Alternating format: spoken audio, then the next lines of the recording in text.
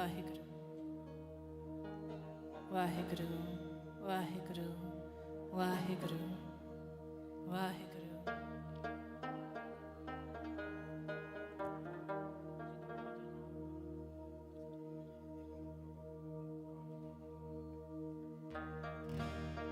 Vaheguru, Vaheguru, Vaheguru,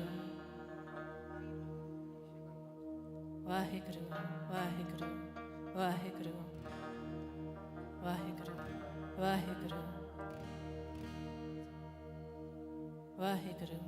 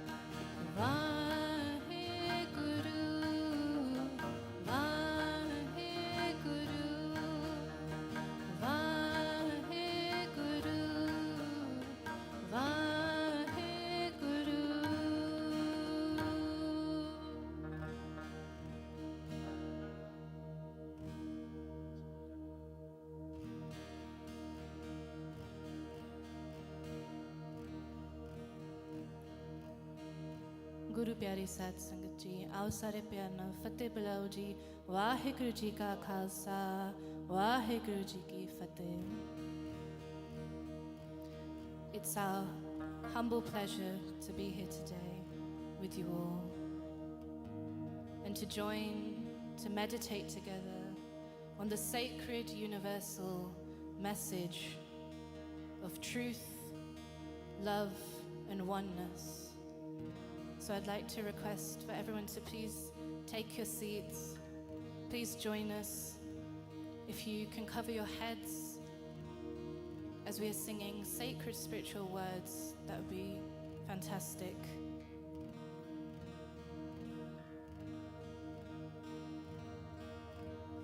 And if you know the words, please do sing along as we join for Gurbani Shabad Kirtan here today.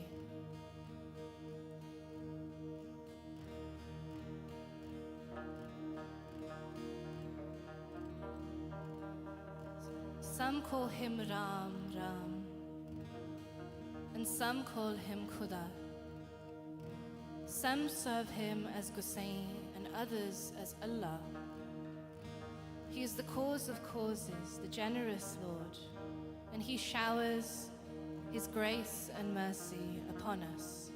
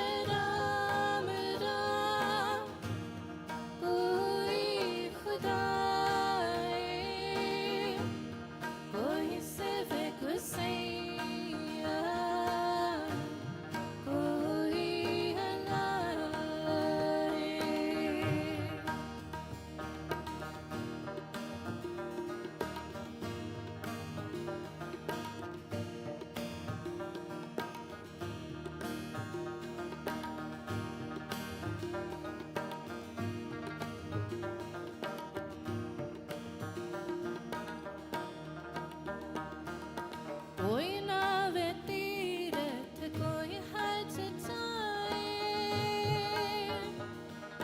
कोई कर पूजा कोई सिर निवाए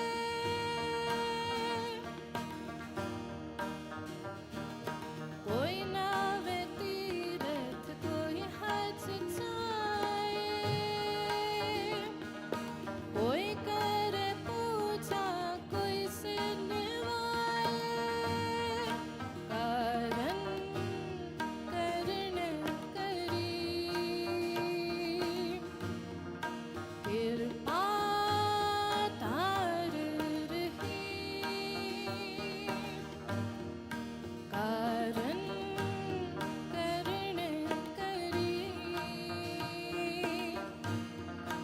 कृपा तार रही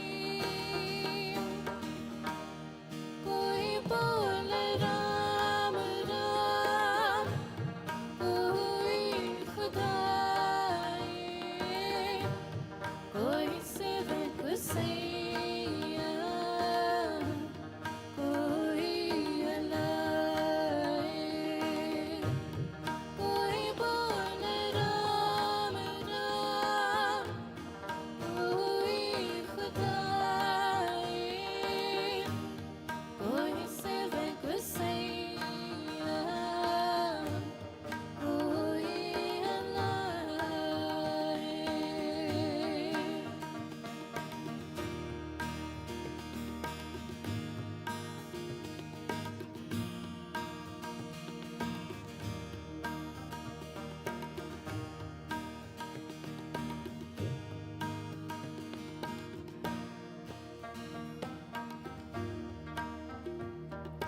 कोई पढ़ वेद कोई किताब कोई उठ नींद कोई सफेद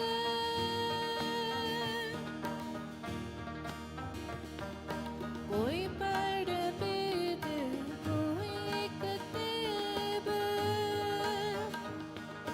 कोई उठ नींद कोई सफेद कारण करण करी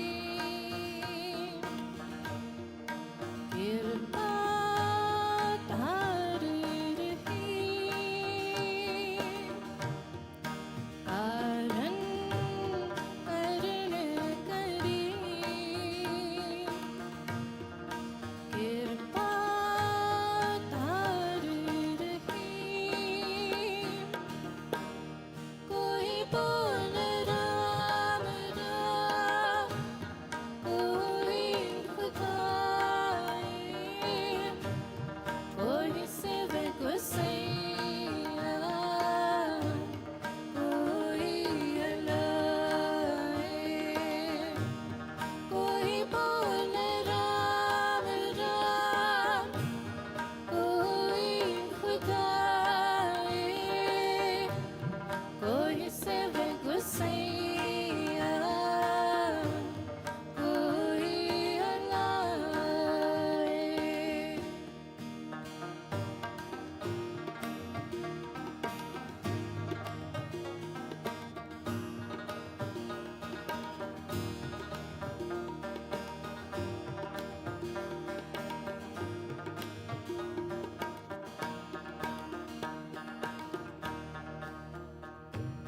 कोई कहे तुर्क कोई कहे हिंदू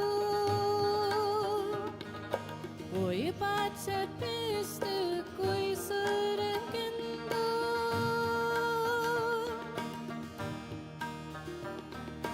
कोई कहे तुर्क कोई कहे हिंदू कोई पाश्चात्य कोई सुर किंदू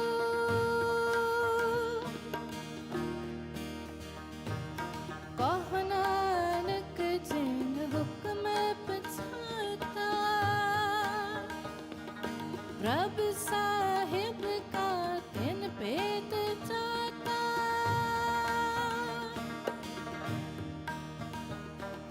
कहो नानक जिन हुक्म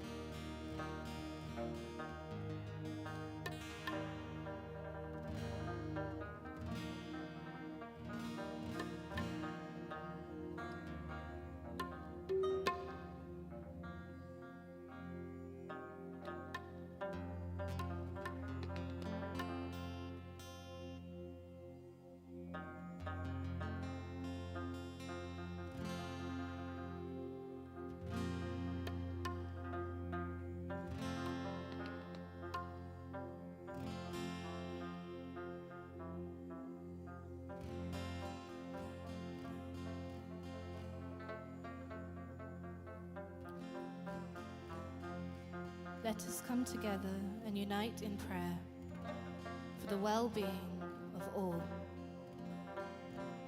and for peace in our hearts and on this earth.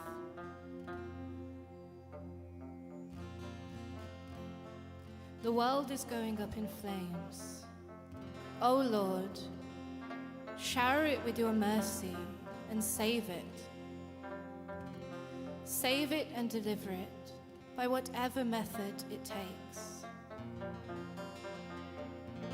The true Guru has shown the way to peace, contemplating the true word, the sacred word of the Shabad.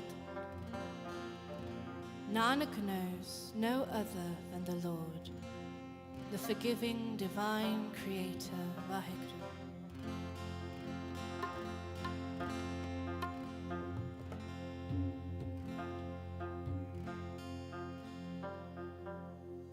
Jagat chanda rakh le,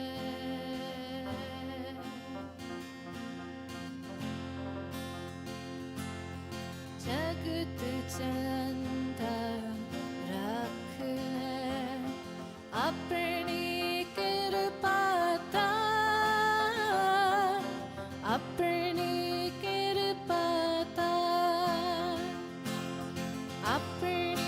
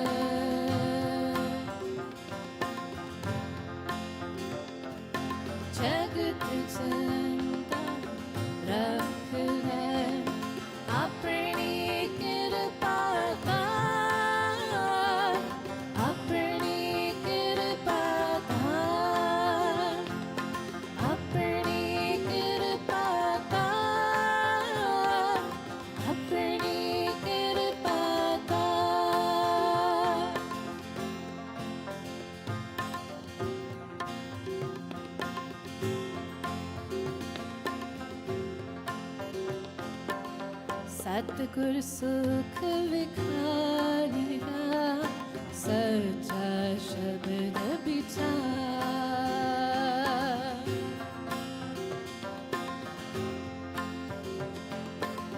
सतगुर सुख विखानिया सच्चा शब्द विचार नानक अवर ना सोचे हर बिन बख्शन हार नानक अवर ना सोचे हर बिन बख्शन हार जगत चंदा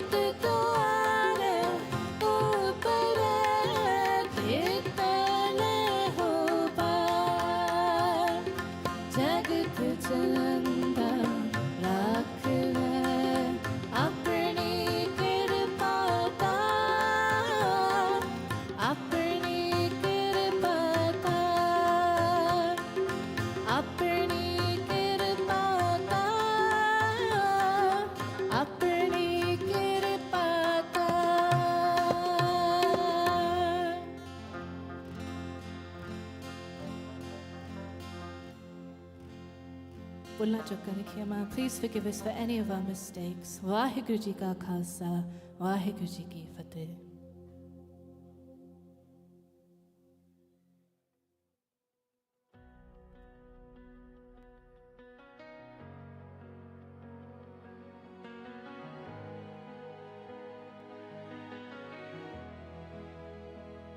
We rise with the sun, hands open wide,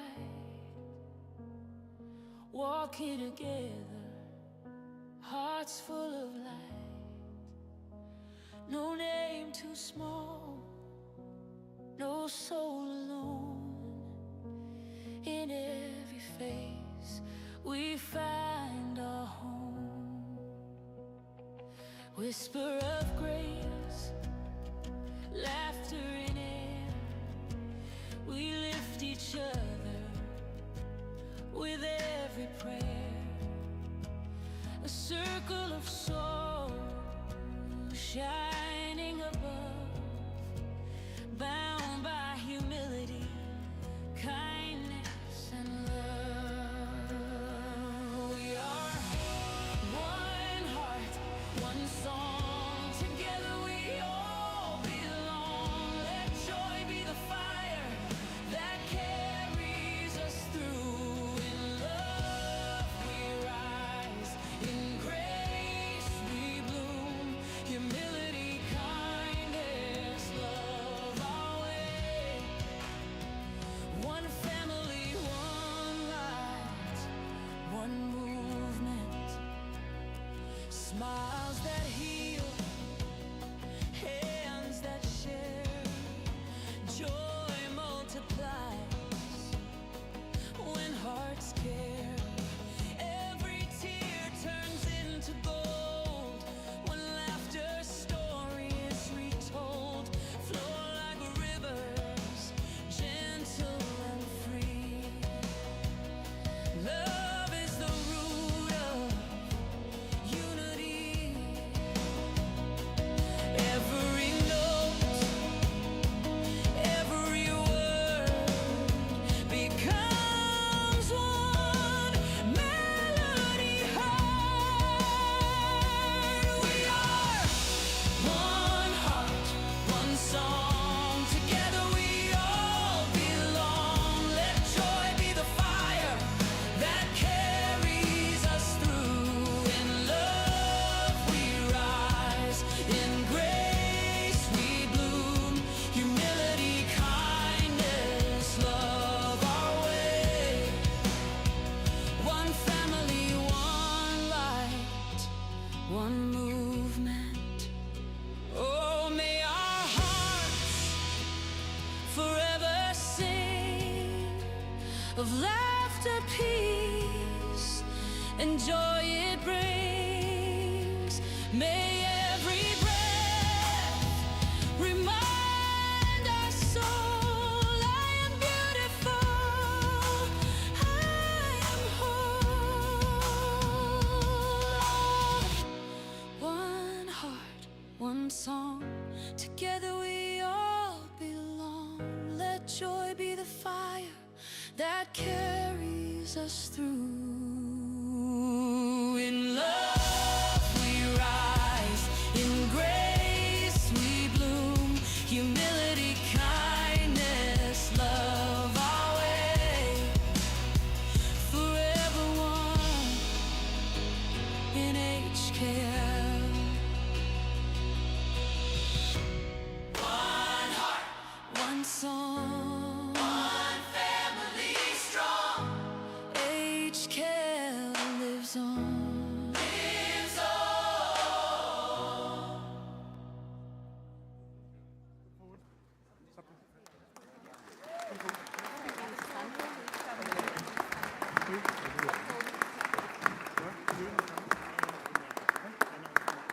Welcome, everyone, to the 6th International Conference of the Humility, Kindness, and Love Global Movement. Please join me in thanking again such a beautiful procession carrying the HKL flame led by Frank Bruno and our distinguished guests. I'd also like to thank our beautiful violinist Jessica Diamond, who is performing this morning, Bibi Tarankaur and Jetta, who are playing kirtan, and all of you for joining us here today. Please, we can get seated and we will begin the ceremony. We will have an opening prayer by a very, very special and beautiful soul, Professor Luciano Massoni Benoni, who has traveled here from Parma, Italy. Professor Benoni is the coordinator of the Interreligious Forum of Parma, Italy, and an integral member of the HKL global movement. Please join me in welcoming Professor Benoni for the opening prayer.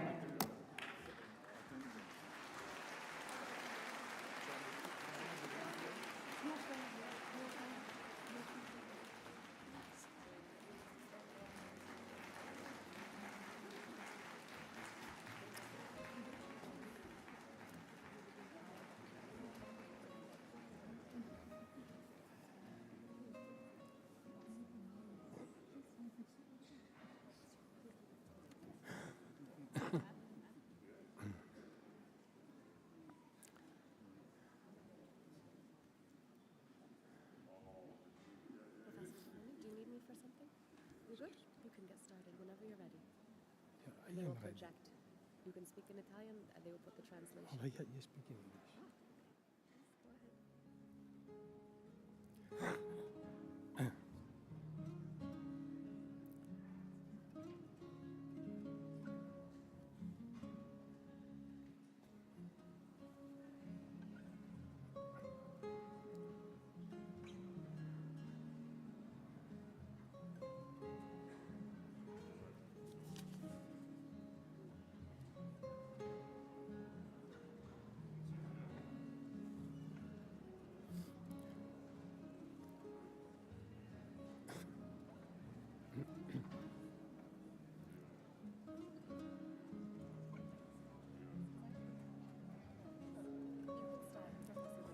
Whenever you're ready, you can start. Chi è che mi dà il via? Watch is the... Ok, il via. The via? No, for starting. You start. Whenever you're ready. You can start now. I am ready. I wait. Okay. Okay. Yes. Now? Now. Now. Another introduction? Okay. Aspettiamo. More introduction?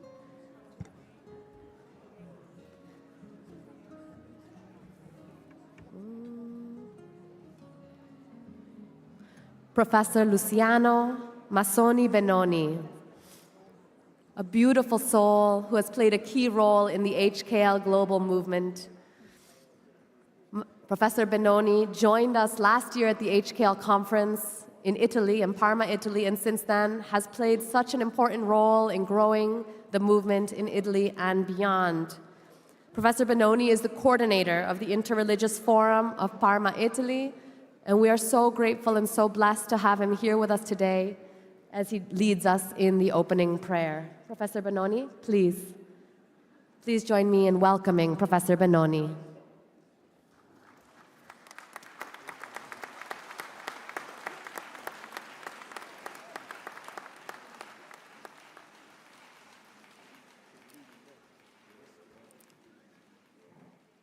Good morning.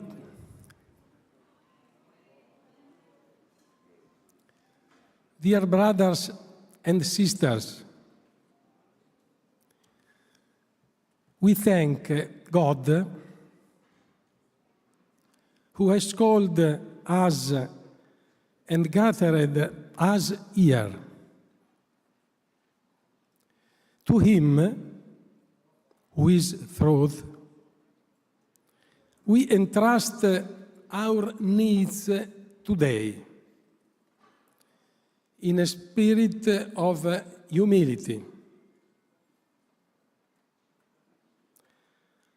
To our God,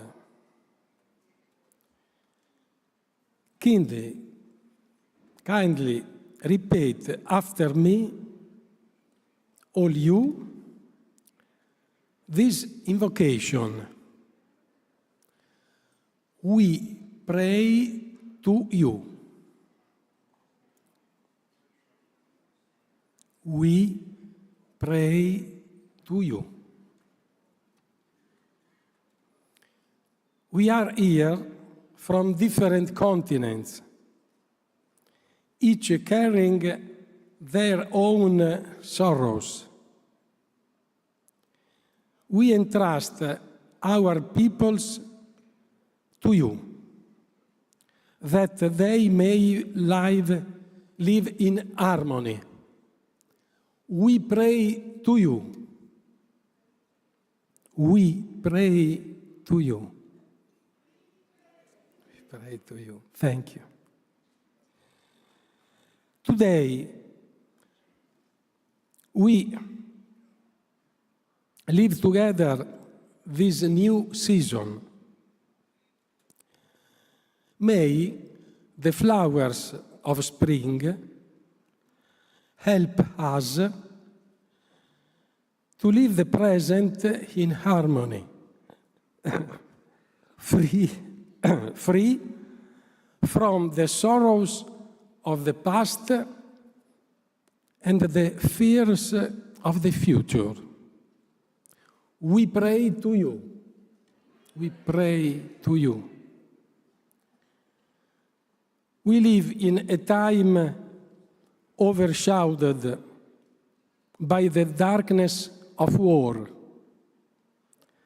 by the shadows of fear and hatred.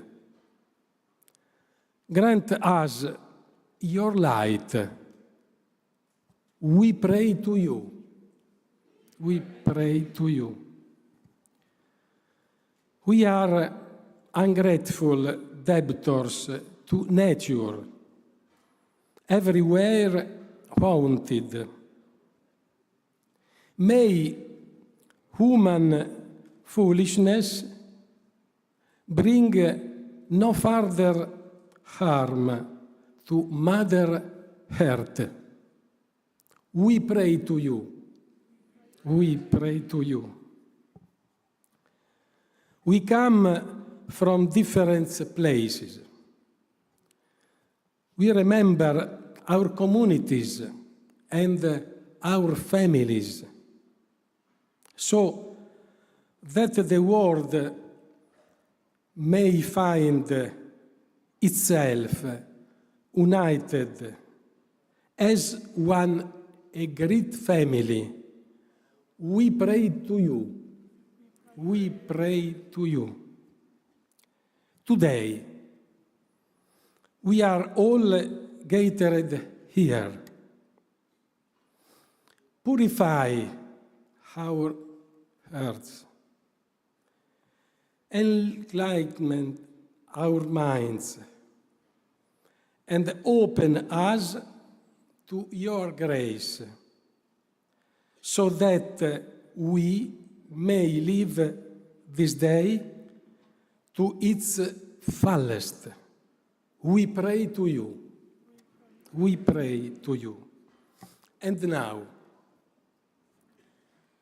we gather for only 1 minute in silence, and each one may turn inward and offer their own prayer to God.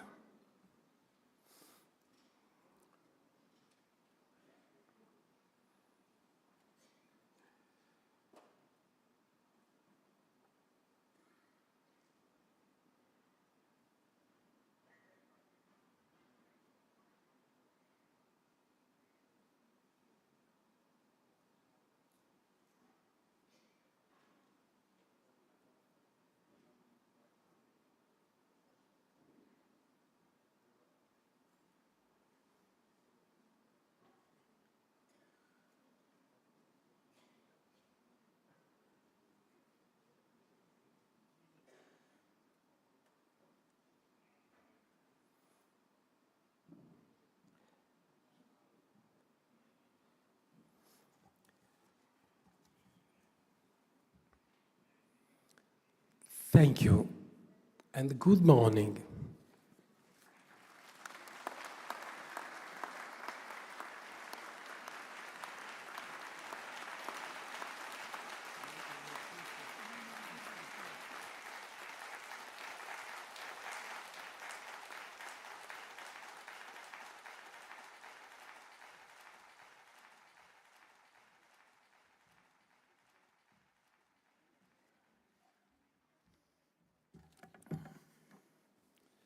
Good morning and welcome. We've got the Deputy Lieutenant of Shropshire, Sir Edward Tate, and we'd like him to present some flowers to our guests and dignitaries who are here on the stage. And during that time, I'll announce their names. Thank you.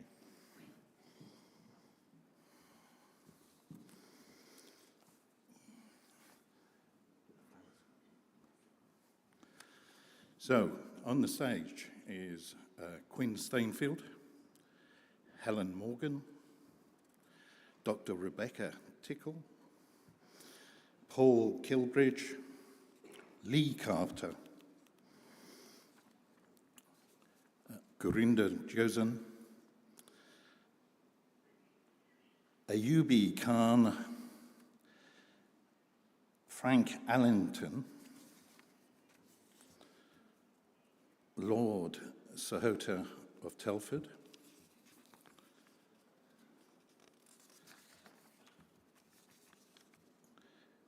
Mayor Eileen Callear,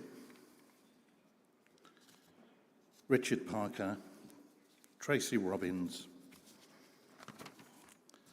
and they are our dignitaries here today and this morning on the stage.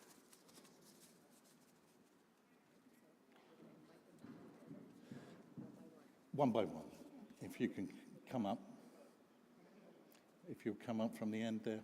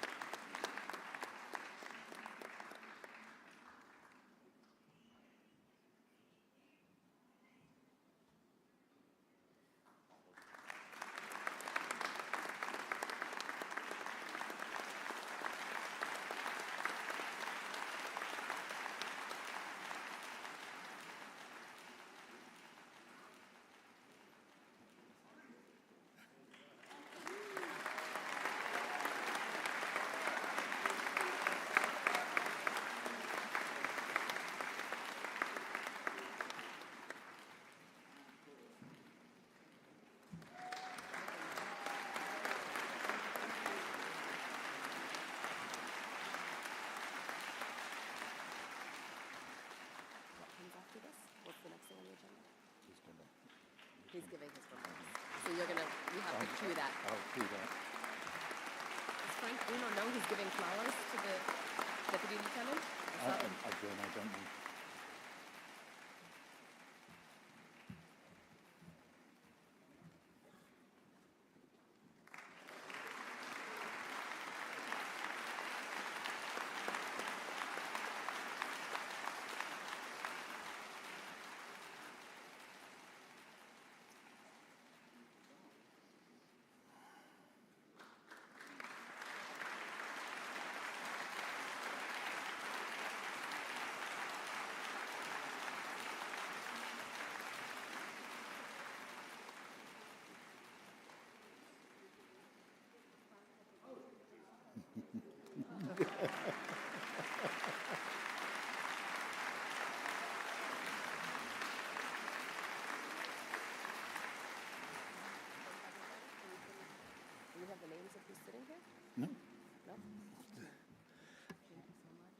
Thank you very much.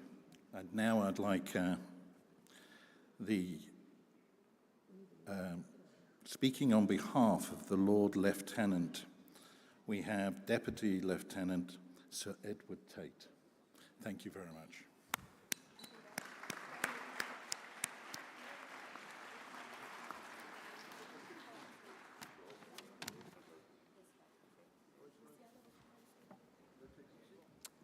It is my very great good fortune and a personal pleasure to welcome not only everyone here, but all of those from around the world who are joining us to watch the 6th International Conference of Humility, Kindness, and Love. And I would like to express the sincere sense of honor and pride that we all feel in Telford at hosting the first HKL conference in the United Kingdom.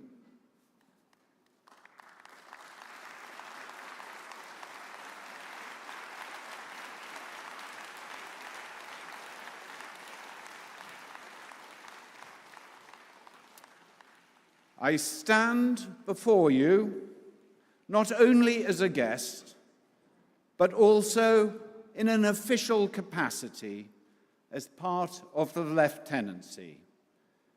On behalf of the Lord Lieutenant of Shropshire, and as such, a representative of our monarch, King Charles III, whose lifelong message of service, of community cohesion, and of interfaith harmony are deeply aligned with the core values of humility, kindness, and love.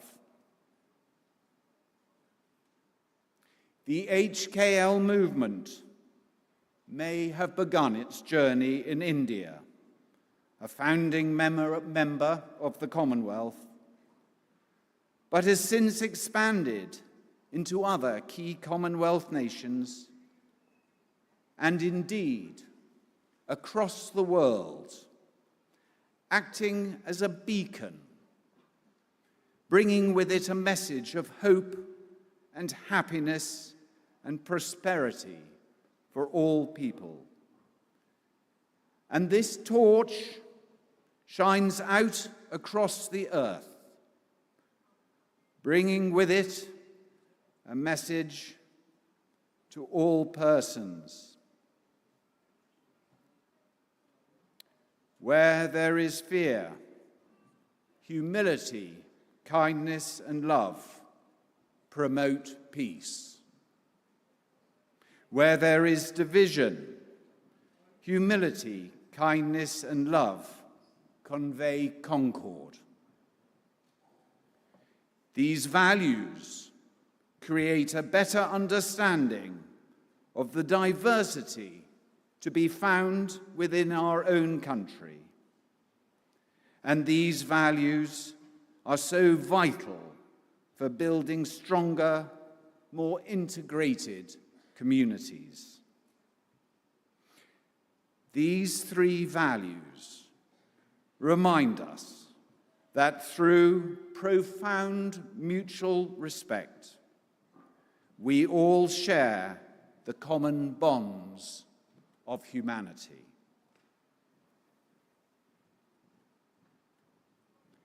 We live in troubled times.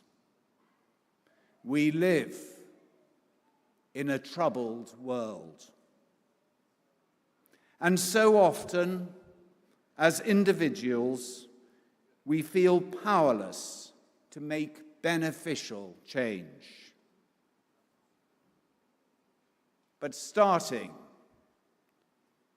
with ourselves, starting with humility, kindness, and love, we can make a positive effect. We can make a positive difference. And together, not only can we make a better world for ourselves, but help build a beneficial future for generations to come. Thank you.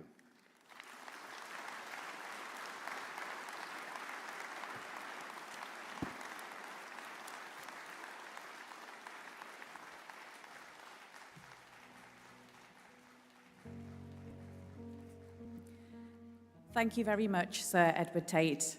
We are honoured to have you here today.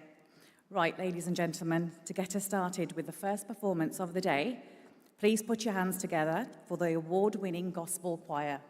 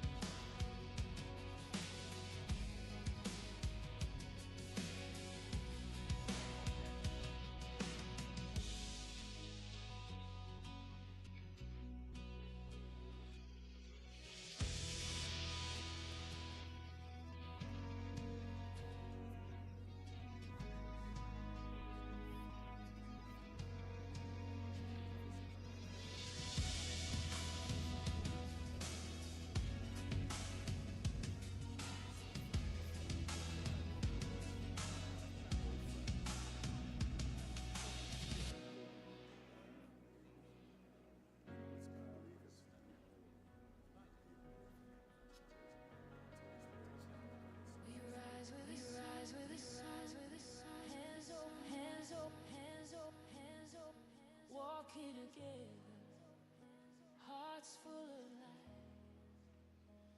No name too small, no soul alone. In every face, we find a home. Tell me when you're ready. Yeah, I can get somebody to do it. I can get somebody to play, or you can play if you want to. Yeah.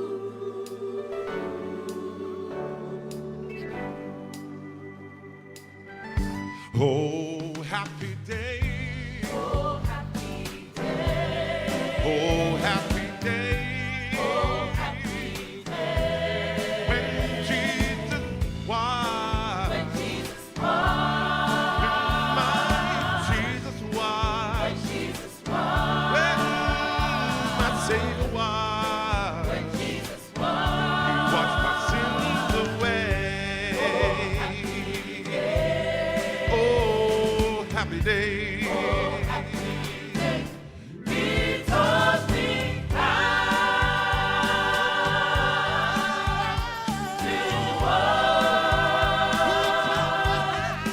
watch and pray every day, and in rejoice, sing every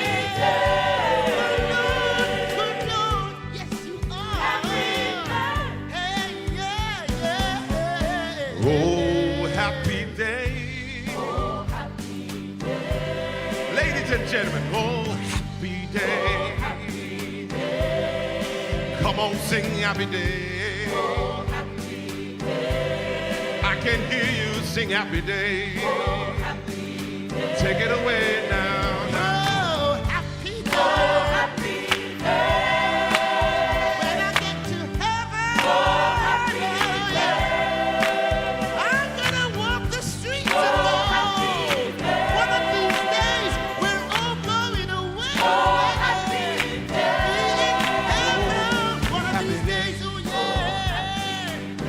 Good God Almighty, happy day. When Jesus washed my sins away, we'll be sing rejoicing, yeah. Oh, happy day.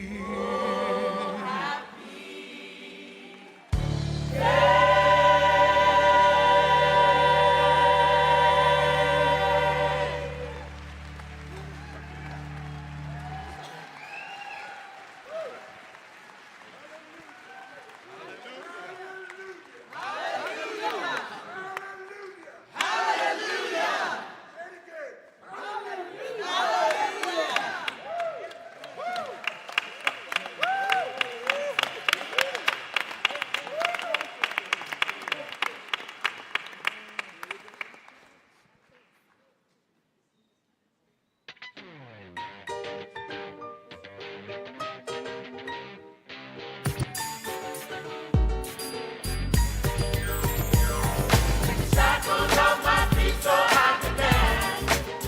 I just wanna praise you. I just wanna praise you.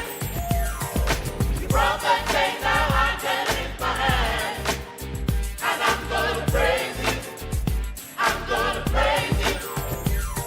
In the corners of my mind, I just can't seem to find a reason to believe that I can break free. 'Cause you see, I have been down for so long, feel like all hope is gone. But as I lift my hands, I understand that I should praise you through my circumstance. Shackles off my feet so I can dance. I can dance. I just wanna praise you. Just wanna praise I you. just wanna praise you. Brought that chain, now I can lift my I hands. can lift my hands. Gonna praise you. I'm gonna praise you. Everything that could go wrong, all went wrong at one time. So much pressure fell on me. I thought I was gonna lose my mind. But I know you wanna see if I can hold on through this trial. 'Cause I needed to lift this load, 'cause I can't take it no more. Shackles off my feet so I can dance. So I can dance. I just wanna praise you. Just wanna praise you, Lord. wanna praise you. Just wanna praise you. Brought that chain, now I can lift my I hands. can lift my hands. Gonna praise you. I'm gonna praise you. Through the fire and the rain, bound through every kind of way. But God has broken every chain to let me go higher. Shackles off my feet so I Come on, clap your hands together, let's go. I just wanna praise you. I just wanna praise you. I just wanna praise you. brought Yeah. that chain, now I can lift my I hands. can lift my hands. I'm gonna, yeah.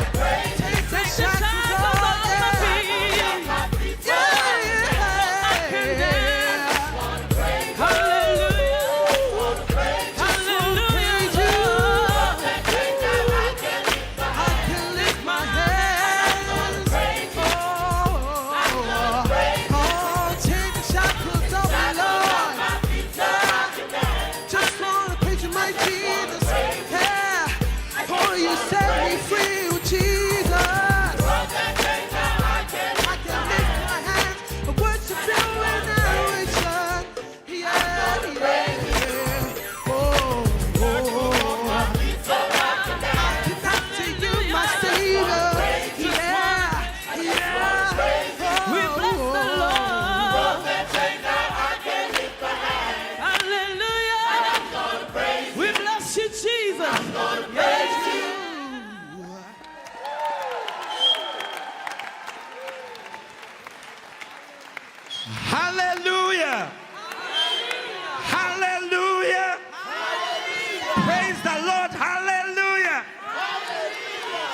are going to sing an African song, so we need to tell you what it means before we sing it.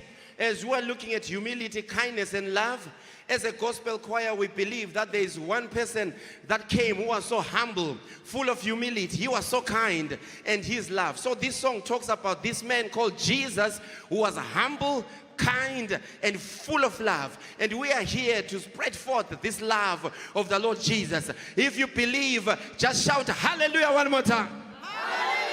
Oh my, this song now we need a few volunteers. We need to be quick. Anyone that wants to dance, you come and line up the front there. I'll come and teach you a dance as we do this African song. Just come and line up in the front there. Is that all right? I'll come and show you what dance we're going to be doing. Wonderful, let's do this.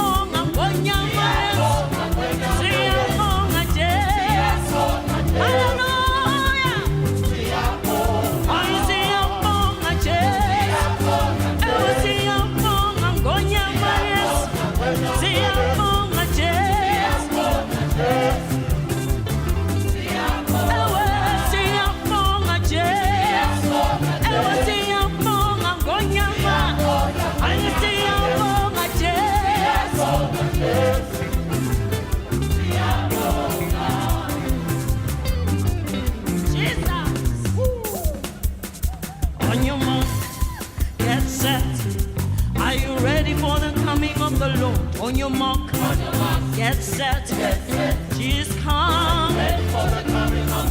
On your mark, get set, Jesus is coming. On your mark, get set, He is coming. Jesus is coming. You gotta be ready. For no man, no way.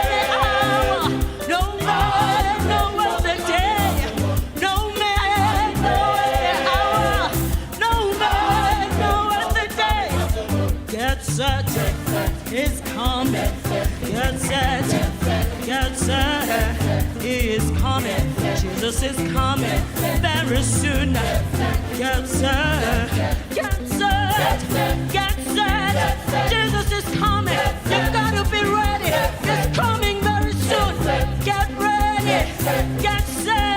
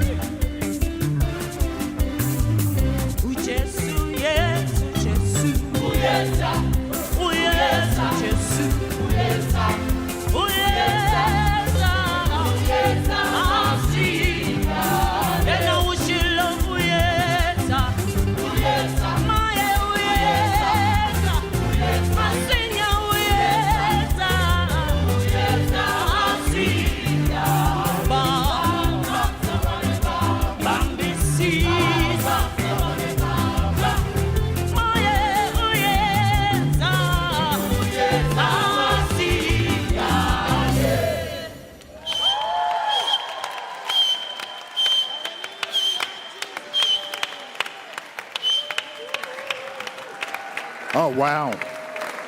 Oh, wow. Ladies and gentlemen, the EAGA Gospel Choir. Thank you so much.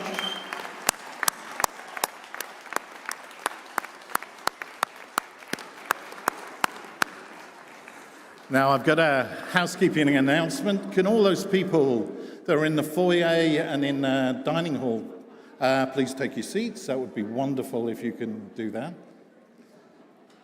And my apologies. Serena Brackenbridge, I did forget to mention her during the celebration of the dignitaries that are up here. But right now, can't you feel the energy change? Wasn't that just a wonderful, wonderful performance? I am delighted now to introduce the Mayor of Telford and Wrekin, Councillor Natalie Page. Eileen Page.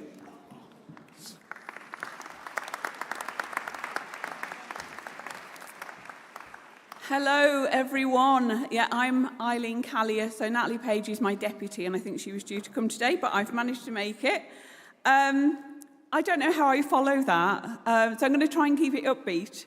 It is such an honour to be standing in a space of this size in my hometown of Telford, surrounded by people who share the values that I do, surrounded by humility, kindness and love. And I can actually feel it in the room. I don't know about you. Can you give me a shout out if you can feel that in this room? Woo!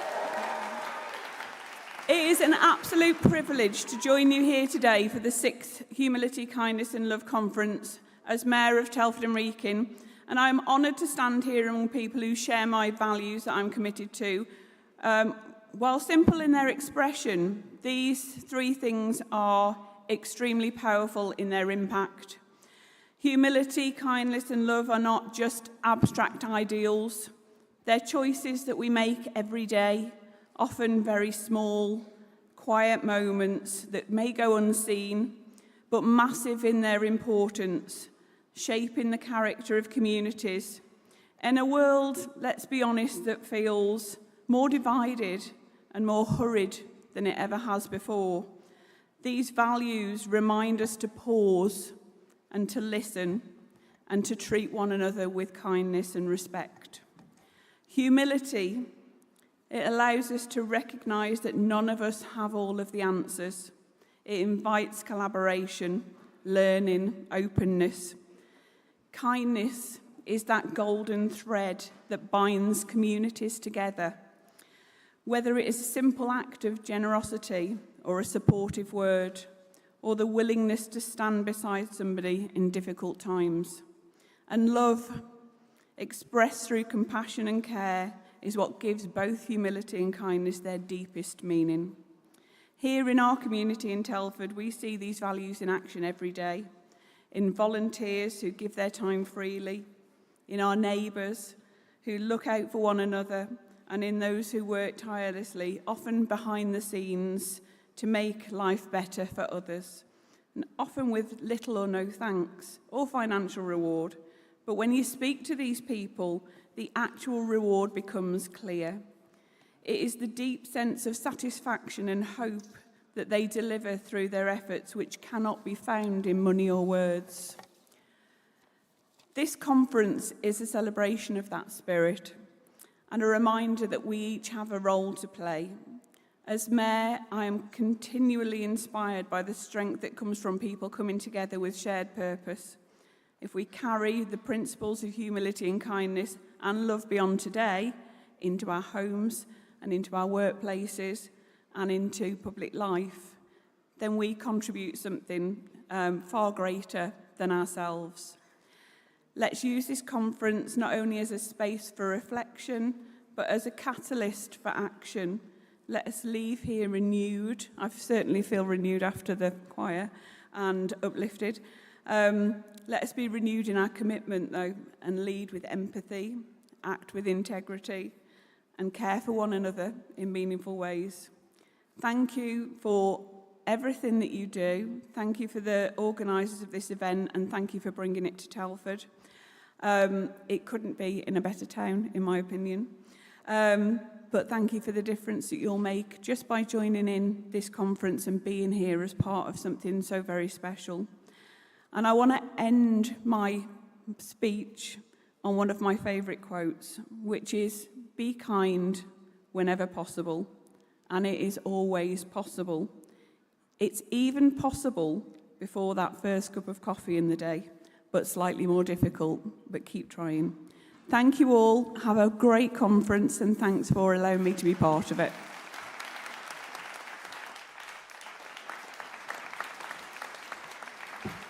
Thank you, Mayor Eileen Kalir. Thank you for your leadership and for welcoming us to beautiful Telford. Please join me again in thanking Mayor Kalir. Thank you. It's really such an honor to be here, such a beautiful place. My first time, and I hope to come back again soon. Yes, just the beginning, HKL in Telford. So I have the tremendous privilege and honor beyond words to welcome to the stage our very dear Babaji, the most beautiful soul who has brought us together to enter and to launch the HKL movement across the world, uniting hearts from over 70 countries today. And I have no doubt that many more will be touched and join the movement today. Please join me in welcoming Babaji. We rise with the sun, hands open wide, walking together, hearts full of light. No name too small, no soul alone. In every face we find our home.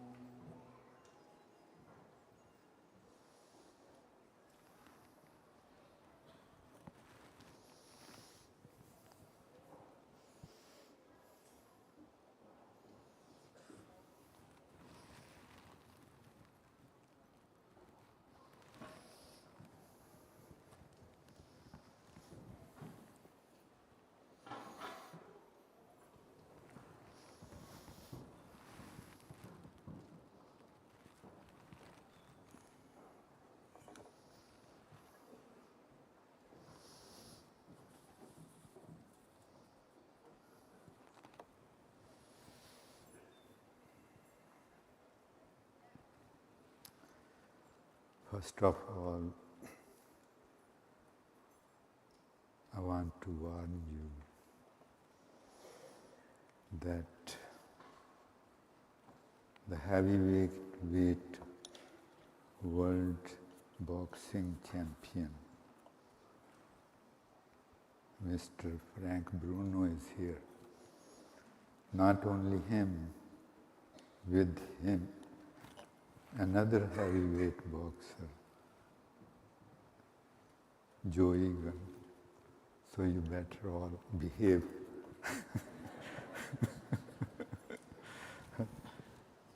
There is my son Frank and Joe. Thank you.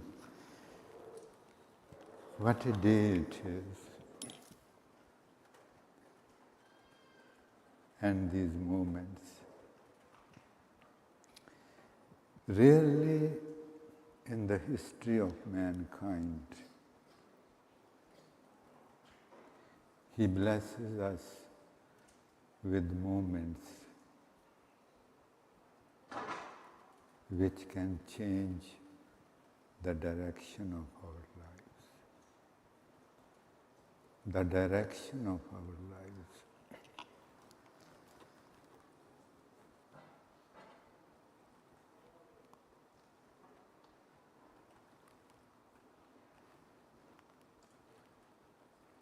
Lieutenant of the King Charles,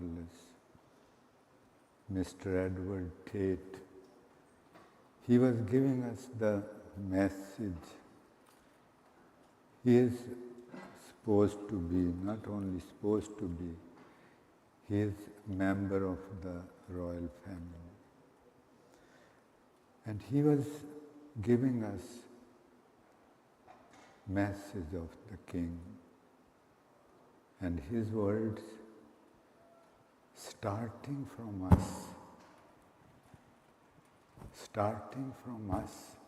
starting with humility, kindness and love, this world can become so beautiful place.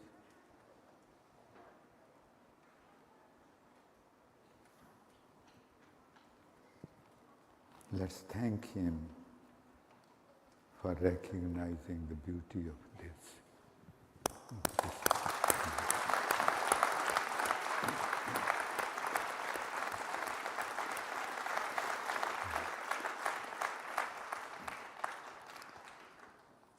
This is all about HKL. Starting with us, starting with humility, kindness and love. A new you and me. A new households, new towns, new countries, a new world. And what an honor it is to witness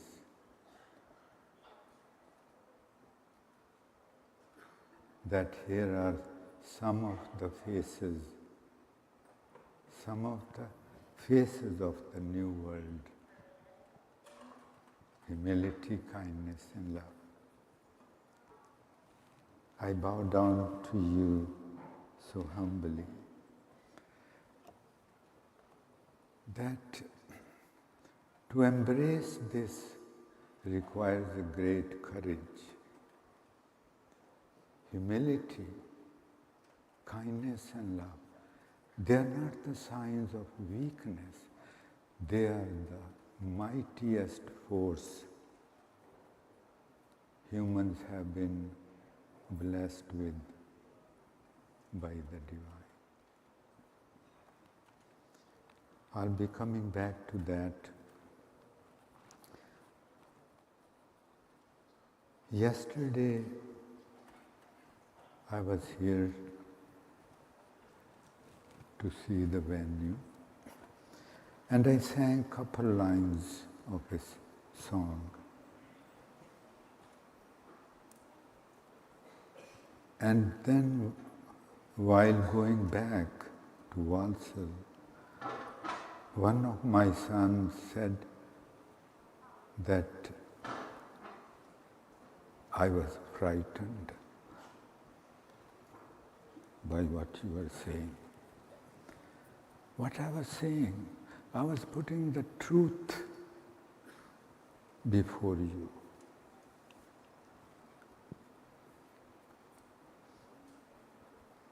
We must recognize the state of our consciousness and the plight of the world.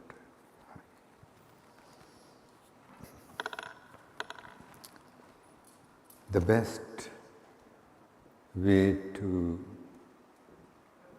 express ourselves, as we all know, are our mother tongues. So I'll be singing in that, but there will be translation there. You would be able to read the meanings.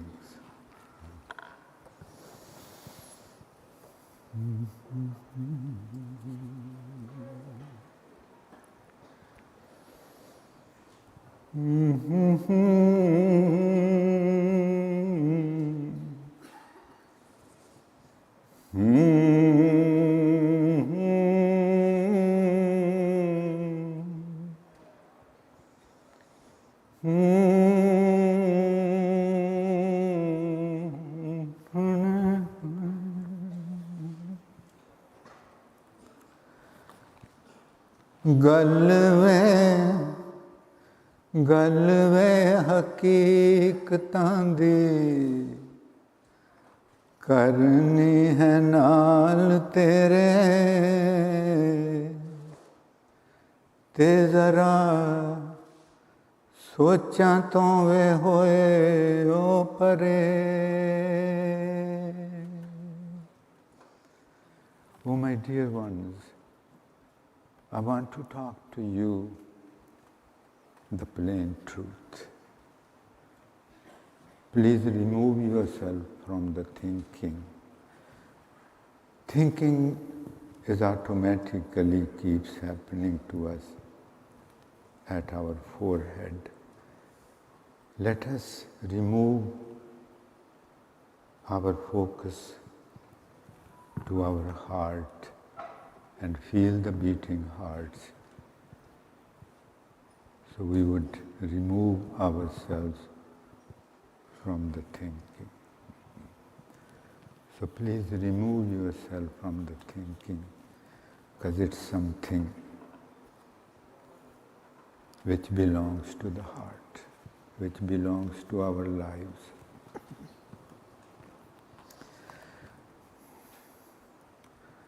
गल में हकीकतां दी करनी है नाल तेरे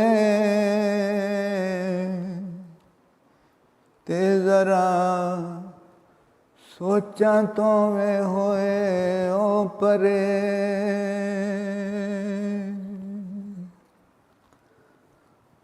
हवावां देआं कागजां ते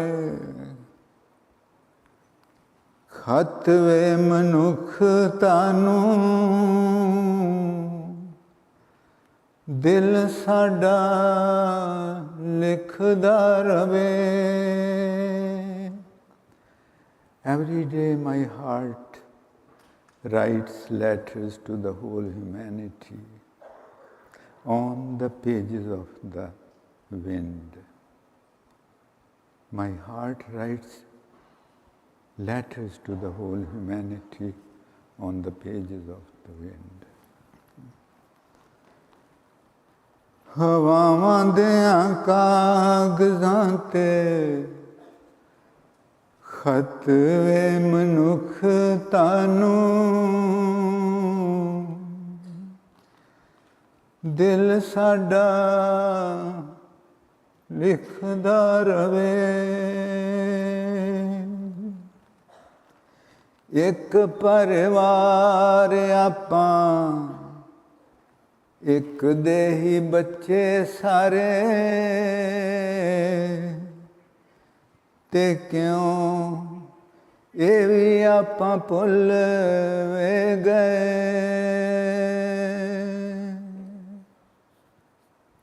The whole humanity is one family. Whole humanity are children of the same supreme power, creator, divine.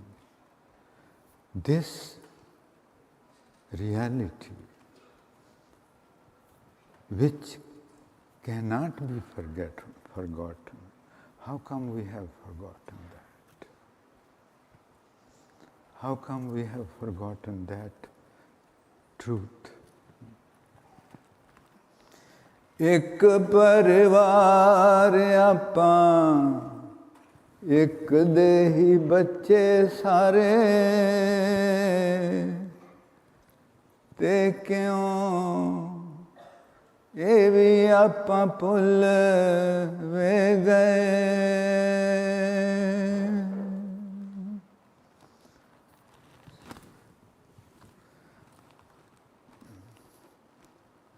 सुरत ते सांझे वेख चन मेरे आवे ते नाते के हो जाए तेरे ते मेरे All humans have been blessed with the same consciousness. All humans are created by the same creator. All humans are blessed with the same consciousness.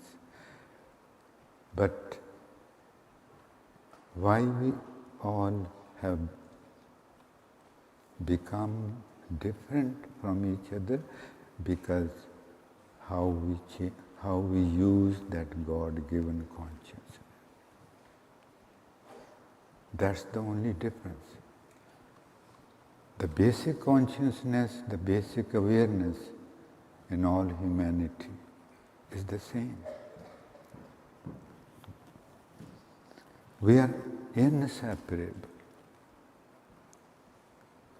Cannot be separated even we try our best.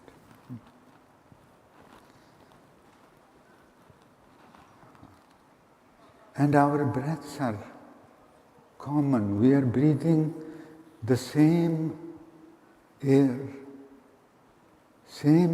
all of us. That person's breath who went into him came here, went into me, and is going to go. Imagine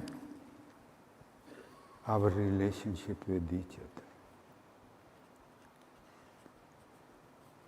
What a relationship we have with each other, that we are sharing the same breath.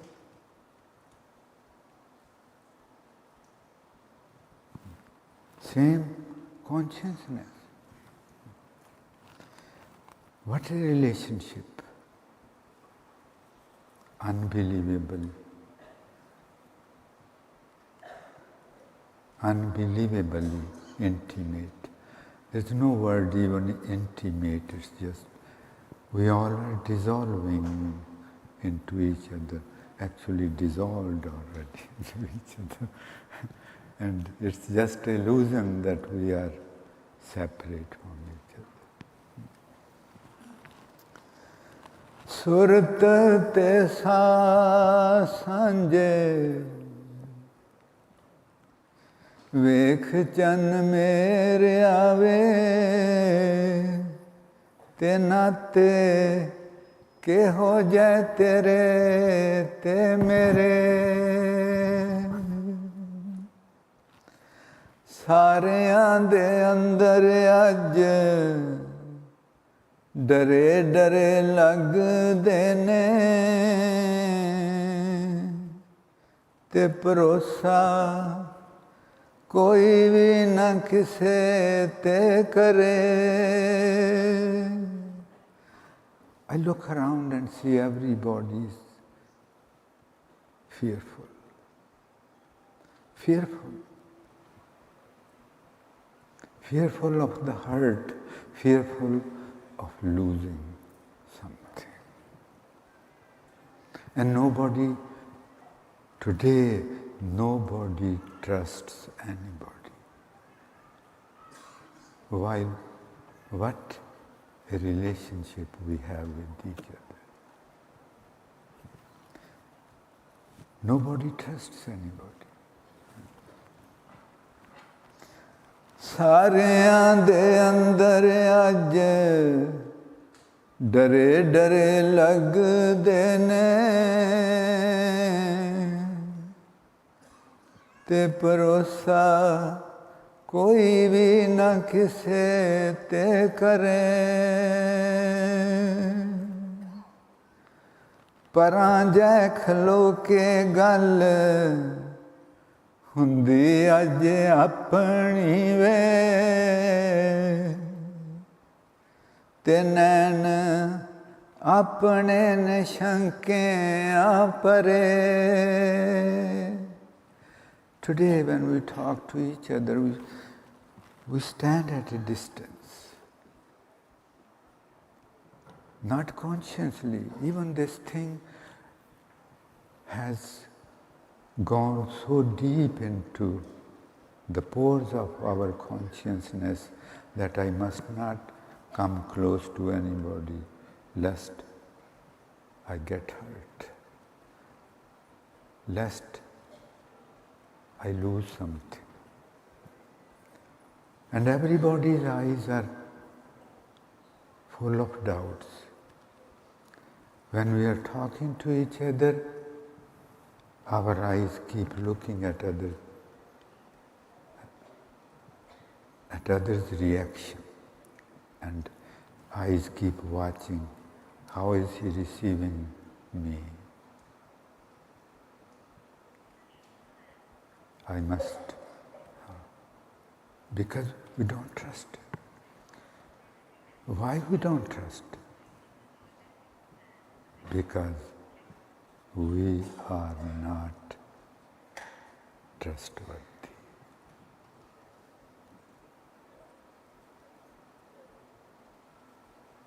It's not other person's fault. It's my fault. I have made you doubtful about me. Who am I?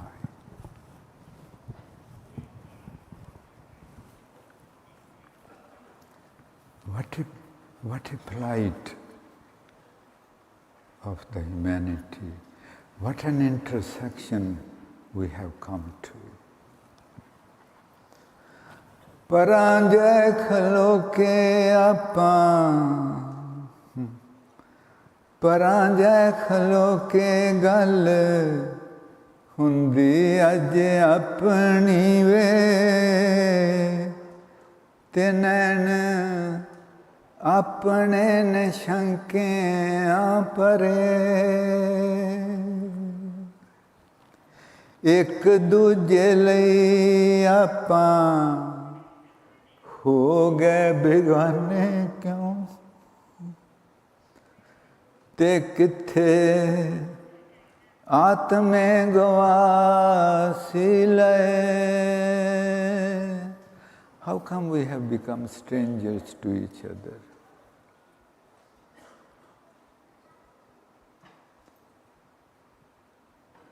We have become strangers to each other because we have lost connection with our souls. And now we are lost. We don't know who we are. Lost. The consciousness is wandering around everywhere, aimlessly.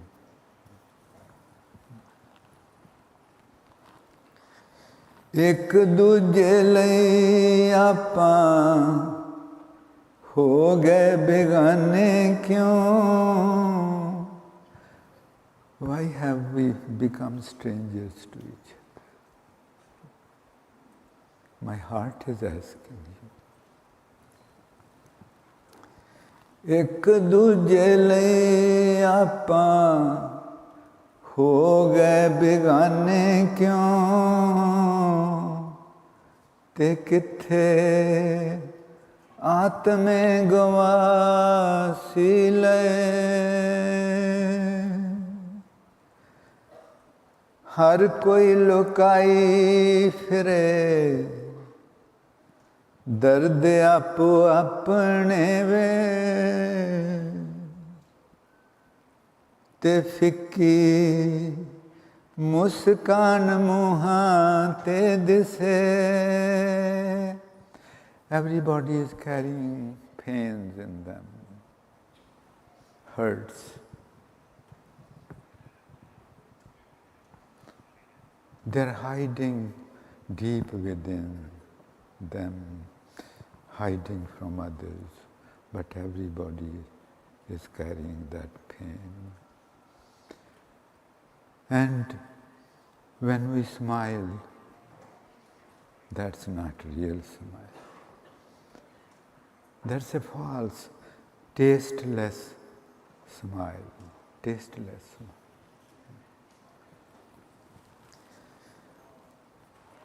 हर कोई लुकाई फिरे दर्द आपो अपने वे ते FICCI मुस्कान मुहां ते दिसे. This is about us. This is the world we have created for ourselves. Nobody else is responsible for this, just us. देश ना नगर कोई नाही घर बार किते बे मुहारे जय पैर ने सबे. This, my mind or consciousness, this poor has no country, has no city, has no home where it can rest. Our consciousness has no place to rest. We are always restless, unpeaceful. Why we love to sleep? Because this consciousness finds few moments to rest. But that's not the real rest. It still remains half awake, dreaming.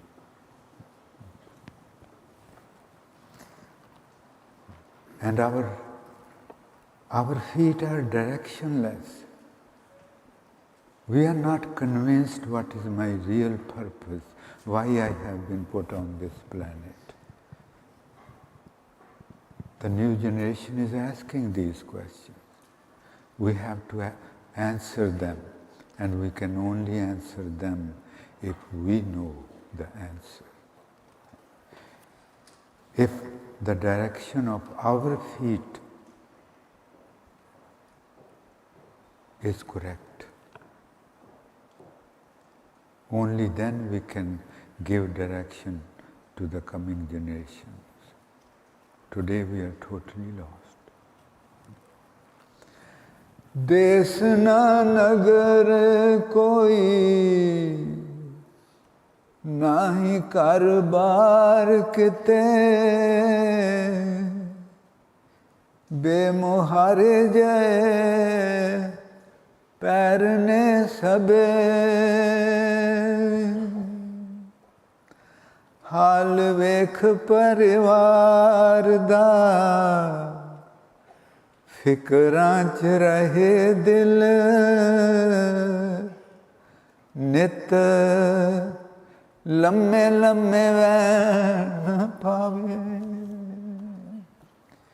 Seeing at the plight of my family, my heart cries, and in deep sadness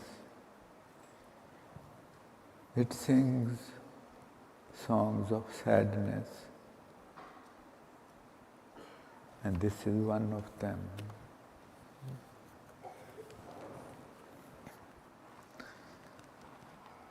हाल वेख परिवार दा फिकरां च रहे दिल नित लम्मे लम्मे van पावे.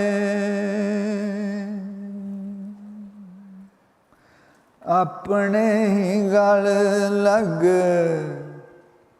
रो लैंदा दिल साडा अपने ही गल लग रो लैंदा दिल साडा ते इनू कोई भी ना हौसला देवे. My heart embraces itself and cries, and there is nobody to console it.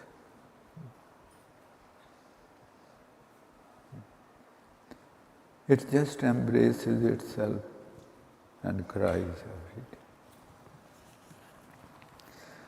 अपने ही गल लग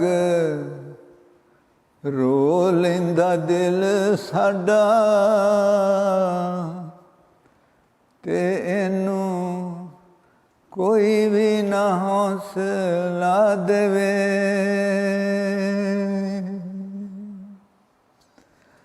अंदर ही है ਅੰਦਰ ਹੀ ਹੈ ਰਾਜ ਅੱਜ ਹਾਂ ਮੈਂ ਖੁਦ ਗਰਜ਼ੀਆਂ ਦਾ ਤੇ ਕੋਈ ਸੁਖ ਸ਼ਾਂਤ ਕਿਵੇਂ ਵੇ ਰਵੇ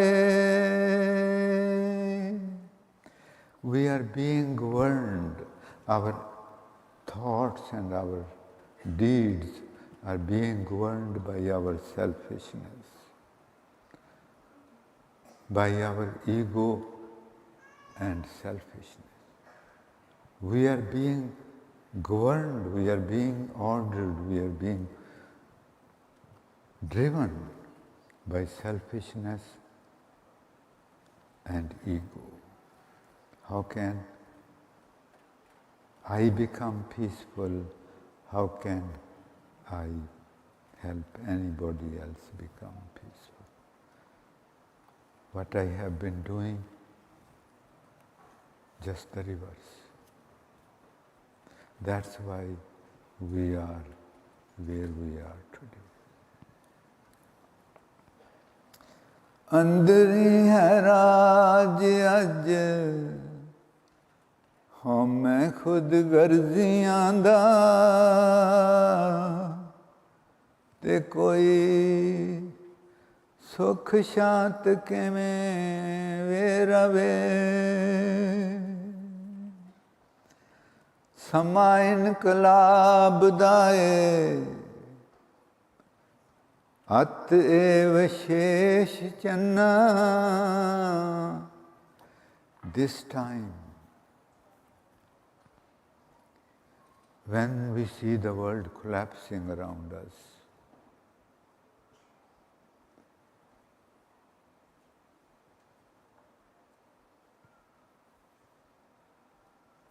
cruelty, unconcernedness, no compassion.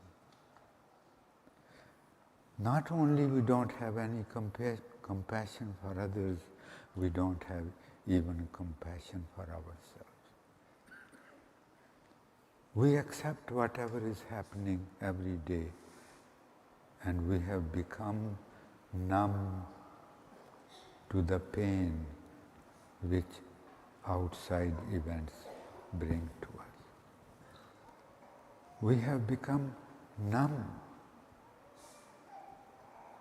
We feel I'm helpless. That's what Lieutenant Edward Tate said, that alone we feel helpless. But starting with ourselves, starting with humility, kindness and love, we can become so powerful. And this is the time of revolution, inner revolution. Outside events are only reflection of our inner state of consciousness. Outside events are just reflection of our insides. Until and unless our insides don't change, the world outside is going to keep becoming more and more unjust, cruel, killing each other, hatred. This is the time. Crises are not punishments to us. Crises are a catalyst. Crises are catalysts to push humanity to transform.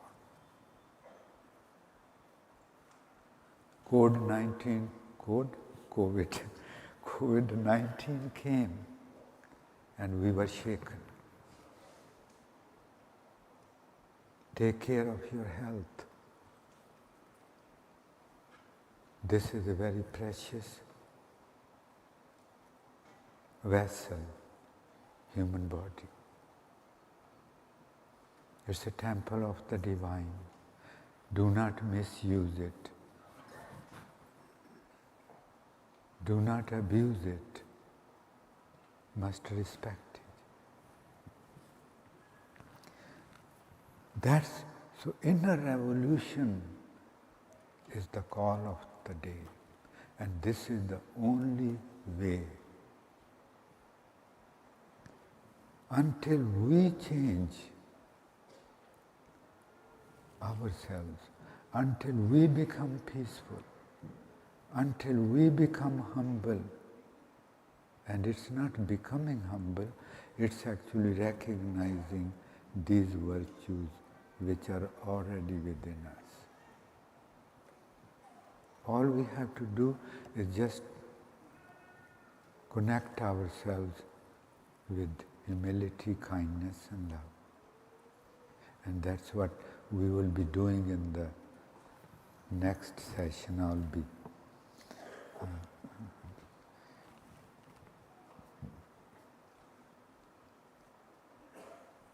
crisis. Pain is the teacher. Door.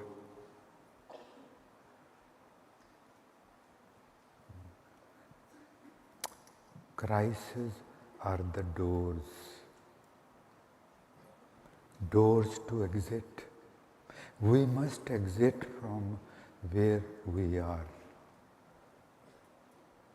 Not physically, where our consciousness is. We must exit from there.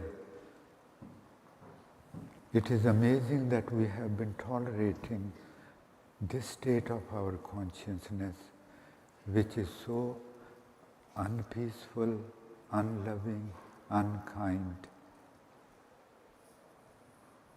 All those things.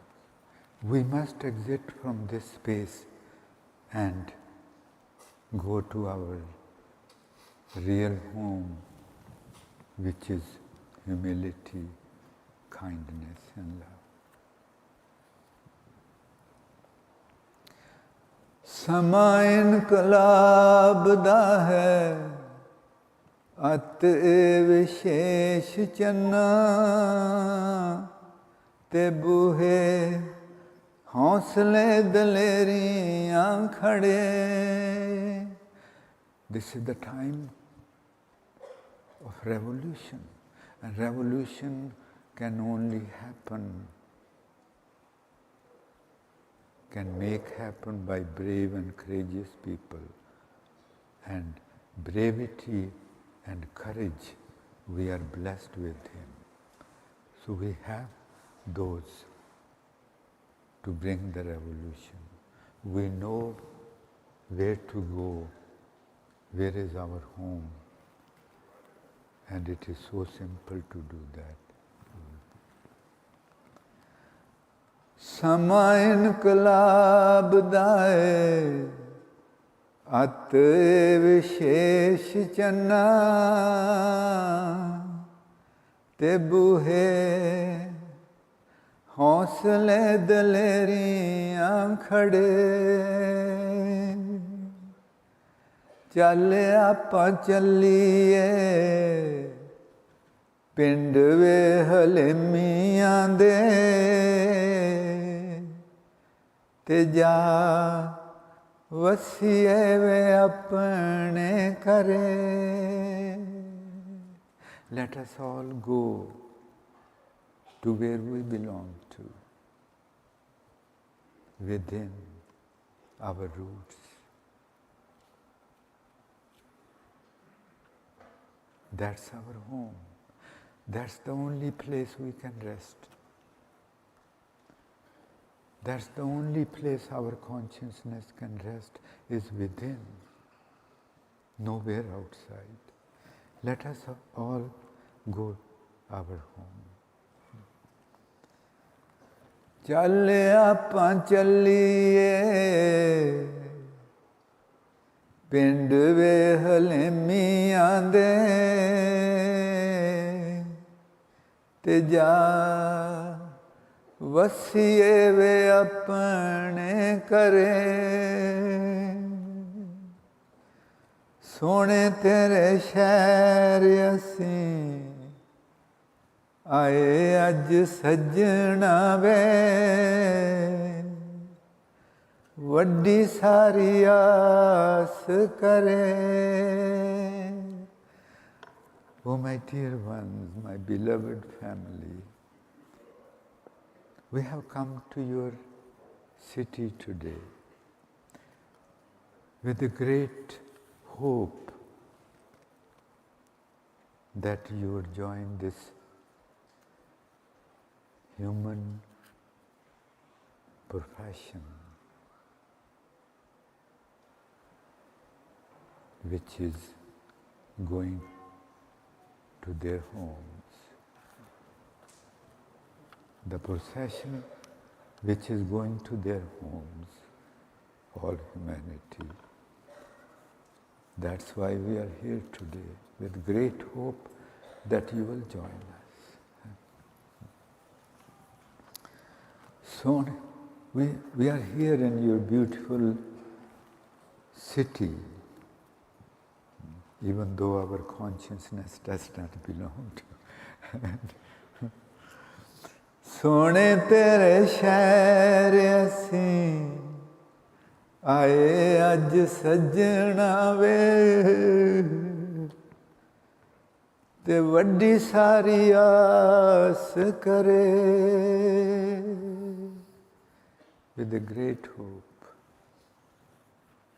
that you will join this procession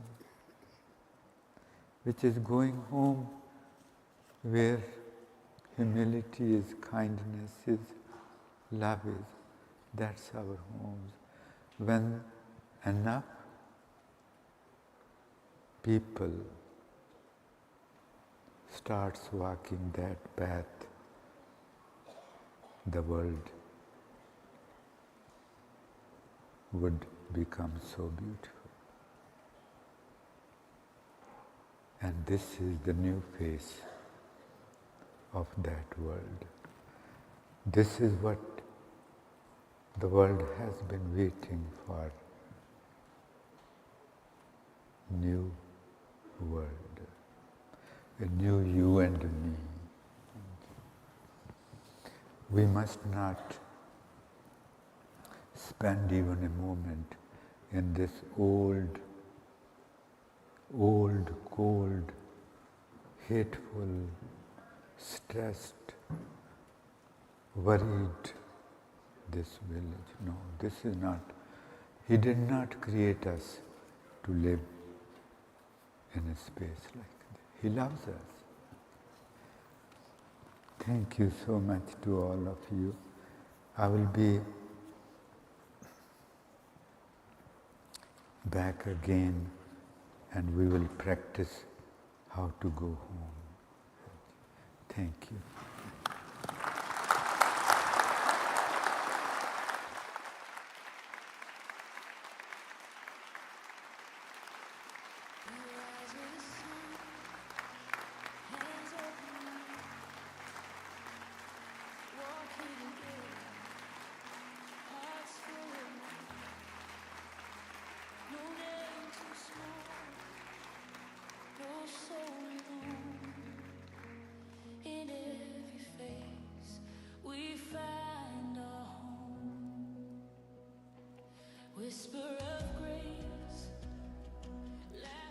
Thank you, Babaji, for that beautiful, heart-touching message.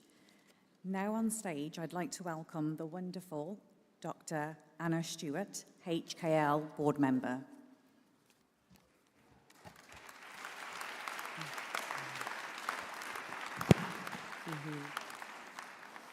Good morning, dear brothers and sisters, hermanos y hermanas. It is such a joy to be here with you today at the 6th conference of HKL. Please let us take a moment now and close our eyes. Feel your feet on the ground. Tap your toes, wiggle your toes, tap your feet on the ground. And feel them deeply connected to this beautiful place on earth called Telford. Take a few deep breaths in, out, in, and out. And as we breathe, we connect to all the trees and the plants, the soil and mycorrhizae, rivers and oceans, birds, animals, and each other. And as we open our eyes gently and look around, we can see that we are all breathing together. We are one. And we could not exist for more than a few minutes without this precious air made and refreshed by our beautiful Mother Earth, vibrant and full of life, so humble, kind, and loving to us, her children. And yet we continue to treat her and each other as though we were disposable, to be used and discarded, pollution in our air, water, and soils, war between nations, and wars in our homes. Where is the humility, kindness, and love? The deep reverence and love for all life, beginning with our own. We are asleep, deeply asleep, and we should be troubled. In our slumber, we are causing great suffering to our Mother Earth, to each other, and to ourselves. HKL, humility, kindness, and love, is the antidote we so desperately need today. Each of us has the seed of HKL living within, a beautiful golden seed, patiently waiting to grow and flower. The HKL movement is the fertile ground, the water, the gentle breeze that this seed has been waiting for a long time. And through daily meditation practice, daily reminders of HKL in our lives, we are tending to this seed, watering it each day with HKL. And for some of us, this seed has become this little baby plant, so precious that we nurture and gently care for, and soon it will be deeply rooted within us, and we will become beautiful flowers of HKL, spreading our sweetness to all whom we encounter. This is the magic of HKL. This is why we are here today and why we have traveled from far and wide across this beautiful earth. There is no job more important at this moment than caring for and watering our HKL seed to wake up. We will not resolve our wars, our climate crises, our family crises and suffering until we turn inward and find our love and peace within. And it is possible.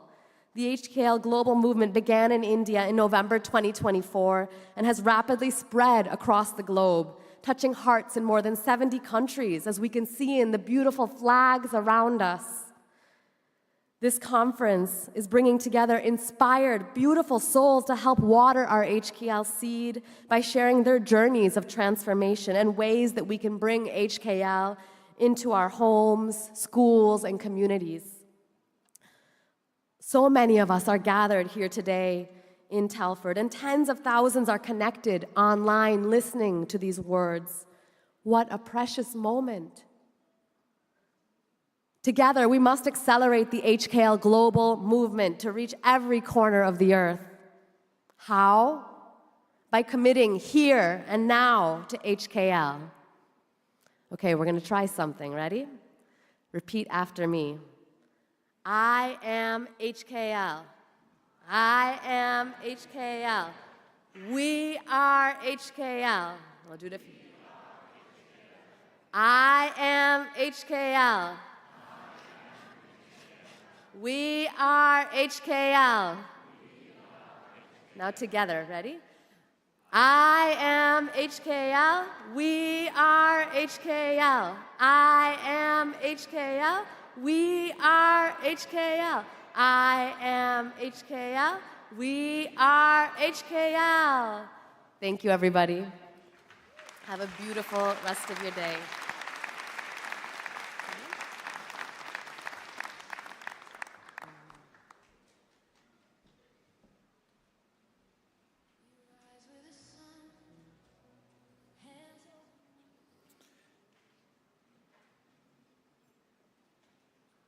It's been quite amazing for me how the same themes keep cropping up as speaker after speaker come up and talk.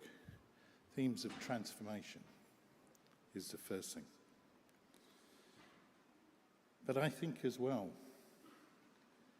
it's not about people doing big things. It's about little people, us, doing small things. And everything counts.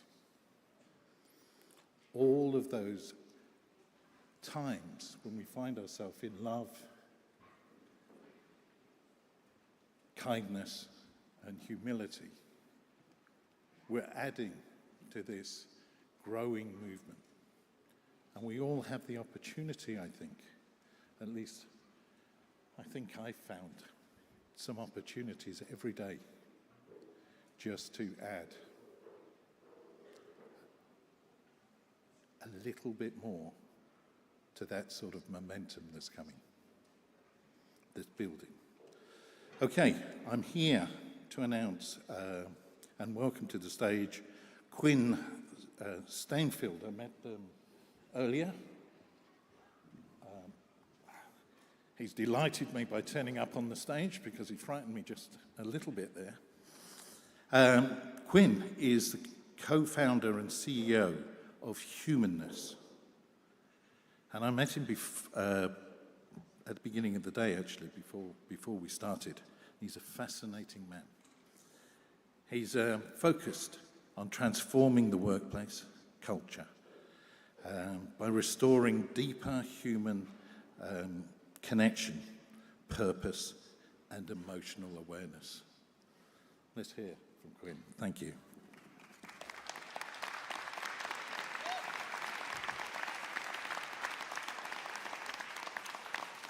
Thank you so much. Thank you so much. Thank you for this abundance of flowers on the stage. Whoever did this, it's incredible. Thank you to everyone who organized this event. It's incredible. The setup, Babaji, thank you so much. I don't know, I've nearly cried about 4 times since arriving at this venue, and I don't want to come across completely insane, but it's had an impact on me because for the last 3 years I have tried to bring human qualities like humility, kindness, and love to the workplace, and it has been very difficult. And I have come into this building where everybody is emanating that frequency of humility, kindness, and love. And I think for me, who has been out in the corporate workplace trying to bring this stuff to work, to be in and amongst this energy right now, I feel seen in a way I didn't ever think possible. And even now, I feel very, very emotional. So again, thank you for inviting me, and thank you for having me here. So much of what Babaji was just talking about was just so relevant, right? The inner revolution, the radical transformation.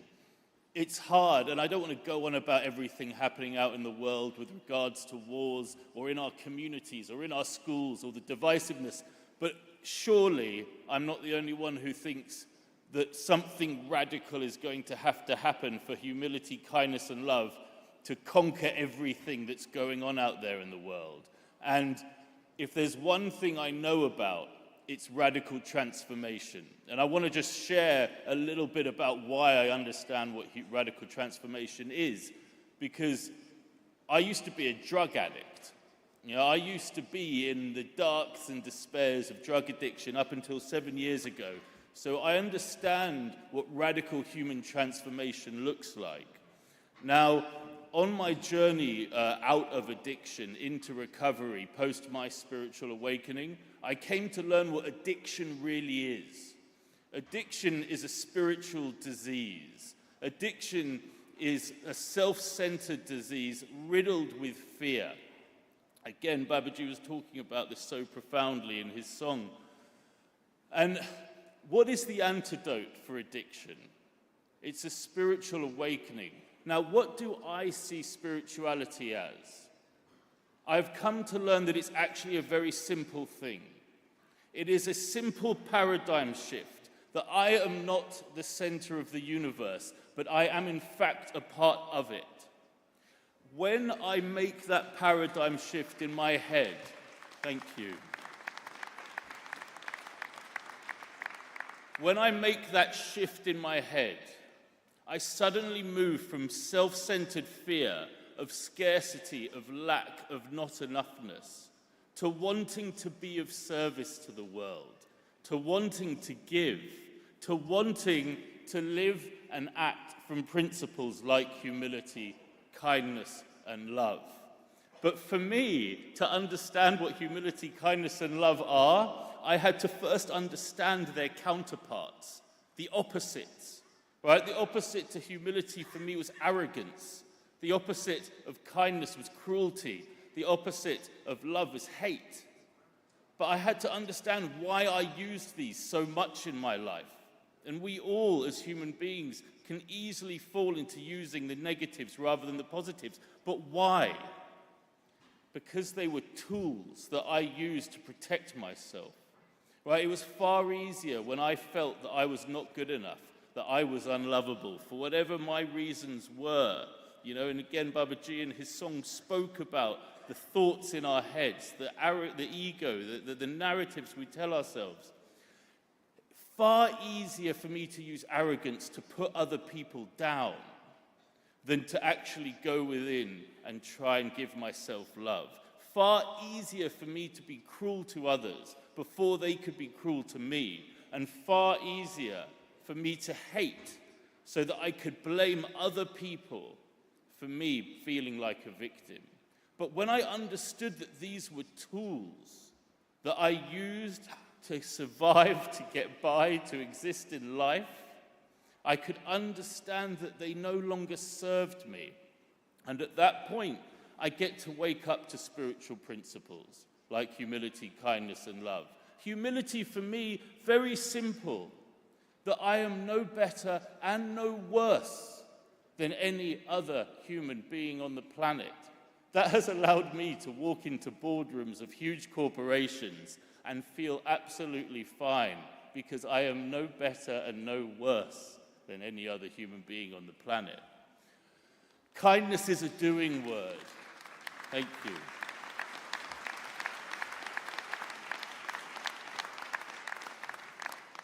Kindness is a doing word. It's an action that I get to take.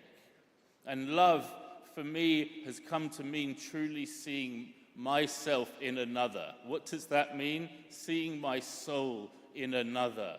And when I can operate from that place, my whole life changes. So what does all this have to do with work? Well, what I realized was the world of work is as sick as the addict. The world of work since the Industrial Revolution has had to operate on a growth at all costs operandus, at a profit at all costs operandus, and it's not sustainable. In order to have a team of people, whether it's a small business or a multinational corporation, to work at profit at all costs, you have to have scarcity, you have to have fear, you have to have lack. Otherwise, people aren't going to operate and run over whoever they have to run over in order to hit the numbers, to hit the profit. So the world of work has needed fear. It's needed scarcity. But the problem is we spend 80% of our lives at work. 80% of our lives, right? And so what? We're supposed to apply spiritual principles at home, with our friends, in our communities, in our religious spaces, but then just turn up to work and act completely different. That doesn't work anymore. It doesn't work for humans anymore. It doesn't work for business anymore, right? This is why we're seeing global engagement numbers collapse. We're seeing people being laid off in their hundreds of thousands. You know, low engagement is costing productivity at work $10 trillion a year now. So it's broken. So the time for revolution, Babaji, is now. The time for revolution is now. So if I learnt that work is just as broken as the addict, then maybe the solution that heals the addict is the same for work. And so what we created at Humanness is a process, a program that restores soul to the heart of business operations.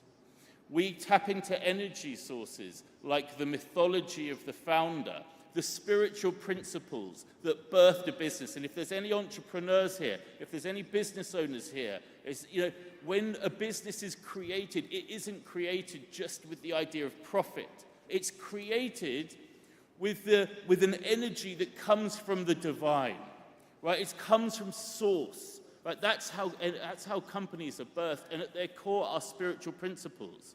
So if we can uncover those spiritual principles and help the individuals in the business uncover their values, their principles, because each of us goes on a hero's journey. And in that journey, we can uncover the values that are important to us. You know, my trauma was I had maternal abandonment when I was 12. My mother left me. I thought I was unlovable. I thought I was worthless. But that journey taught me to succeed. I launched advertising agencies at 18. I also did a lot of drugs. Both were unsustainable to make me feel happy. But what ended up happening was I crashed. I went into rehab. I had a spiritual awakening, and I get to be here today. My values of honesty, of kindness, of love, of humility, of patience, of tolerance were born out of my pain, out of my crisis. And because of that, I get to then align those to how I work. Now, each of us have our own values, and when you overlap those with the mythology of the organization, you can create an energetic purpose for being at work that is led by principles. The problem that we have is that we are all in fear at work. There's scarcity, there's lack, as Babaji again was talking about, the fear. At Humanness, and I'm glad my colleagues are going to come up on stage later to talk more about this. At Humanness, we help people bring the stress levels down using ancient human practice. We use drumming, chanting, meditation, sound baths. We bring this into the business, and that allows the human body, the human nervous system to move from fight or flight down to creativity and flow.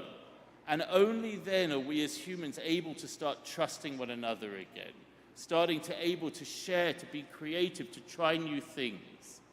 And so this is what humanness is all about. Humanness, by definition, means the human qualities, or the qualities of being human. These are spiritual principles like humility, kindness, and love. So when I was approached by HKL to speak, and they told me what they were doing, I said, well, this is what I'm doing in the world of business. You know, and so I'm going to, I'm not sure how much time, oh, there's my time, perfect. I'm going to wrap up on this. We have a way of measuring energy in organizations, and I want to offer it as a free gift to everybody here. So if we could go to the next slide, please.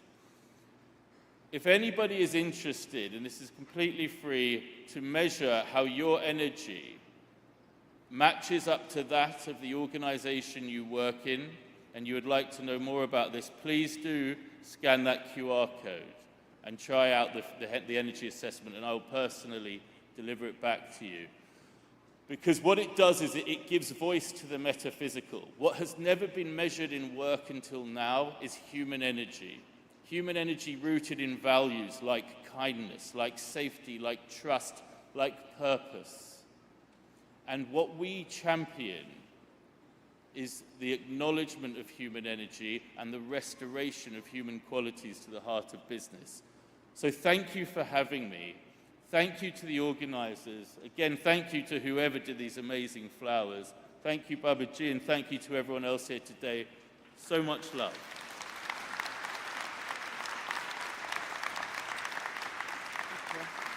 Thank you, Quinn, for such beautiful and inspiring words and for joining us. And we know that this is just the beginning of our partnership with you and HKL, so more to follow. I have the great privilege of introducing our next panel, which is going to be, I think, incredibly fun, energizing, and inspirational. So I know there's some chairs getting set up here for our panelists. So I'm going to briefly introduce our first panelists. There'll be three of us together.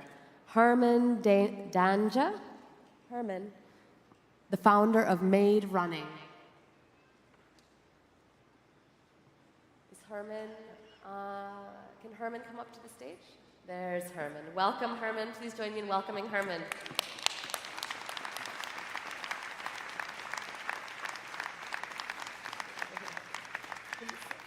And that's perfect. Thank you, Herman. Joe Egan, former heavyweight boxer from Ireland, inspirational speaker. Joe Egan, thank you so much for joining us. Please.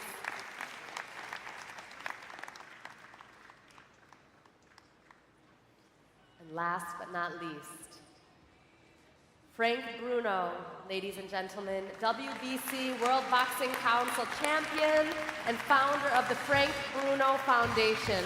Please join me in welcoming Frank Bruno.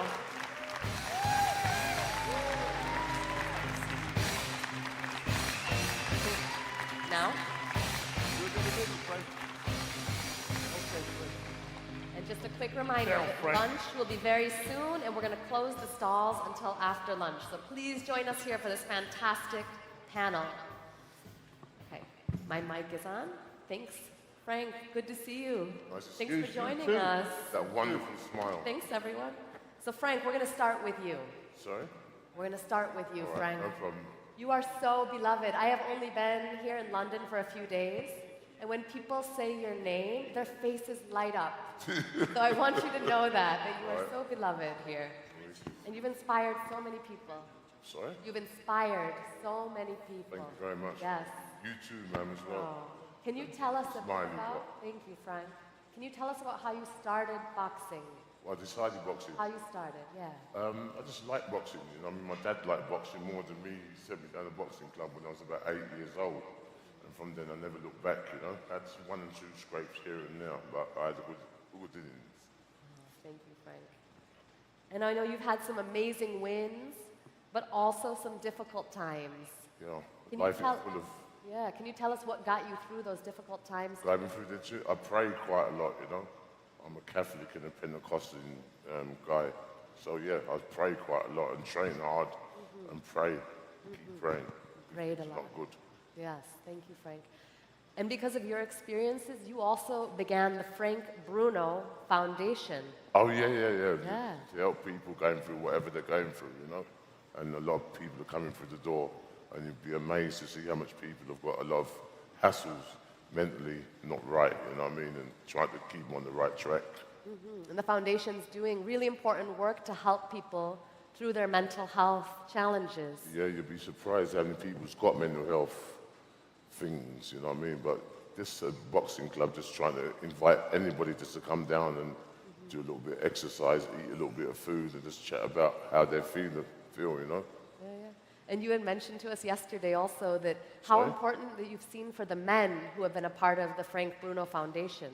Yeah, women are involved as well, you know, it ain't just for men, you know what I mean? The women come down and train and try and look after themselves, you know? So it's about a month's course they do. Yeah.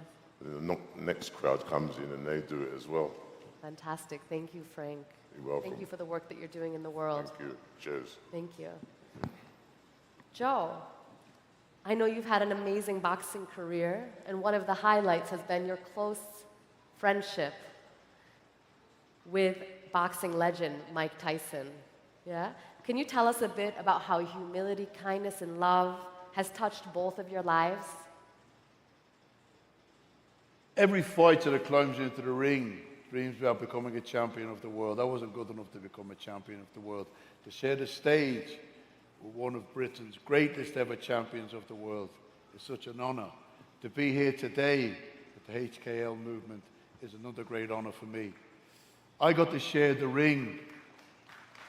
Oh, thank you. I got to share the ring with 2 of the greatest heavyweights of my era, Mike Tyson and Lennox Lewis. But I got battered by them both. But if you're going to get battered, you might as well get battered by the best. I got battered by the best. But I also got to meet not just one of the greatest men to enter a boxing ring, one of the greatest men to enter the world. I got to meet Muhammad Ali on 4 occasions. And to be, thank you, to be in the presence of that man was something special. And he made a statement. He said he wished people would love each other as much as they loved him. So that's the word love from one of the greatest boxers and one of the greatest human beings ever. But I'm going to tell you a story about Mike Tyson. I was with Mike training when we were 17. And on Mike's first birthday together, on his 18th birthday, my mother sent over some presents. 22 years later, Mike said to me, "How's your mother doing, Joe?" I said, "She's not so good, Mike." I said, "She's had a lump removed from her throat." And we were worried because our brother had died of cancer. Brian, my Uncle Brian, he'd never smoked in his life. He died at 47 of cancer. We were worried about my mother with the smoking. So Mike said, "Let's go and see her mother, Joe." So we've landed in Dublin. Me, Scott Welch, who fought 12 rounds for the world heavyweight title, my wife Ruth, and Mike. My mother was at Auntie's house. She wasn't well enough to look after herself. And we went to see my mum at my Auntie's house. And Mike embraced my mother. Now, this is a man that can break bones with punches. I've been on the end of his punches. And he mentioned about birthdays.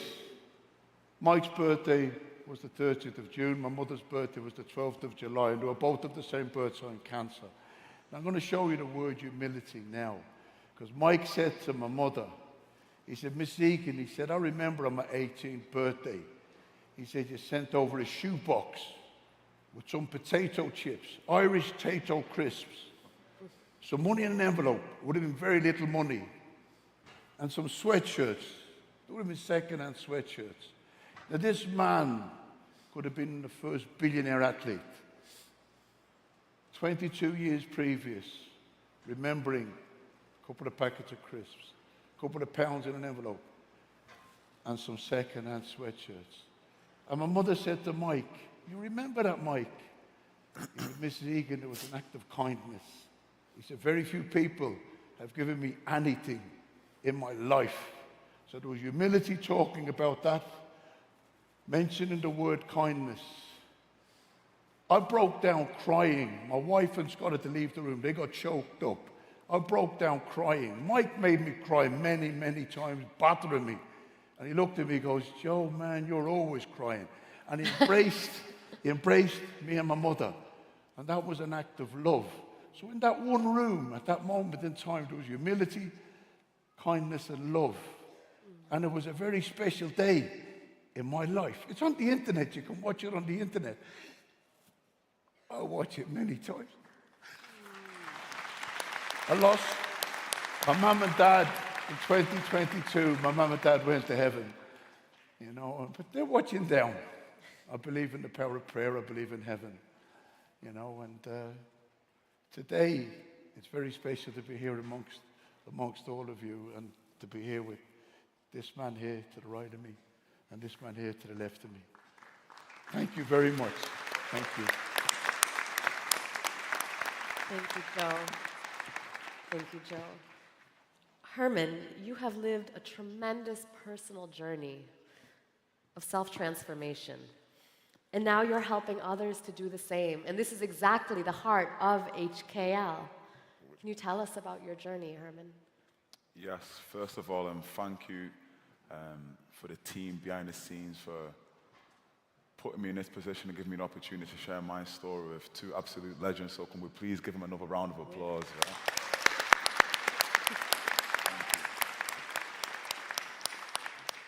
I know I don't have long, so my story is unique, but at the same time, a lot of people can relate to it, especially coming from where I come from, you know, broken homes, deprived areas. I was speaking to Joe for a little bit behind the stage, and he's given me some gems that I needed to hear. Things that I already knew as well, but it's just nice to know. So I moved to this country when I was very young with my mum, who's here today, my little sister. We moved there for a better living, yeah, so I'm grateful now, but I've been spoiled so I've never really needed to do some of the things that I've done. Cut a long story short, I've ended up in prison twice growing up as a kid because I was rushing to succeed. Like, I love money, I still do now, but because of the love and the chase of money, it kind of got me in trouble because I was going around it the wrong way, yeah? I ended up in prison, so first time I went to prison was for 6 months. Again, cut a long story short, when I went to prison the second time, I got a 6.5-year sentence. Now, I can't speak on this too tough when I go into prisons and high schools, but I needed prison. Why? Because it taught me regime, like what we spoke about backstage. It taught me, you know, community, taught me humility, kindness, and love, believe it or not. Why? Because everyone needs one another in prison. It's a fight. It's a big fight. Again, I started my running journey in prison. I done a 5-kilometer run. I mean, last time I done a 5-kilometer run was probably cross country during high school. And then I noticed that I had an unhidden talent, which was running, fitness. It's just that coming from where I come from, we used to look up to drug dealers, robbers, boxers, musicians. You know, there was no such thing as runners, yeah, unless you're running from police. Yeah? Again, cut a long story short, I came out of prison during the pandemic, so 5.5, 6 years ago. And then my life changed for the better. So during the pandemic, I'm not sure if you guys can remember, on phase 2, I think they used to call it, when you was allowed to go into the park with like more than 1 or 2 people. I invited a couple of friends, I invited like some close neighbors to come into the park and do a run, press-ups, hits, boxing style training kind of workouts. And I built a community. Little did I know that God had that in the pipeline for me. So I'm a strong believer of God. With that being said, I was doing it every week. Pandemic finished, so 2023, I started Made Running, which is my brand that I'm wearing now. A brand that a lot of people are wearing across the world, not just Manchester or the UK. And it's now the biggest fitness community in Europe, if not the world. We're coming for America, so. Wow. Yeah. We're saving it for. Thank you. So, Made Running is love, community, kindness, you name it. Yeah. Why? Because there's a mixture of people coming from different backgrounds: white, black, Asian, unemployed people, corporate people, people that work for massive brands, Adidas, Nike, Umbro, solicitors, doctors, all running. So we were the first to start social run clubs, because before that, run clubs were for those that were serious, that wanted to be athletes and compete in the Olympics. So myself and my team, so shout out to my whole team, too many names to mention, we decided to come up with a strategy not to leave anyone behind. So our slogan is, no one gets left behind. And what we mean by that is, not just with the runs, but with everyday life. So if someone's struggling, now that I know these 2 boys, I might get a little young athlete to speak to him for 5 minutes, because they might say something that not even money can buy. Like, I was on backstage for like 15, 20 minutes, and I've learned a lot. Do you get me? So that's magical. And that's Made Running. So Made Running is a movement. It's a community. It's a social platform for people to forget about everyday life stresses, because we're humans, and every day we're facing stress. As soon as we stand up from this chairs, we've got bills to pay. We've got, you know, people to keep happy or try and keep happy. Life is tough. So Made Running is a reminder that anything's possible, number one, and that no one's alone, like no one gets left behind. And that's me for now. Yeah.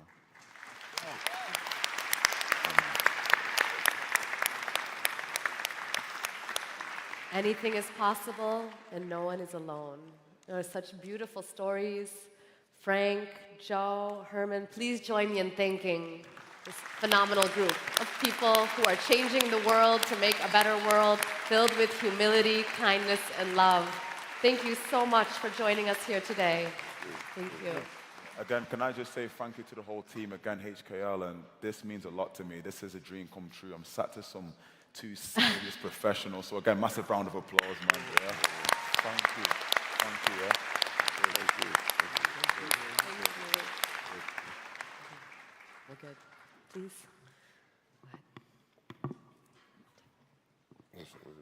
Now, the next act for the day is one of my personal favorites.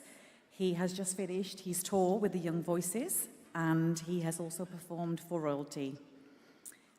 He also has an incredible voice, but I would like to share a secret with you all today. It's actually his birthday, and he's here with us on the 6th International Conference. So we are honoured to have him here today. So please welcome Otti Woolman to the stage.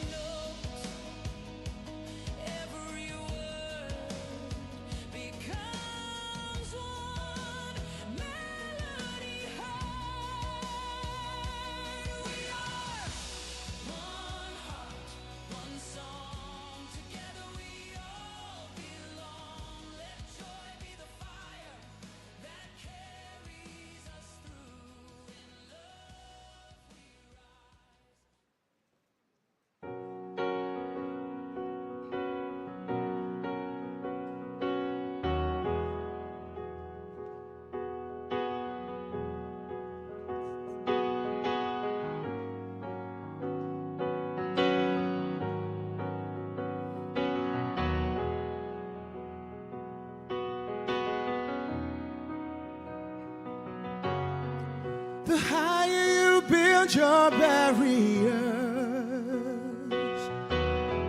the taller I become.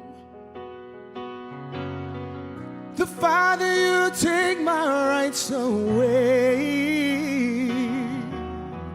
the faster I will run. You can deny me, you can decide to turn your face away. No matter, 'cause there's something inside so strong. I know that I can make it, though you're doing me wrong, so wrong. You thought that my pride was gone. Oh no, there's something inside so strong. Oh, something inside so strong.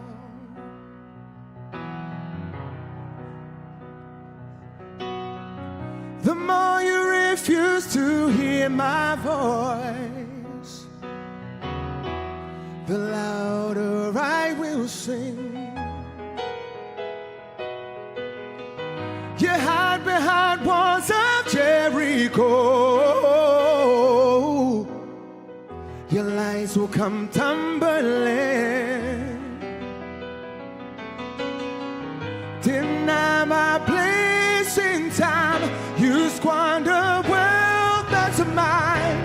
My light will shine so so brightly it will blind you, because there's something inside so strong.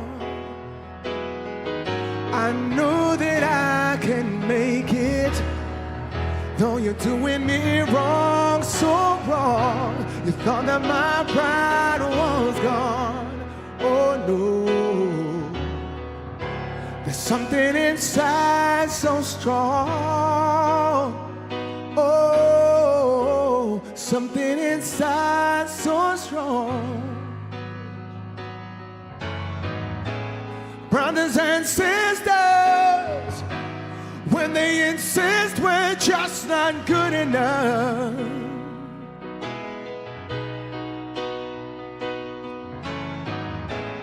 when we know better, just to look them in the eyes and say, we're gonna do it anyway. We're gonna do it anyway. We're gonna do it anyway. We're gonna do it anyway. Send us something inside so strong. Said I know that I can make it, though you're doing me wrong, so wrong. You thought that my pride was gone. Oh no, there's something inside so strong. No, something inside so strong. Oh, something inside so strong. No, no, no, no, something inside so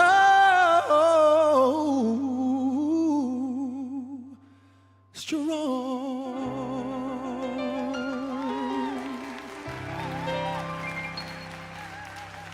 Thank you so much, ladies and gentlemen, and good afternoon to each and every one of you.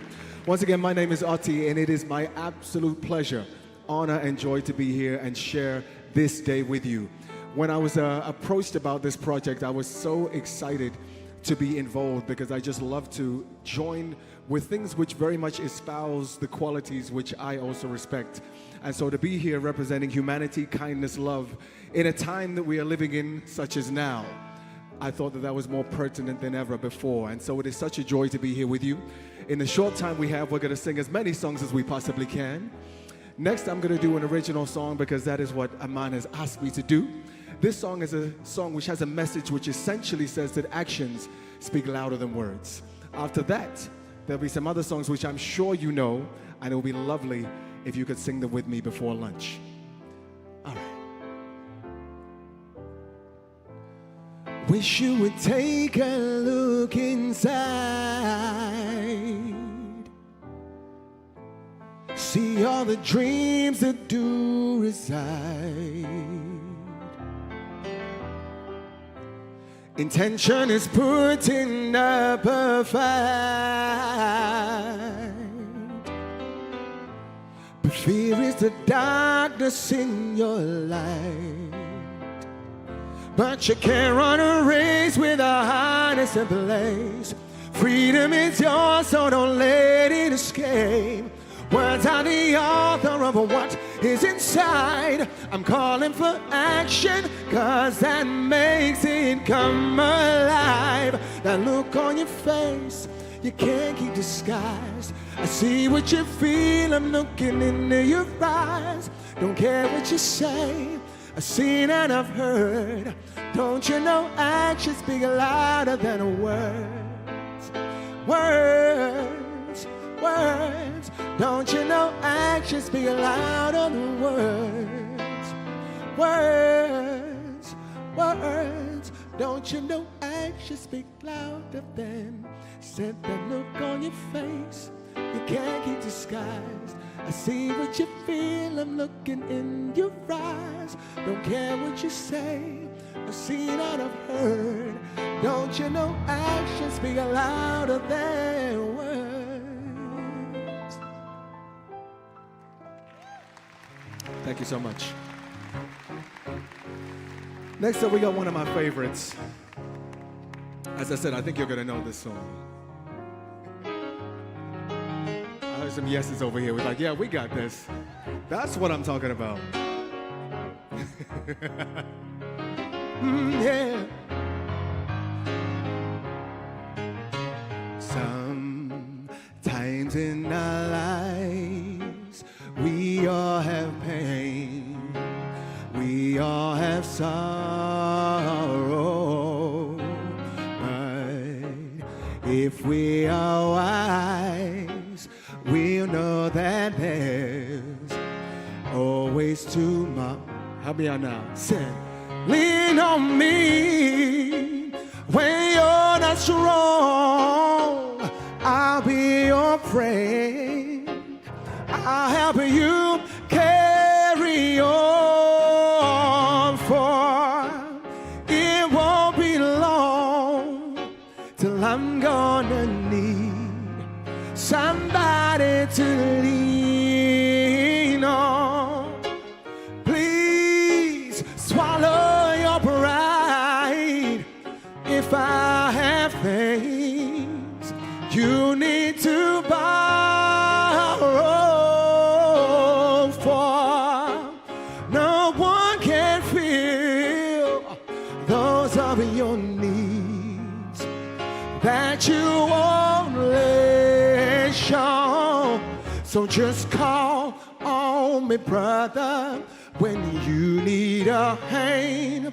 We all need somebody to lean on. You just might have a problem that you'd understand. Say, somebody, come on. So lean on me, yeah. When you're not strong, I'll be your friend.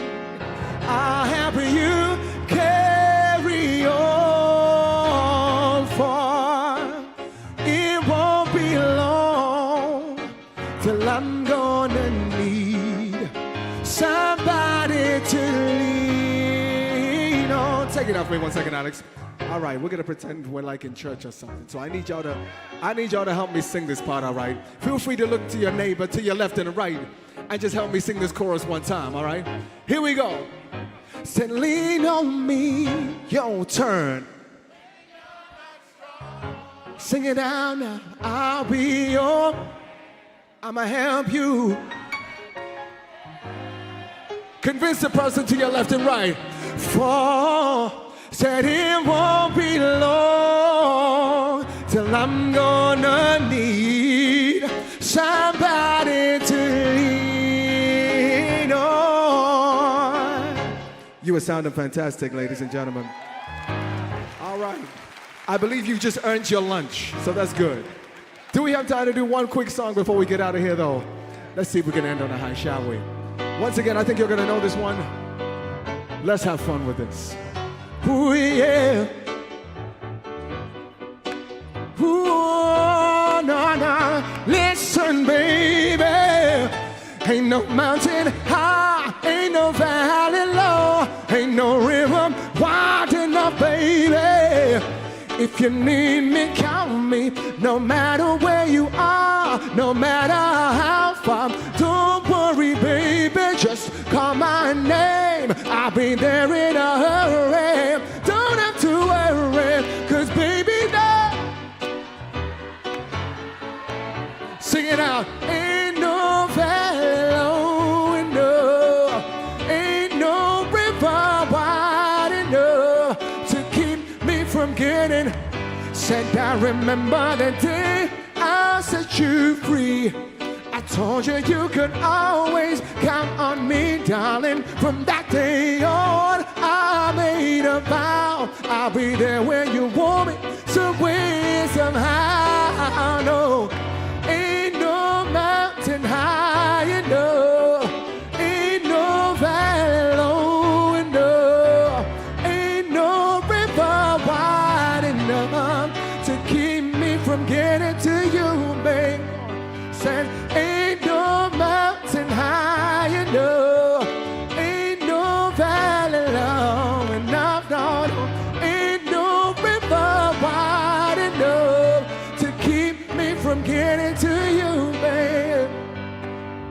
Ladies and gentlemen, before I leave the stage, I just want to encourage you all.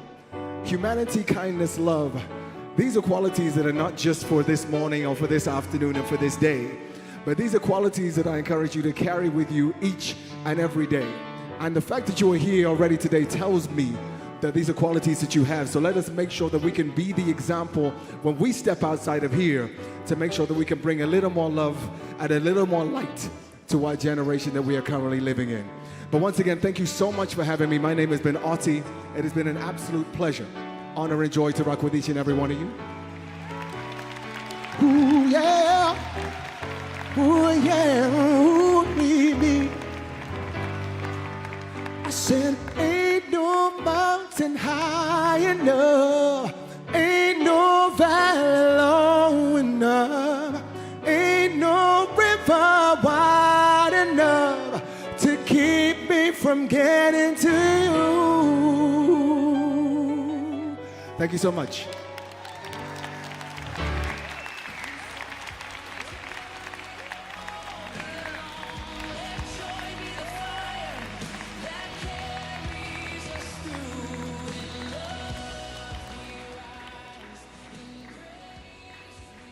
Oh, Otti, thank you very much. I was just settling in then. And happy birthday, my friend.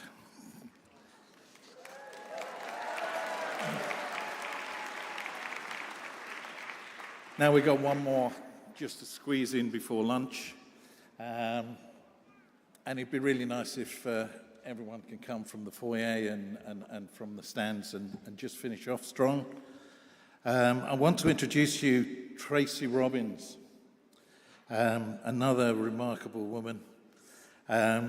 She's from the Eden Project. I don't know whether people have done it. It's very big for me because I spent a longer time in Cornwall.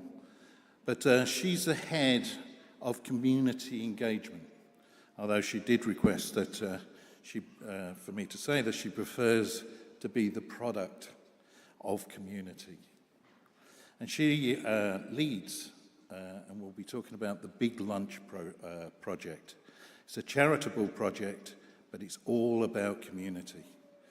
So over to you, Tracy.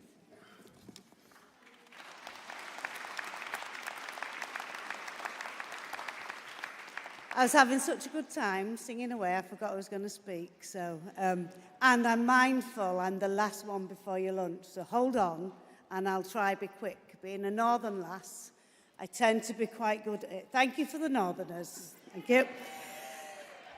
Thank you, everybody, for their involvement in today, from behind the scenes to the venue, and for you sitting here, for you giving your time, for you being open-minded, for you being accepting, and for you wanting to connect.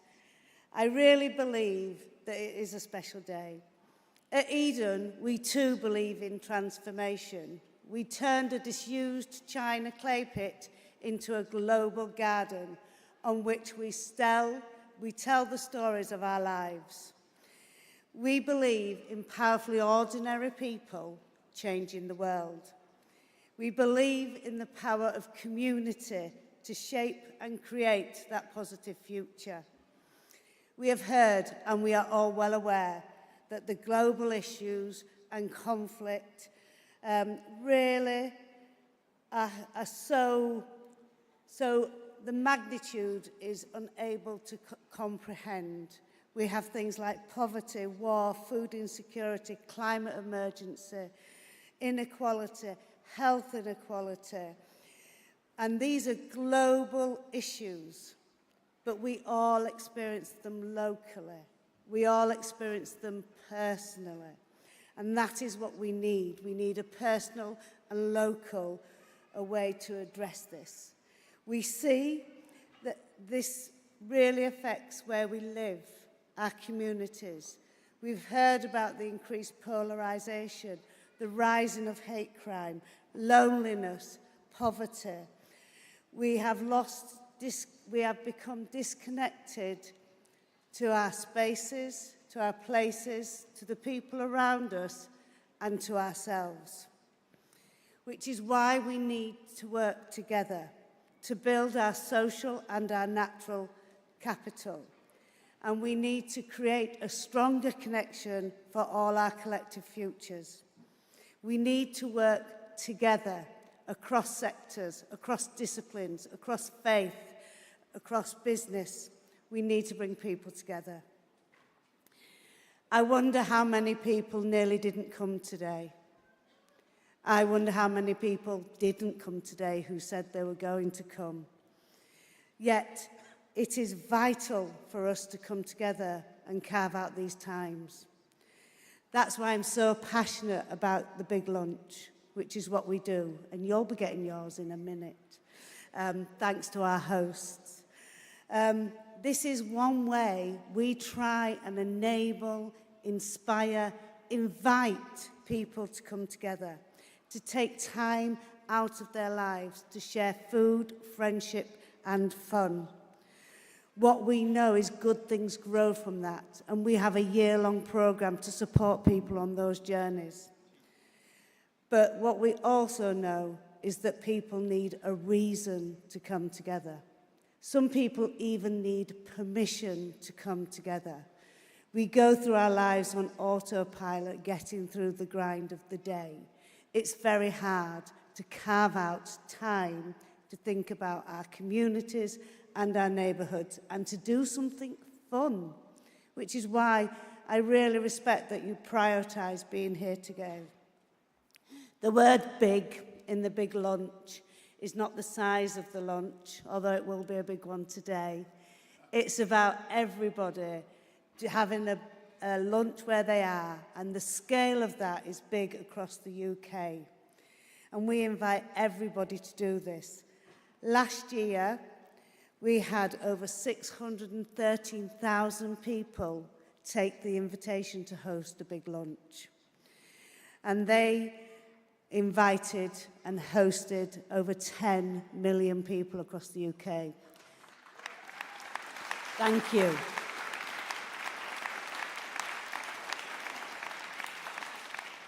When I think of the UK, I think we're nearly 70 million, so we've got a way to go. Our dream is that one day everybody will stop and share food, friendship and fun and take time to be with their neighbours and get to know each other across the whole of the UK.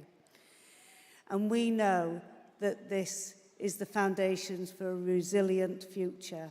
We need each other in order to face the challenges we have ahead. This year, because it's getting harder, we've teamed up with the Big Help Out as well to create one big do. So that can be a fancy do, or you could be doing something. So we're asking people to go that one step further, not just to share food, friendship and fun, but actually to take action with and for their communities. Because I feel this is no longer urgent, this is no longer important, it is urgent. We need to reconnect to each other and to nature and the spaces and places where we live. And I too believe I am not apart from nature. I am nature. I am a part of it, as we all are. And we know that humility, kindness and love, as we all know and believe here, are not abstract things. They're things we live out in our daily lives. They're born in our homes, in our neighbourhoods, in our workplaces. And what we would love to see is that people would help us to spread and build and connect people together to create that stronger, more resilient future for us all. People need to feel hopeful about the future, about our collective future. Our hosts, which are rather impressive hosts, have kindly provided a big lunch for us all. And as a way to say thank you, I ask you to do 3 things over lunch. 1, come talk to us and our big lunchers. We've got a few of them, and hear our stories. 2, connect with someone you don't know and make a new friend. And 3, I ask you to reflect on what more you can do where you live to help those you live alongside feel more hopeful about our collective future. Thank you.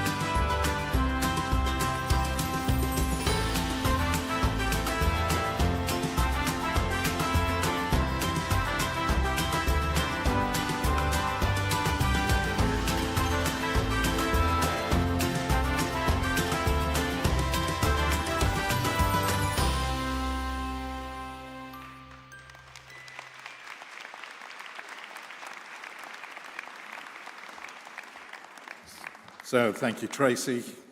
Eden Project, just a fabulous, fabulous place to visit if you get an opportunity. It's lunchtime, folks. How good's that? It's only half an hour, I'm afraid. So we're looking for you back in half an hour's time. I'd like you all to be back on time because we're opening up with as Walsall College Drama School's doing a little skit for us. I'd like to see everyone here just to give them a bit of support. So, ladies and gentlemen, thank you very much for surviving the first half. And head off to lunch. Thank you.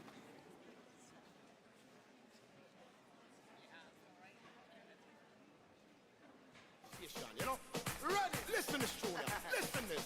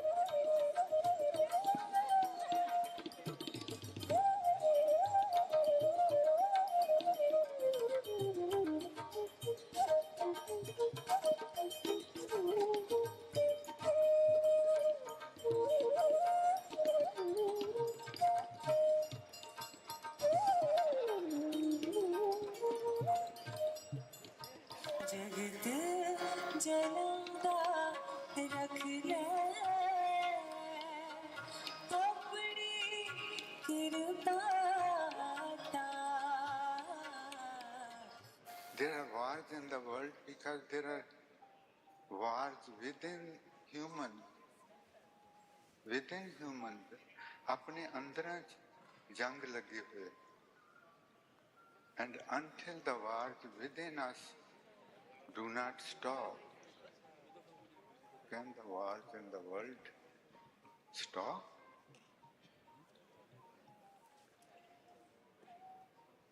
And we can only become peaceful through meditation. सच्चे नगमे प्यार वाले अज ने अला अपने उस एक दा जिक्र होना तरीके आपो आपने बैठे निरपौदी याद विच हो के निर्वैर जी हले मियां मुहब्बतां दी चल पई लहर जी हले मियां मुहब्बतां दी चल पई लहर जी हले मियां मुहब्बतां दी. We are here today collectively pray to Him to save us from ourselves.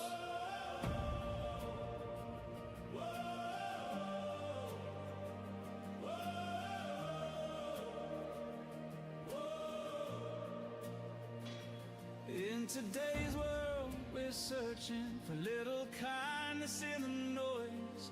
Hearts are beating, but they're hurting, trying hard to find their voice. We keep asking all these questions. Why is the love we need so far? But the truth is in connection. Seeing you and me is who we really are. So remember the one where all our hearts belong. Let the love inside you rise and wash away what's wrong. When we see each other as sisters and as brothers, all the walls will come undone. Oh, the world will change when we remember the one.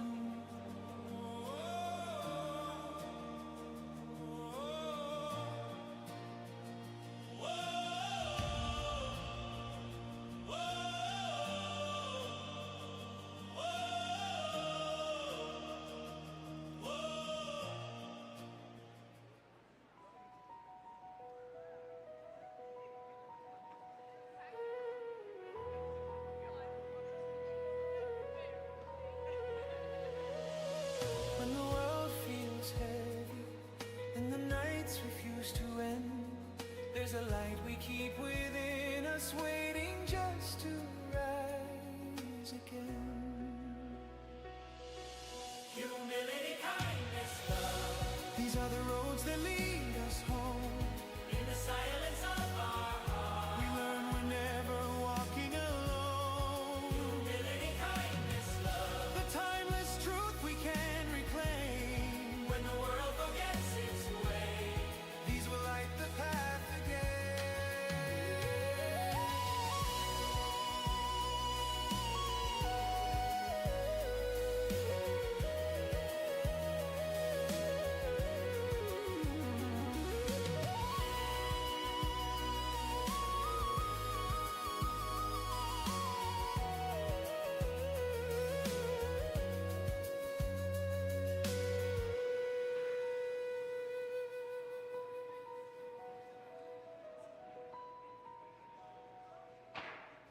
My name is Bajit Singh Dio, located in Vancouver, Canada. I think the world would be a far, far better place and a simple place to live in.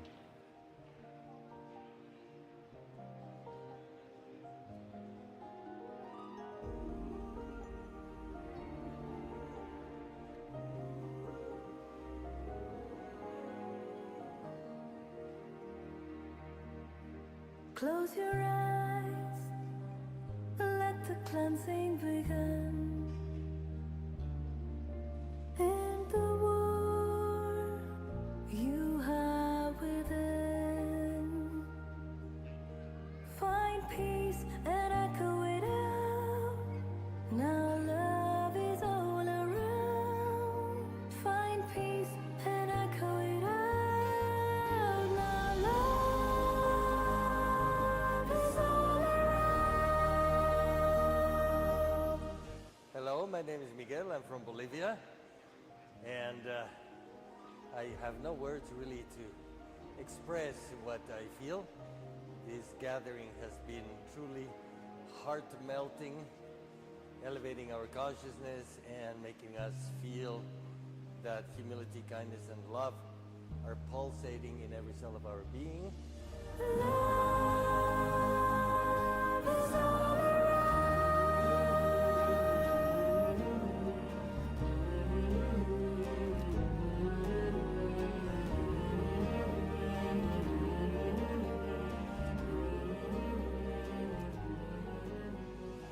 My name's Bethany. I'm from Melbourne, Australia, and this is my first time to the HKL conference. It was definitely an experience. It's so different from anything that I've ever lived, and it's amazing to sit united with other people from around the world and listen and learn, and it's been, yes, incredible. Recite and remember the one in all of us, second to none. The journey to meet him has begun. Hi, my name's Rich Good. I live in Cornwall in the UK. I was originally born in Scotland, and here I am in Puri in India. I never thought this was going to happen in my life. However, when I met Babaji, my heart opened in a way that I've never experienced in my whole life. Truly believe that this is a movement which can take humanity in the direction that all of our hearts long for. The path is open for everyone. Now love is all around.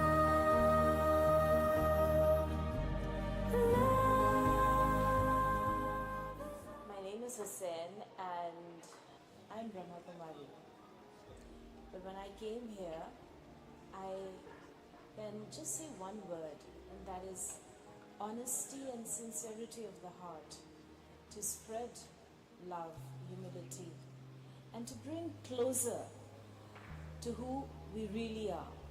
And I really appreciate the fact that it's been kept open for people of all backgrounds to experience. In spirit, in action, we're with you. Om Shanti. HKL, HKL, HKL. One heart, one song. Together we all belong. One heart, one song.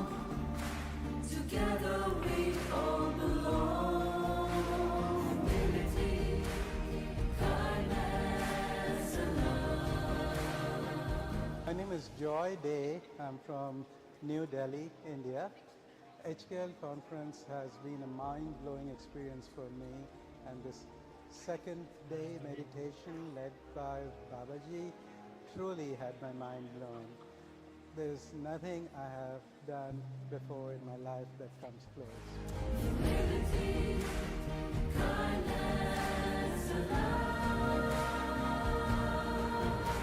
Humility, kindness, and love. My name is Gishi Sonamande, and I'm a Tibetan living in South India. I came from South India near Mysore. And so I joined in this HKL moment, on this moment, and I feel so grateful, and Babaji is so warm-hearted, and I feel the atmosphere and his grace.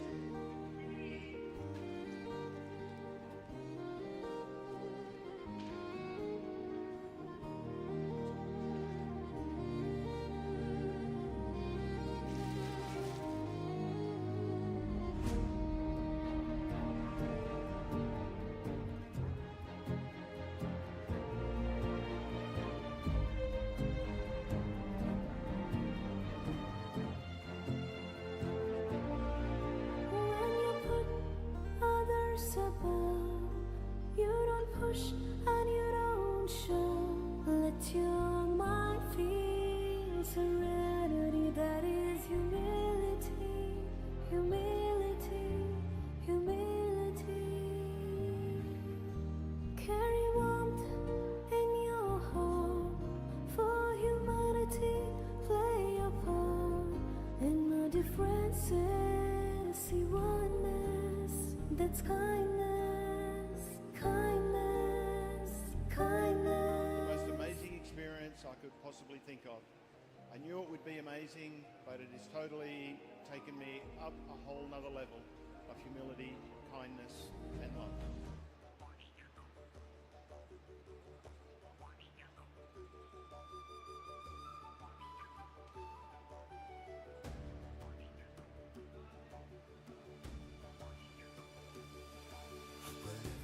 Time of shadows, fear and conflict in the air.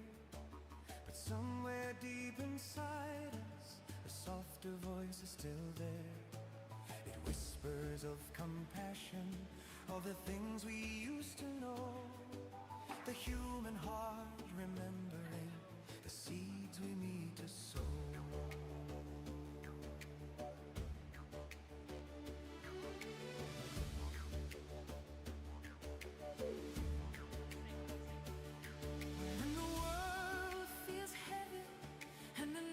Refuse to end.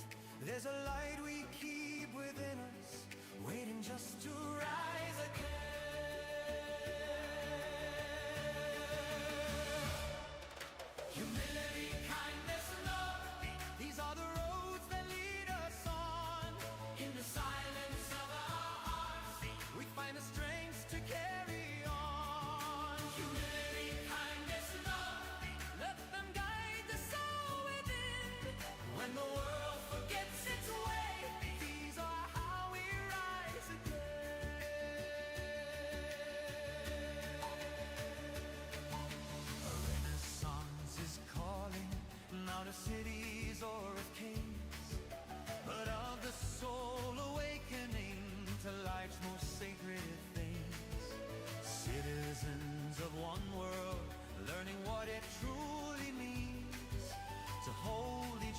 gently in the spaces in between.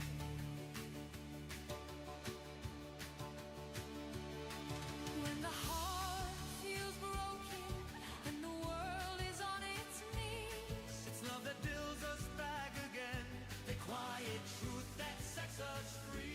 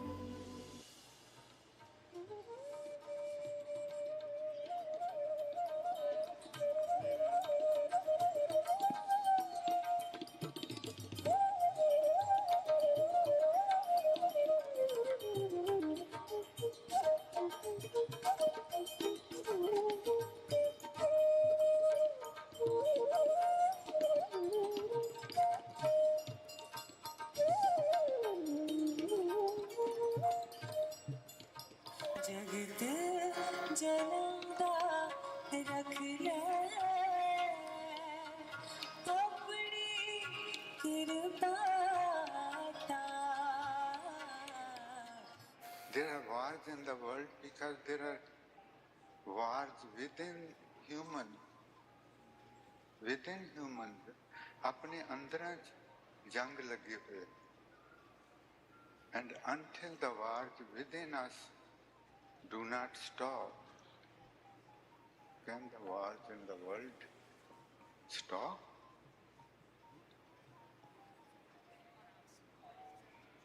And we can only become peaceful through meditation.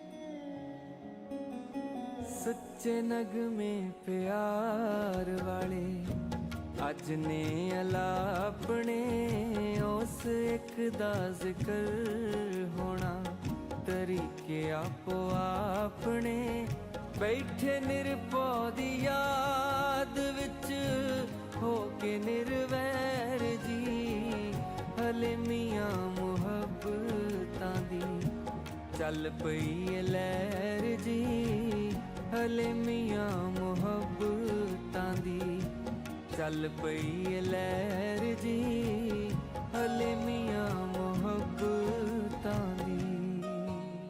We are here today collectively pray to Him to save us from ourselves.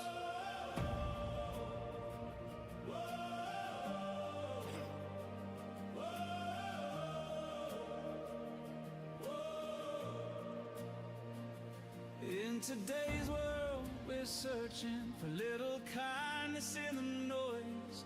Hearts are beating, but they're hurting, trying hard to find their voice. We keep asking all these questions. Why is the love we need so far? But the truth is in connection. Seeing you and me is who we really are. So remember the one where all our hearts belong. Let the love inside you rise and wash away what's wrong. When we see each other as sisters and as brothers, all the walls will come undone. Oh, the world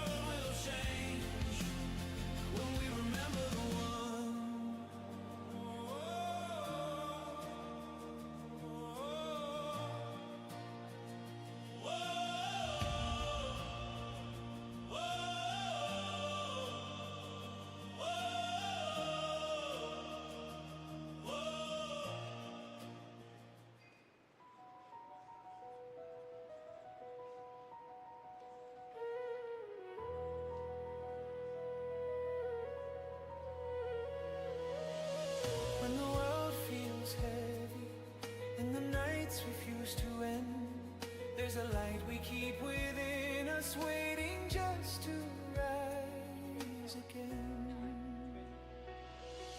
Humility, kindness, love. These are the roads that lead us home. In the silence of our hearts, we learn we're never walking alone. Humility, kindness, love. The timeless truth we can reclaim. When the world forgets its way, these will light the path again.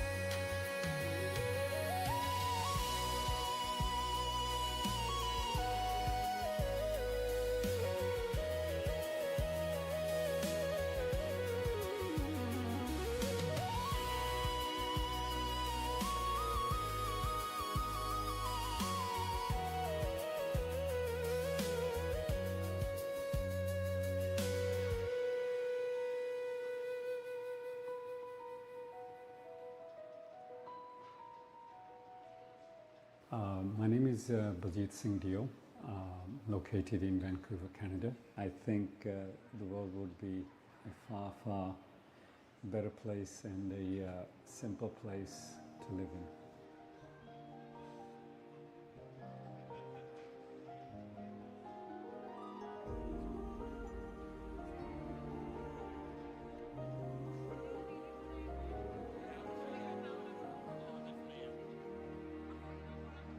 Close your eyes, let the cleansing begin.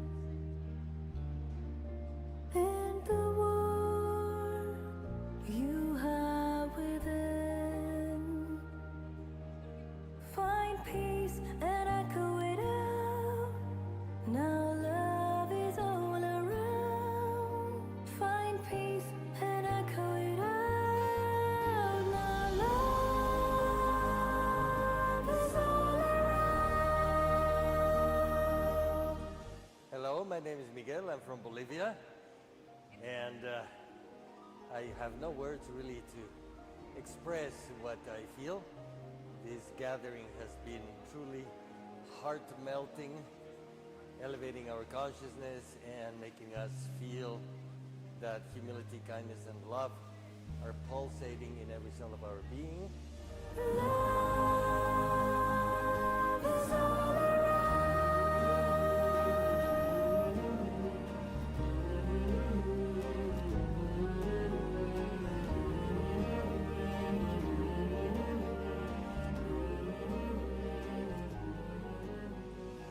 My name's Bethany. I'm from Melbourne, Australia, and this is my first time to the HKL conference. It was definitely an experience. It's so different from anything that I've ever lived, and it's amazing to sit united with other people from around the world and listen and learn, and it's been, yes, incredible. recite and remember the one in all of us, second to none. The journey to meet him has begun. Hi, my name's Rich Good. I live in Cornwall in the UK. I was originally born in Scotland, and here I am in Puri in India. I never thought this was going to happen in my life.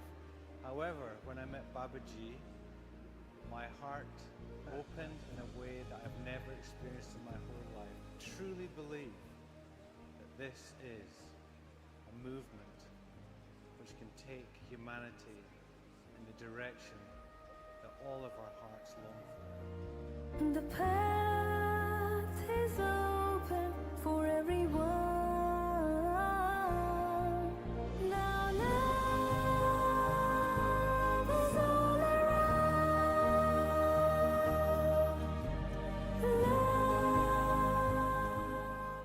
My name is Hussein and I'm Brahma Kumari. But when I came here, I can just say one word, and that is honesty and sincerity of the heart, to spread love, humility, and to bring closer to who we really are. And I really appreciate the fact that it's been kept open for people of all backgrounds to experience. In spirit, in action, we're with you. Om Shanti. HKL. HKL, HKL. One heart, one song. Together we all belong. One heart, one song. Together we all belong. Humility, kindness, and love. My name is Joy Day. I'm from New Delhi, India. HKL conference has been a mind-blowing experience for me, and this second day meditation led by Babaji truly had my mind blown. There's nothing I have done before in my life that comes close. Humility, kindness, and love. Humility, kindness, and love. My name is Gishi Sonamonde, and I'm a Tibetan living in South India. I came from South India near Mysore, and so I joined in this HKL moment, and I feel so grateful, and Babaji is so warm-hearted, and I feel the atmosphere and his grace.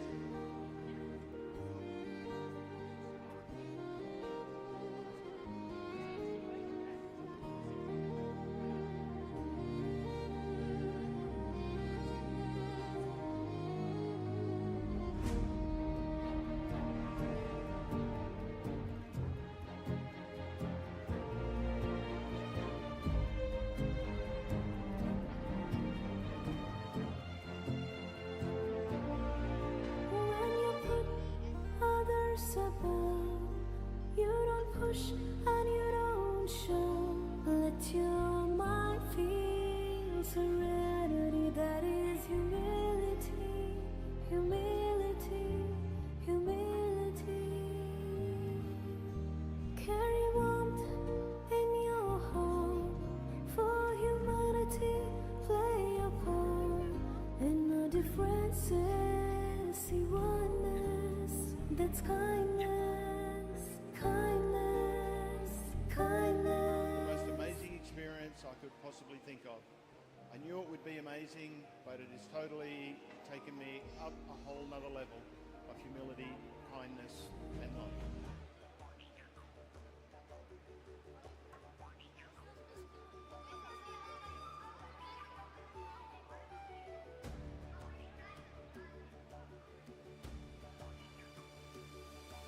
We're living in a time of shadows, fear and conflict in the air. But somewhere deep inside us, a softer voice is still there. It whispers of compassion, of the things we used to know. The human heart remembering the seeds we need to sow.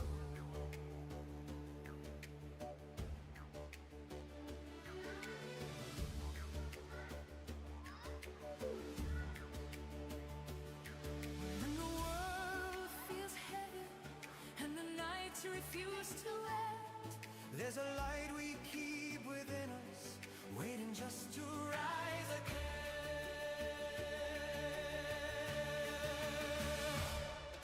Humility, kindness, love, these are the roads that lead us on.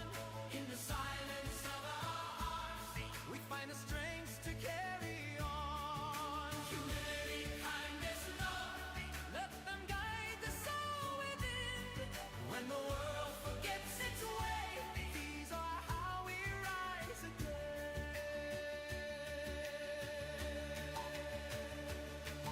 A renaissance is calling, not of cities or of kings, but of the soul awakening to life's most sacred things. Citizens of one world, learning what it truly means to hold each other gently in the spaces in between.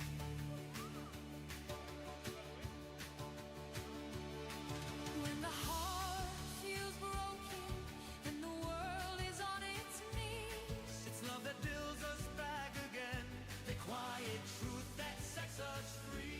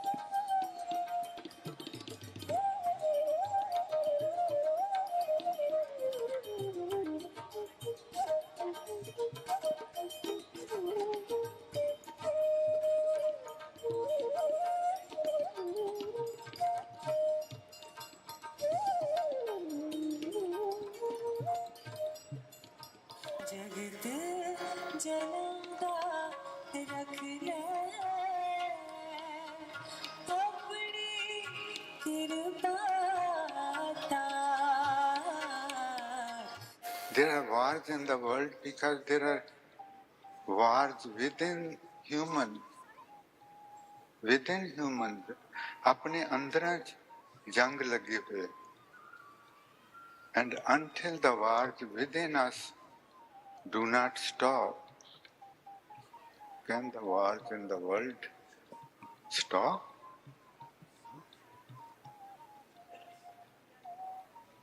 And we can only become peaceful through meditation.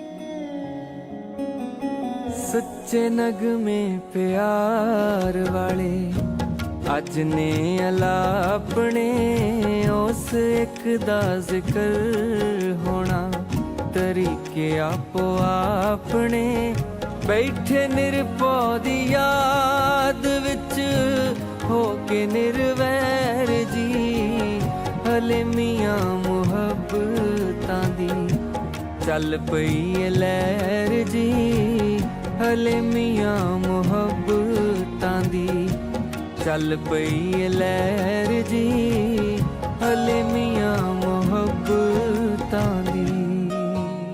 We are here today collectively pray to Him to save us from ourselves.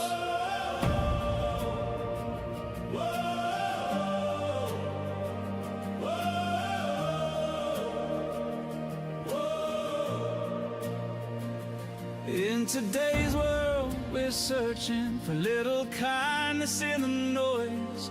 Hearts are beating, but they're hurting, trying hard to find their voice. We keep asking all these questions. Why is the love we need so far? But the truth is in connection. Seeing you and me is who we really are. So remember the one where all our hearts belong.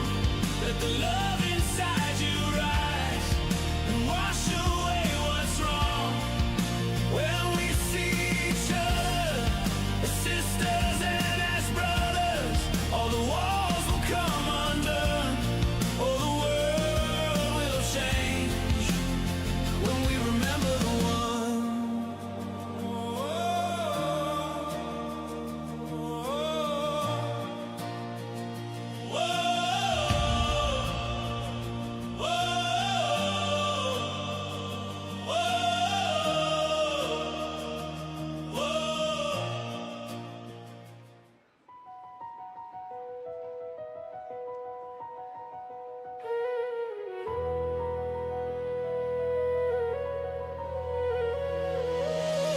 When the world feels heavy and the nights refuse to end, there's a light we keep within us waiting just to rise again. Humility, kindness, love. These are the roads that lead us home. In the silence of our heart, we learn we're never walking alone. Humility, kindness, love. The timeless truth we can reclaim. When the world forgets its way, these will light the path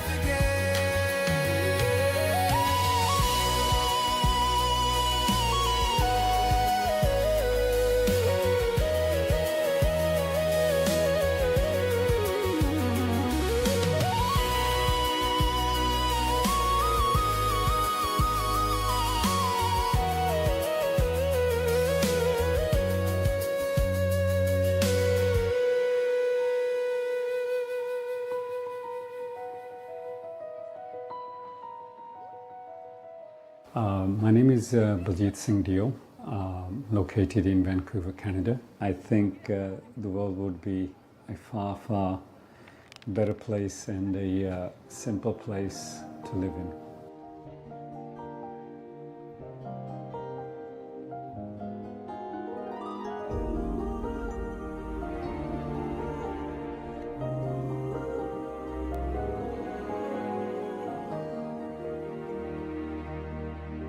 Close your eyes, let the cleansing begin.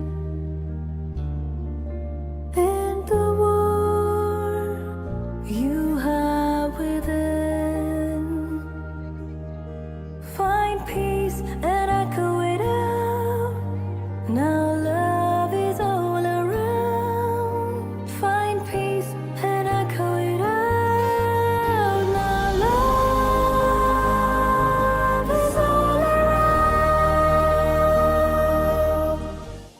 my name is Miguel. I'm from Bolivia, and I have no words really to express what I feel. This gathering has been truly heart-melting, elevating our consciousness and making us feel that humility, kindness, and love are pulsating in every cell of our being.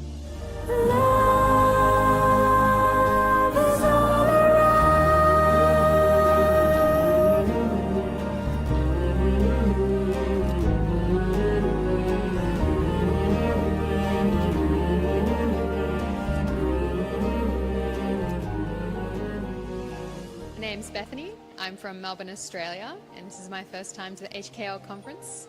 It was definitely an experience. It's so different from anything that I've ever lived, and it's amazing to sit united with other people from around the world and listen and learn, and it's been, yes, incredible. Recite and remember the one in all of us, second to none. The journey to meet him has begun. Hi, my name's Rich Good. I live in Cornwall in the UK. I was originally born in Scotland, and here I am in Puri in India. I never thought this was going to happen in my life. However, when I met Babaji, my heart opened in a way that I've never experienced in my whole life. I truly believe that this is a movement which can take humanity in the direction that all of our hearts long for. The path is open for everyone. Now love is all around.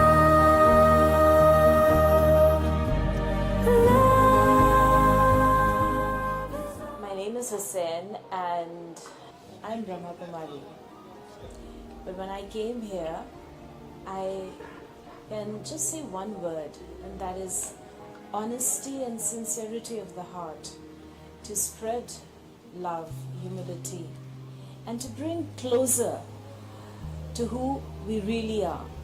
And I really appreciate the fact that it's been kept open for people of all backgrounds to experience. In spirit, in action, we're with you. Om Shanti. HKL, HKL, HKL. One heart, one song. Together we all belong. One heart, one song. Together we all belong.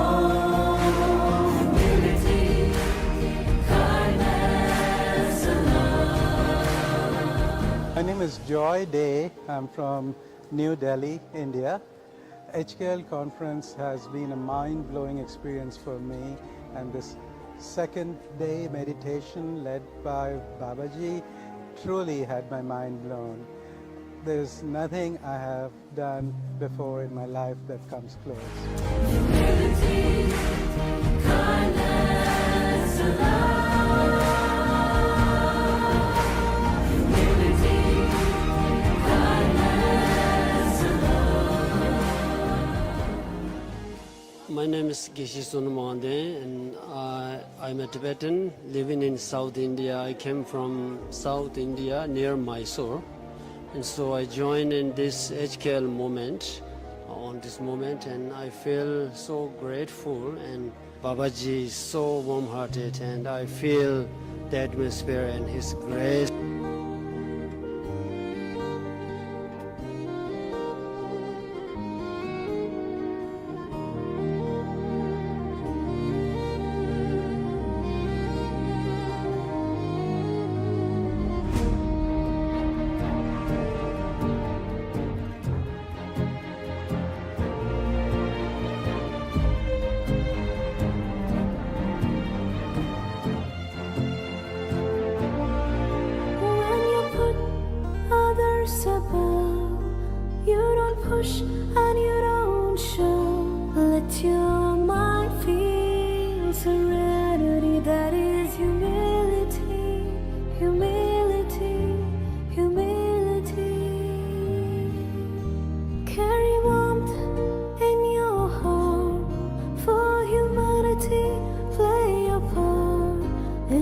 differences, see oneness, that's kindness, kindness, kindness. Most amazing experience I could possibly think of. I knew it would be amazing, but it has totally taken me up a whole nother level of humility, kindness, and love.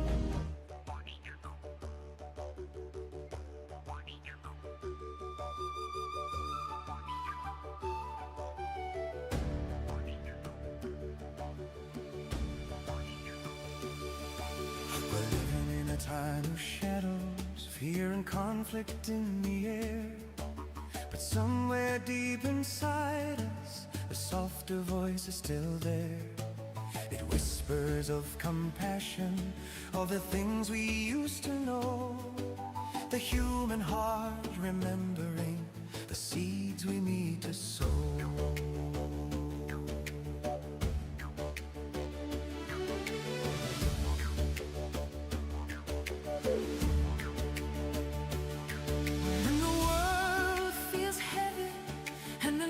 Refuse to end. There's a light we keep within us, waiting just to rise again.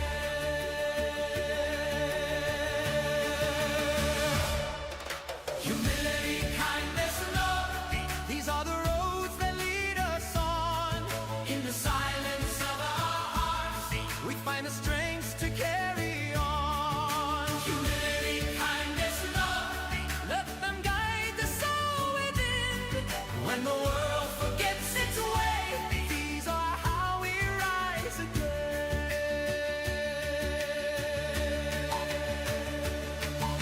A renaissance is calling, not of cities or of kings, but of the soul awakening to life's most sacred things. Citizens of one world, learning what it truly means to hold each other gently in the spaces in between.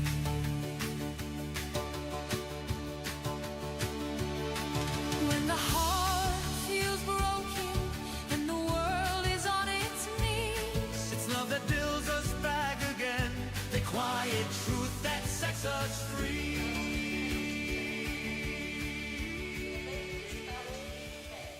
So would you kindly make your way back into the auditorium in Hall 1? Would you kindly make your way back into the auditorium in Hall 1?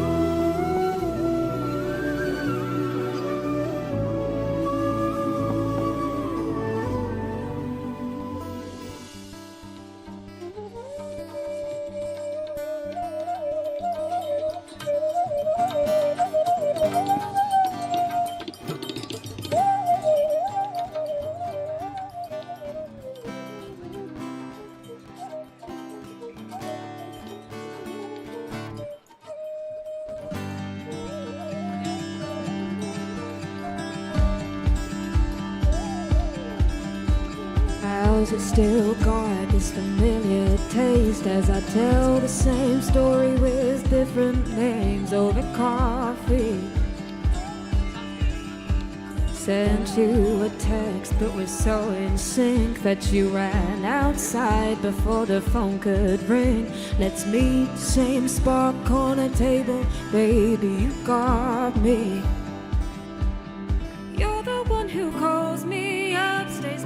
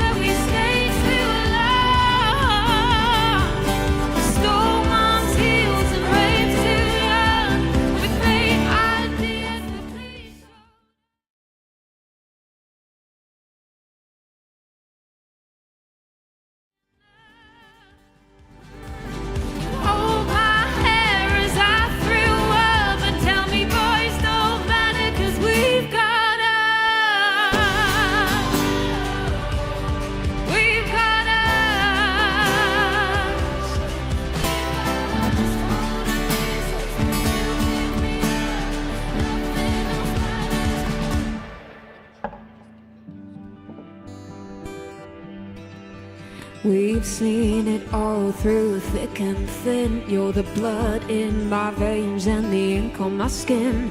The love that we have lies deep within. You got me. You're the one who calls me up, stays by my side. Been there more than half my life, singing, oh sweet child of mine. These days are our history. Remember when we screamed that song at parties where we stayed too long? This whole mind with fake ideas, the police showed up. We were drunk in love, broken in love.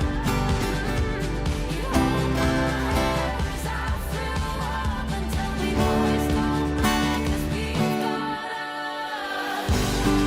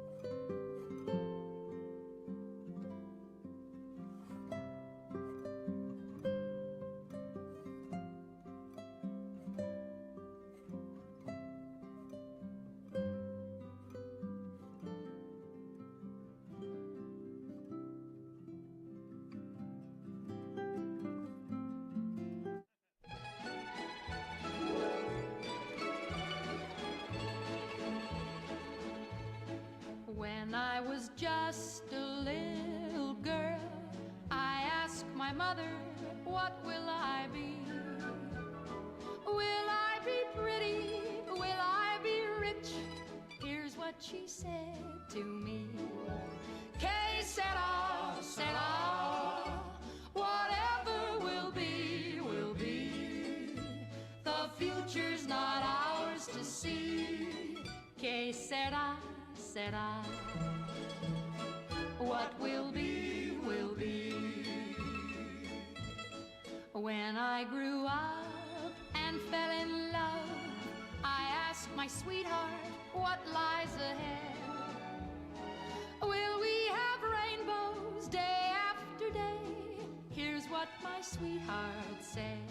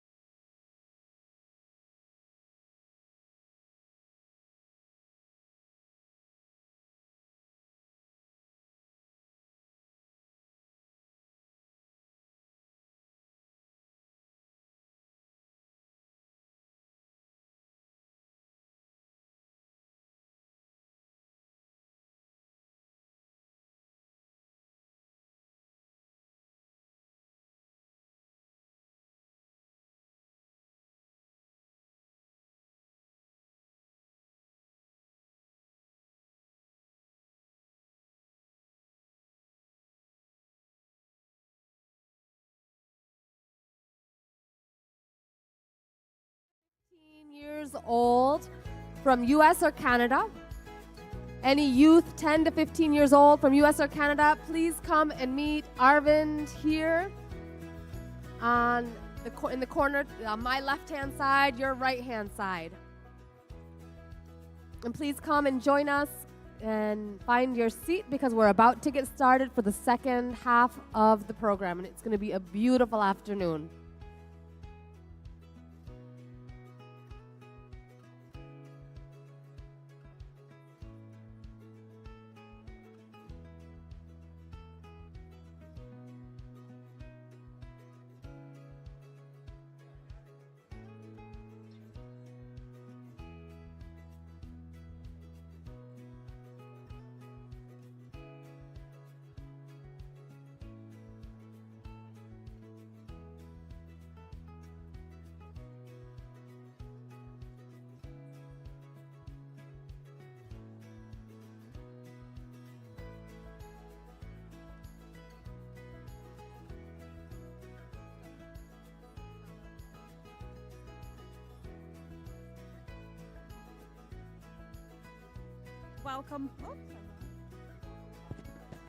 Welcome back, everybody.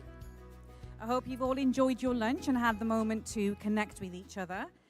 We are now moving on to the skits performance, which will be conducted by the Walsall College.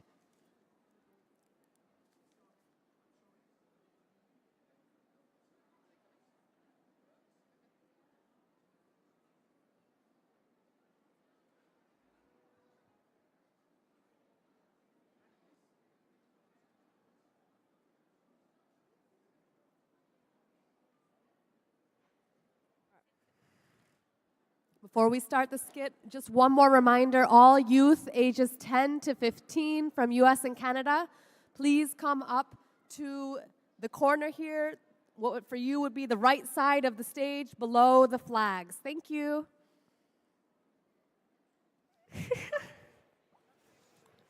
Speak. No. Yep. The mic's not on.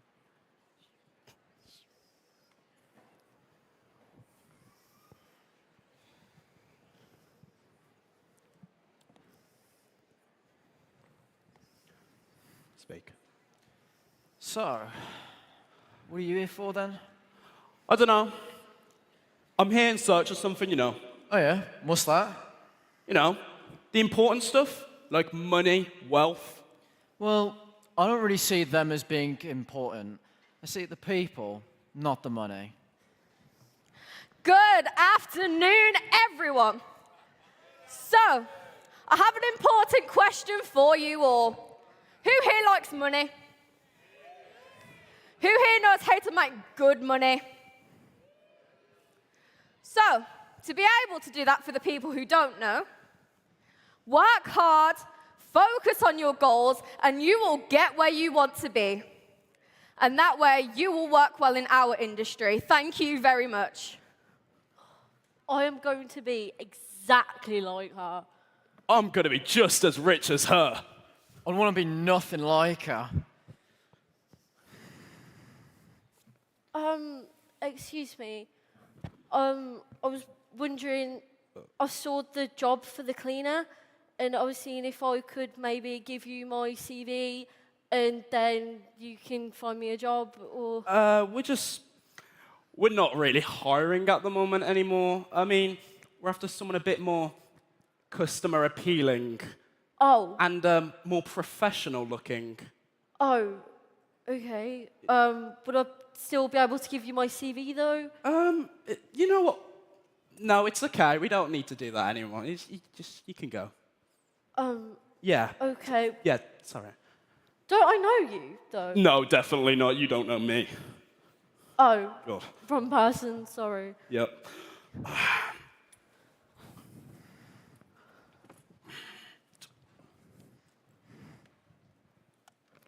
Yes.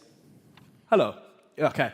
Look, this merger deal is going to be very beneficial. It's going to make us a lot of money, and you can't miss out on this opportunity. No, I know. But are those consequences worth jeopardizing this chance? I know. I can guarantee it. Don't you worry, my friend. Okay, Mark. Thank you. Hello. Yeah. What do you want? Go. So sorry about that. Sorry. Yeah, what? And why would we donate to that? How does that help us? Yes, I know, but it's a waste of time. Yeah, I'm sorry. Yeah, we don't have the money for it. Yeah, sorry. Yeah. Yes, hello, Steve, how are you? Hello. Oh, good morning, sweetie. You okay? Yeah, I'm all right. Are you? Yeah, I'm all good, thank you. So how long do I lose you for today then? It's only 6 hours. I'm sure you can survive without me for that long. Hmm. Did I tell you about the lecturer that I met a couple of months ago? No. Why? What happened? Oh, she was rude. She was stern. Oh, you would not believe it. Sounds a bit rude. Yeah. Well, the worst part is the guy sitting next to me, he said he wanted to be just like her. Typical and selfish. Look, people will always want the life that we have, but they need to realise it's not about the money, it's about the people that we have around us. You're right. But I wouldn't say that they're selfish. They're more misguided. The world isn't just about the money. It's about everyone we can meet, the people, and treating them as how they should be. Yeah. Well, I guess you better be off then. Oh, yeah.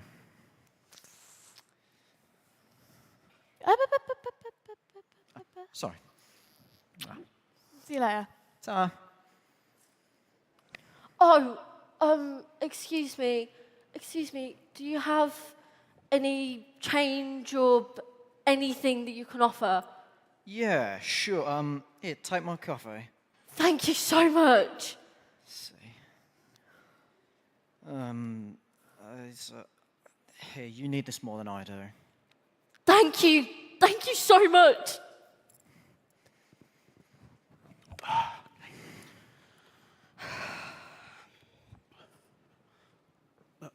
Scott, Yes? I'm going away on a business trip next week. I'm going to need you to take care of the sales department. I'm going to meet some new investors. But I'm off most of next week. I have time booked off. Oh, well, I don't pay to sit around now, do I? But it was approved ages ago. Do I look like I care? I don't. When you applied for this role, you said you'd be willing to do anything to keep it. I have high expectations of you. So, if you don't meet those expectations, I suggest you go and find a new job. Also, clean up this mess while you're at it. Okay. Hey, don't I... Ugh. Excuse me, do you have any change or anything that you can offer at all? Ugh. Sorry. Hi, honey. Hi.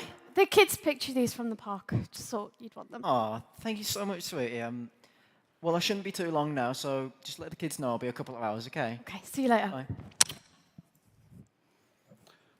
You know, I'm going to be honest with you. It's been 23 days since I first started writing about my days in my journal. And today's been like all the others. I mean, I keep going on my phone because I come back from work to a bigger emptiness here.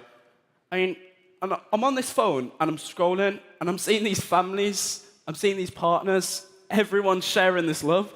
And it makes me a bit sad, you could say. I mean, I wish I could find that somewhere. And I've really been struggling. And people message me, but it's always about my money. And I don't know, it's good, but I want something real, a real love, a real family. But anyway, it doesn't matter. That's day 23. Hopefully, day 24 is a lot better. Hey, Siri, send a voice message to the contact saved as mother. Today's been a really good day. I'm really proud of my actions. Of course, started the day with a smile on my face with my beautiful wife, Daisy. She always lets me start with a smile. And I met this homeless woman and, well, I gave her all the money in my wallet because I thought it would make you proud. Anyway, I'm finished with work now, so me and the kids will be around yours this weekend, so see you then. Bye.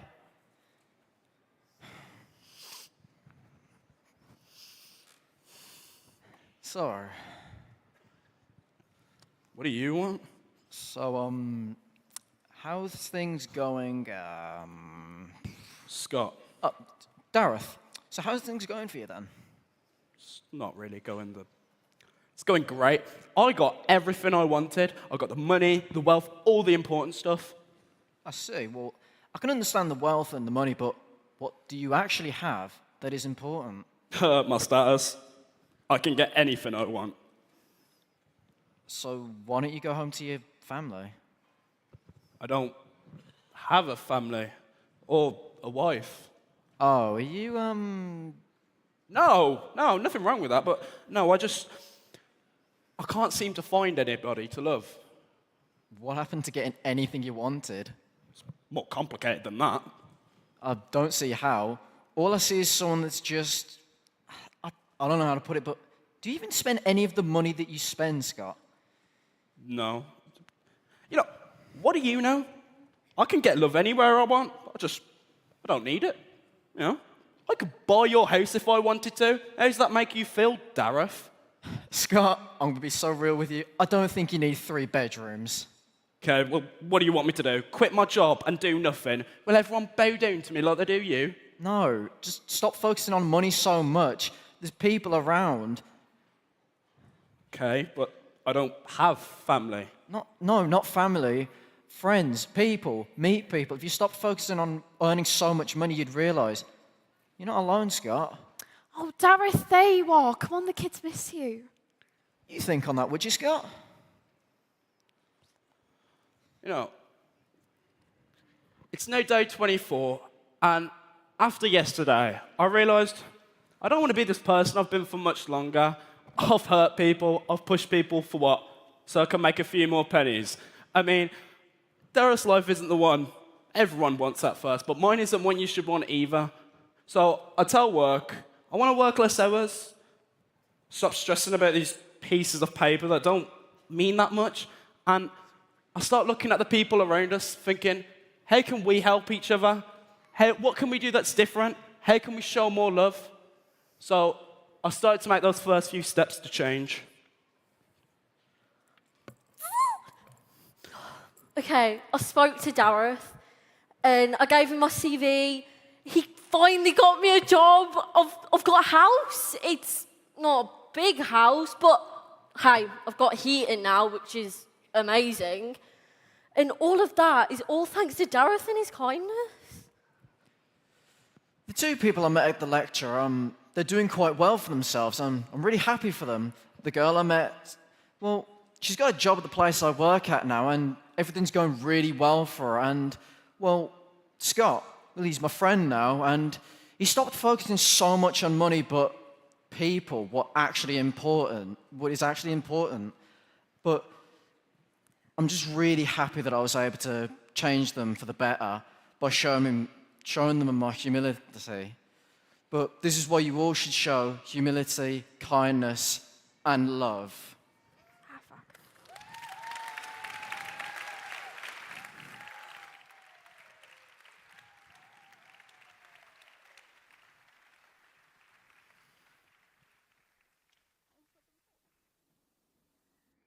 Let's give another round of applause to the Walsall College Drama School. Thank you so much. I'd like to welcome up to the stage some of our guests who will be joining us here for the afternoon.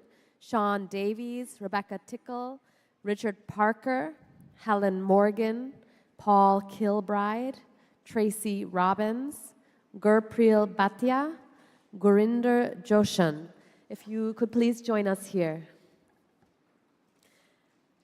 Up next, we're going to see a beautiful video of our beloved Torch that has traveled from very far to be here today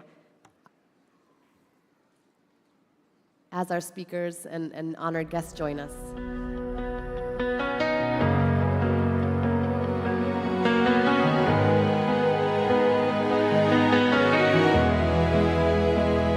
We rise with the sun, hands open wide, walking together, hearts full of light. no name too small, no soul alone. In every face we find our home. Whisper of grace, laughter in air. We lift each other with every prayer. A circle of soul. Dear friend, this church arriving from Sydney, from 5th International Humility, Kindness and Love Conference to England. Thank you so much. What an honor to receive this in the United Kingdom. Thank you for traveling halfway across the world so that we can foster humility, kindness and love to create a more beautiful world here in the UK, and all the guests that are coming to the conference. Thank you. One family, one light, one movement. Smiles that heal, hands that share. Joy multiplies when hearts care. Every tear turns into gold when laughter's story is retold.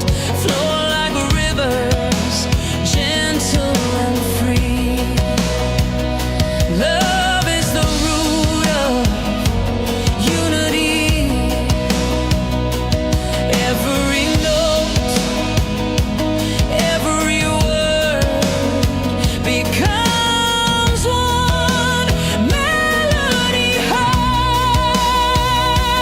We are one heart, one song. Together we all belong. Let joy be the fire that carries us through. In love we rise, in grace we bloom.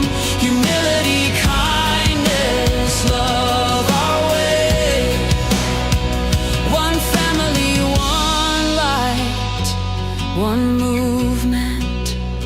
Oh, may our hearts forever sing of laughter, peace, and joy it brings. May every breath remind our soul, I am beautiful, I am whole. Every difference softly fades when compassion leads the way. In the light of understanding, we find hope for a new day. The other isn't someone else, it's a mirror of your own. And the feeling that we're family is the seed of love we've grown. So remember the one where all our hearts belong. Let the love inside you rise and wash away what's wrong. When we see each other as sisters and as brothers, all the walls will come undone. Oh, the world will change when we remember the one.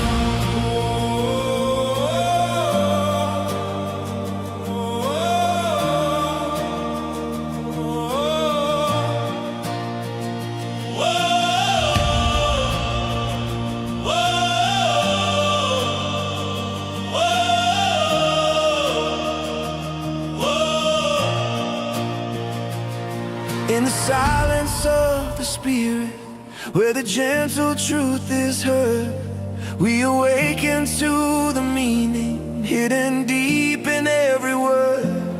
Through the practice of Simran, every breath becomes a sign that the love we seek around us has been living all the time. So remember the one where all our hearts belong. Let the love inside you rise and wash away what's wrong. When we see each other as sisters and as brothers, all the walls will come undone. Oh, the world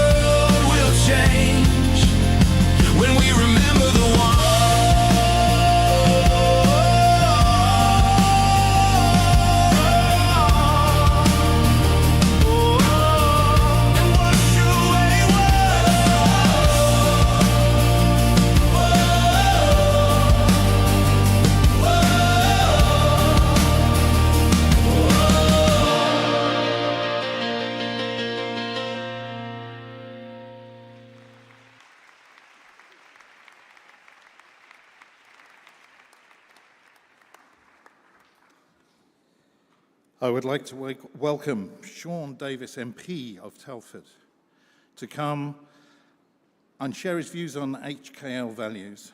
And I understand he's bringing a video from the Deputy Prime Minister and a letter from the Prime Minister.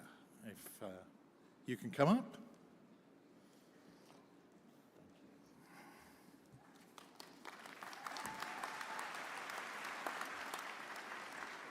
Good afternoon, and thank you for inviting me to your conference. I'm so proud that you've chosen my home of Telford as the venue for your conference. On a bitterly cold and foggy early morning, on the 25th of August 1875, a stocky, unassuming man staggered forward, exhausted, as his feet finally touched the sands of Calais, France. He just achieved something thought impossible. That man was Matthew Webb. Like me, born here in Telford, he was the first man to swim the English Channel. For over 20 years, he battled cold currents and doubt, driven not by certainty, but by belief. At a time when many said it could not be done, when the task seemed impossible, he proved otherwise. What is inscribed on his statue in Dawley High Street, a few minutes' walk from here, serves as a reminder to us, nothing great is easy. And perhaps that's where we all should start today. Because when we look at the world around us, when we see division, uncertainty, and the fragility of peace, it can feel, at times, like the challenges that we face are just too daunting. But history and places like Telford remind us that progress has never come easy. It comes from people, from perseverance, from a willingness to work together in order to face difficulty. And that is why what brings us together here today matters so much. Because this is not just a conference, it is a global movement rooted in something simple but powerful. Humility, kindness, and love. And in a world that often rewards angry shouting, uncertainty, and division, humility is a different kind of strength. It is a willingness to listen and to hear, the courage to learn, and the discipline to put others before ourselves. And I know from speaking to the Prime Minister, Sir Keir Starmer, who was keen to be with you today, and while he cannot join us in person, he's asked me to deliver a letter from him from Downing Street. In his letter, he says HKL's focus on humility, kindness, and love is central to making the world a happier and more peaceful place. It provides a valuable opportunity for you to reflect on those themes that matter to many communities, especially at a time of wider uncertainty and change. He says, I hope today encourages positive connections and the feelings that we can support each other through these challenging times. And I think that speaks directly to what this moment demands of us all. We cannot ignore the wider context that we meet today. We are living through a moment when peace feels fragile, when events in the Middle East and in 130 sites across our world of armed conflict, they each remind us just how quickly stability can give way to war. And when division is not distant, it is real. And shaping lives across this world, I can see as a member of the British Parliament each day that division is not over there, but it is in our streets, in our communities, and on social media, often driven by those who wish us harm. And in moments like this, we are forced to ask a fundamental question. What kind of leadership does this moment demand? In 1945, in the aftermath of a global conflict, with much of the world rebuilding, when uncertainty was everywhere, and when the future was far from guaranteed, the then British Prime Minister, Clem Attlee, stood in Parliament and set out a different vision. He said, there must be security for all, strong and weak, poor as well as rich, and each of us must contribute. And those were not just words, because out of that moment, a moment of darkness following the post-war settlement, in Britain came the NHS, the welfare state, a simple recognition: we only succeed when we succeed together. And that same spirit is what this moment demands of us today. Not just what we say, but how we act. Not just what we believe in, but what we build. Not just as individuals, but together as a global community. And we can do that from places like this hall in Telford, because this is a town shaped by the same idea. A place that didn't just change how things were made, but helped shape the people who lived here. The birthplace of the Industrial Revolution. And just 15 minutes from here, as was shown on your excellent video introducing this session, the Iron Bridge, the world's first ever bridge made of iron. I'd encourage you to visit that site, because it is a symbol, not just of innovation, but of what people can achieve when they come together to build something bigger than themselves. Because here, as then, progress wasn't just about technology, it was about values. Families like the Derby family, who owned the company that created the Iron Bridge, but were built by the hands of hundreds, thousands of men whose names we do not know. But the Derbys were influenced by the tradition of the Quakers and understood that industry must go hand in hand with responsibility for its people. So Telford has always been about building industry, building innovation, but also building a community, building opportunity, and building a sense that we move forward when we move forward together. And that is why this moment matters.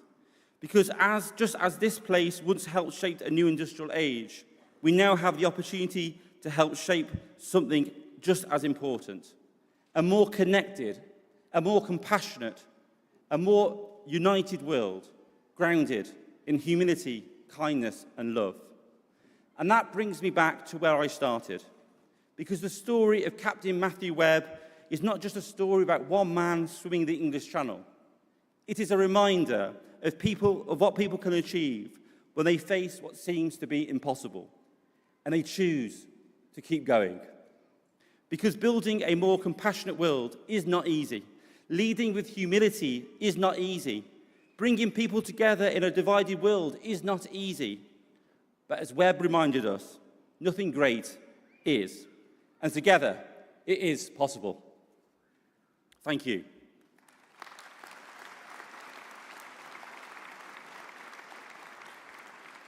And to continue this message, I'm pleased to hand over now to a short video message from my friend, who himself has overcome adversity to be this country's first Deputy Prime Minister of colour, my friend David Lammy.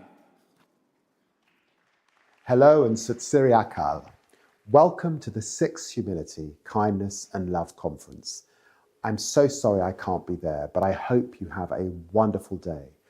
I want to thank everyone involved in organising today's event and of course my friend Sean Davis. But I also want to thank all of you, coming together with people from different cultures, backgrounds and faiths, with a simple but brave message of acceptance, compassion and love. That's a message we need now more than ever, so that we can strengthen our communities, our society and our public life. Thank you all and have a fantastic day.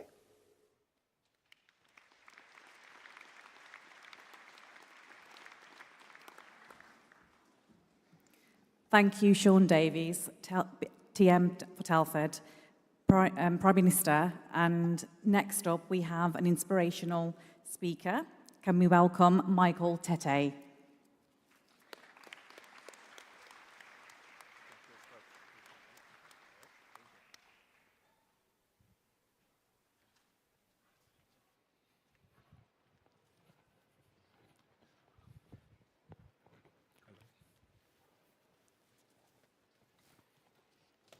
Hello, everyone.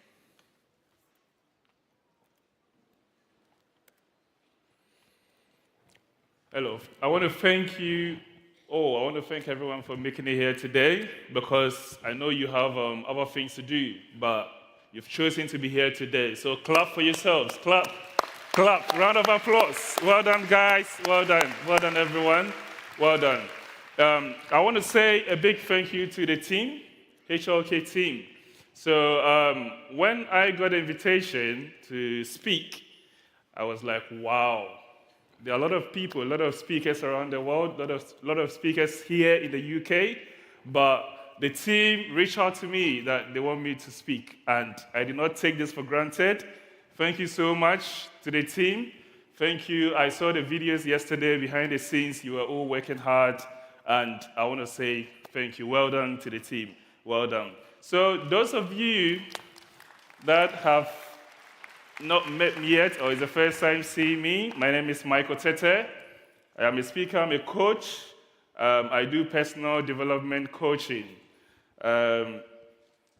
So today our focus is going to be on the topic of love, humility, and kindness. And the topic for today is going to be the importance of love, humility, and kindness to humanity. This is a very, very important topic which we need to talk about. I want you to imagine something. Just imagine the world. Imagine a world where there's no love, where it's just hatred, a world where people do things anyhow, people look down on people anyhow. Do you think we'll be able to live in such a world? Do you think we'll be able? The answer is a big no. This is why love, humility, and kindness is very important to humanity. So I'm going to break things down so we can all understand these topics very well, or these words very, very well. So love, the Hebrew word for love is ahava. It means to give, yeah? So God loves the world so much, that is why he gave us his only begotten Son. He gave us. So this explains how powerful love is to mankind or to humanity. Love is an action rather than emotion. So this is why I explained earlier that love means to give. It's an action. You're actually giving. So if you say you love someone, then if you have something to give to them, or if you have, let's say, you love your neighbor so much to the point where anytime you see them, you want to give them money. Yes, you love them. That is why when you see them, you want to give them money. But there's one thing I want all of us to understand, that love, we need to love without condition. Because anything you do with condition won't be permanent. Love with condition is not permanent. Why am I saying this? The reason is because anything that has condition will definitely change. It's subjected to change. It will change at some point. Okay, for example, let me give this example. For example, if you say you love your neighbor because they are always good to you, or because anytime you see them, they do things that benefit you. This is conditional. You love them because of that. So imagine one day they stop doing what they stop giving you money, or they stop doing the good things they do to you when they see you. Would you still love them? No, because it's because of the condition. That is why love needs to be unconditional. Agape love, it needs to be unconditional. So anything that is conditional is subjected to change. It will definitely change at some point.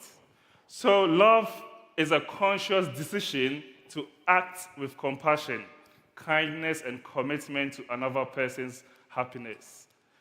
It's a conscious decision, something you consciously do, something you consciously decide that I'm going to love my neighbor no matter what. I'm going to love my neighbor so much. No matter the hatred, no matter the things my neighbor is going to do, I will still try, do my best, and then love them.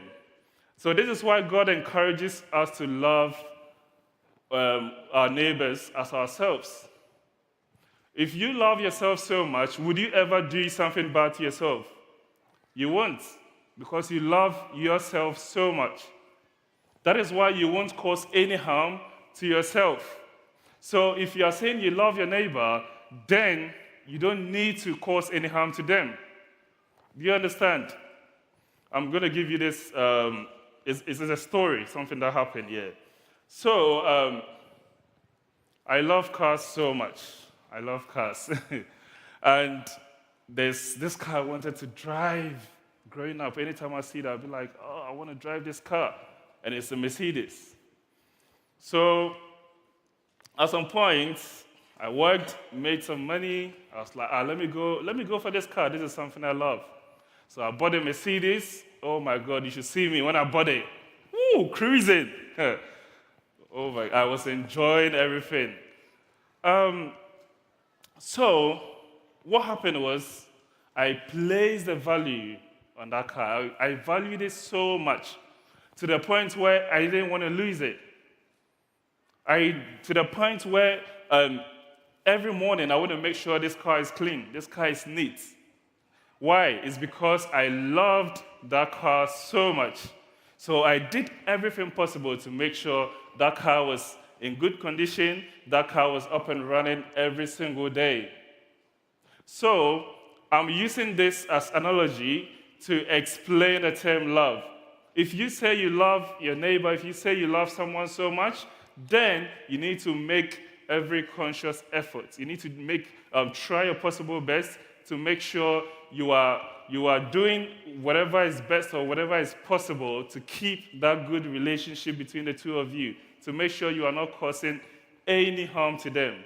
Okay, so love is composed of 3 pillars. There's 3 pillars of love. Robert Sternberg, he is the person that came up with this theory of love to explain how love is. Number 1, he talked about closeness. Closeness. Number 2, he talked about compassion. And number 3, he talked about commitment. That is what I mentioned earlier. Committing to make sure you are giving 100% to the person you claim you love so much or to your neighbor. Closeness is you always being around, always trying to do your best to be around them to make sure they're okay, they are safe, and eliminating any form of hatred. So I'm going to give you some key aspects of the importance of love. So, love is a fundamental human need. Why am I saying this? Because it's a necessity for human development. Love is a necessity. We need it. We need love. If you go on the street, there are people who don't get the kind of love they need. For example, the drama which we all watched or witnessed not long ago, I really love the story in that drama. You could tell clearly that there was one of the guys who thought he had everything, but he was lacking love, the important thing. And anytime he goes home, he'll be talking about how he feels lonely. He'll be talking about how he needs that kind of love. So love fosters understanding, trust, and compassion. It also unites people and settles differences among people. So this is why, as a movement, we need to keep pushing. We need to keep preaching about love. We need to keep telling people about how powerful love is. We need to spread the word to other people because people need this kind of love. I'm going to touch on the next topic, which is humility. Humility. It's very, very important to be humble in life because if you're humble, God will actually take you to will make you great. But if you are always proud, you're always feeling like I'm on top of the world, if you're always feeling like I've got everything, there's nothing no one can tell me, then you'll end up being the kind of person you don't even want to be in the future. So humility is derived from the Latin word humilitas. Humilitas. That is where that word comes from. And the meaning of humilitas in a Latin word means low or from the earth. Something that's low or coming from the earth.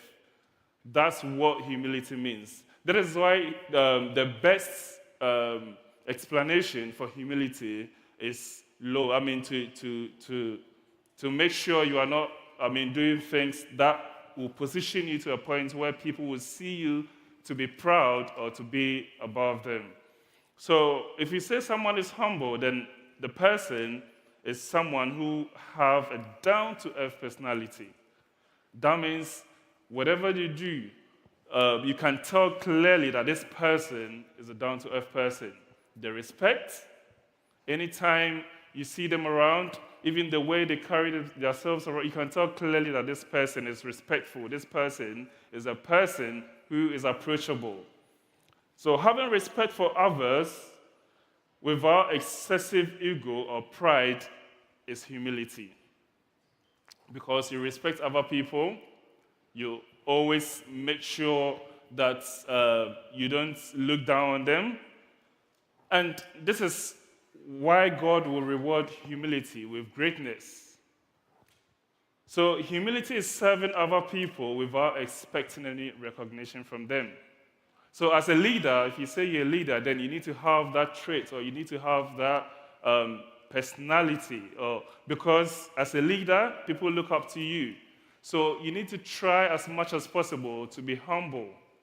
If you're a leader and you go to work with this prideful nature, or you talk to your people with you talk to them in a prideful way, obviously they will hate you.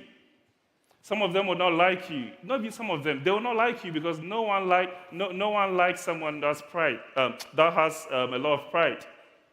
No one likes such a person. So humility is not thinking that you are better than everyone else. It is not about you boasting about your strengths. There are some people, they boast about everything. Anything they do, they try to boast about. Any achievement, any accomplishment, they'll be out there boasting. That is not a humble person. If you want to be humble, then you need to always try your possible best to make sure that you are not boasting about your strengths. You're not making people feel like they are not achieving anything in life. So humility is also you honoring people and helping people to succeed in life. Also, it's you not thinking you are better than other people, like I said earlier, because you are more successful than them. There are some people, once they get money in life, they think they're on top of the world. That's it. I've made it in life. You can't do anything to me. But it shouldn't be that way.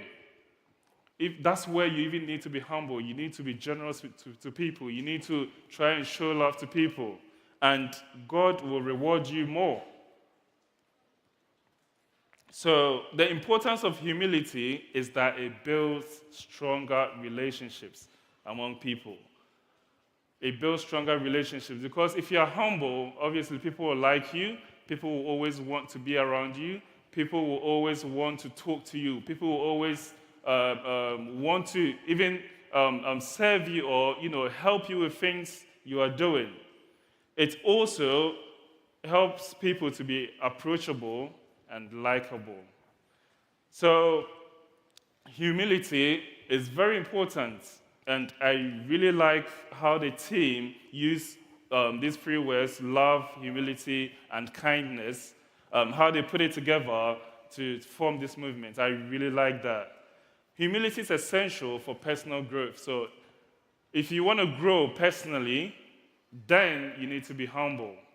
You need to cultivate that and then make sure you always run with that humility. Kindness is the third thing I want to talk about. What is kindness? It's you acting with generosity without expecting anything in return. Most of the time, people tell me, Mike, you have a kind heart. Mike, you have a kind heart. That's why people always try to take advantage of you. But then I think about it all the time and I'm like, nah, it's still fine. I love being a kind person. Why? Because at the end of the day, God sees that I'm being nice to people, I'm being kind to people. And if you tell me that I'm kind and people are taking advantage, fine, it's cool. It's much better for me to hear than for you to say that you have a lot of ego, you're very boastful. No. So me being kind is something I like to hear all the time, or I like it when people tell me that because it's a very good thing. Kindness creates a sense of belonging and strengthens connections.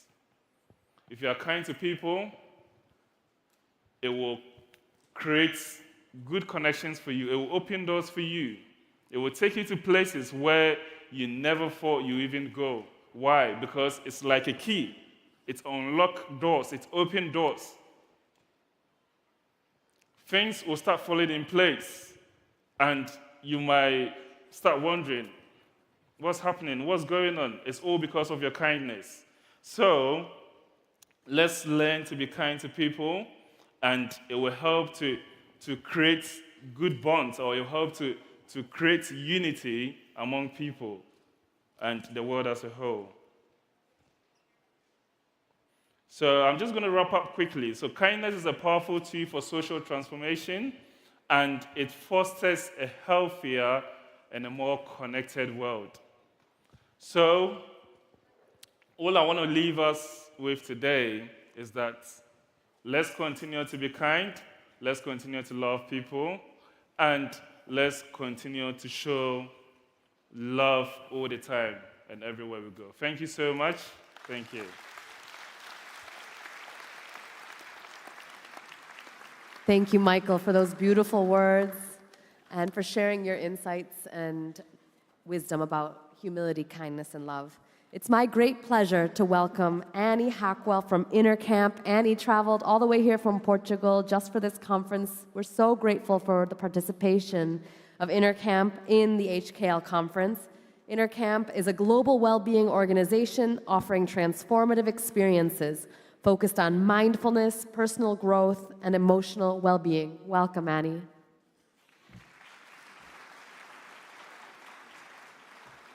Thank you so much for having me. At the foundation of the work that we do at Inner Camp is very much about bringing us back into connection with ourselves. In a world where we're so disconnected, where we see terrible things going on around us on the TV, in our communities, we've become disconnected, not just from the environment around us, but also from ourselves. We stop feeling because we're scared of feeling. The very fear that we've spoken about today, almost running the show in the background without us taking a moment to catch our breaths and feel it. So what we do at Inner Camp is use a number of modalities to bring us back into connection with ourselves, to enable us to feel again. And when we feel, when we really do this deep inner work, it has a ripple effect around us. I've seen it myself in my communities with the people I work with. And so what I wanted to do today was just a little exercise with you, just to bring us into connection with ourselves. Now, we've spoken a lot about fear today. Fear is a very real thing that we face all the time in our everyday lives, workplaces, communities, in the wider world. And it's an uncomfortable emotion to feel. What we do know is that it is a biological fact that if we allow ourselves to feel any emotion, it's gone almost as quickly as a minute and a half. Imagine that. Instead of us choking down our fears, our sadness, and we allowed ourselves to feel them, instead of us creating all of this tension, discomfort, and discord in our bodies. Imagine that. So what I would like us to do is feel our fear today, not to bypass it, not to pretend it doesn't exist, not to create a story in our minds around it, but to simply feel it, just for a few moments. And we're going to replace that with something else. So if you join me, softening your eyes, if you feel comfortable,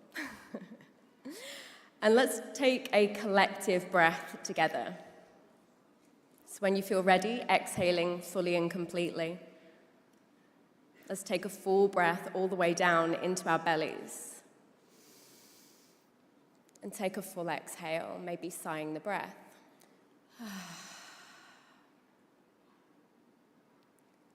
Taking a moment here, I want you to try and recall your fear.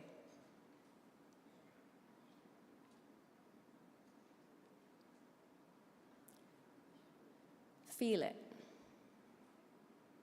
Let yourself experience it.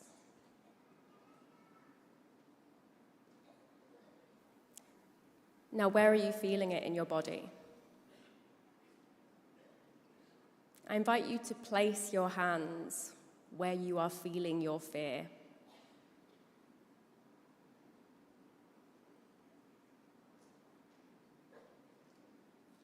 I want you to breathe into this part of you.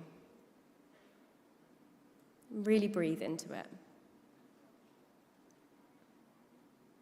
Maybe this fear has a color. Maybe a memory attached to it.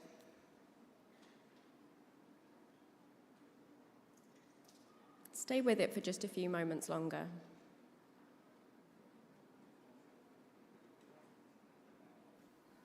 Notice what's moving as you connect with your fear.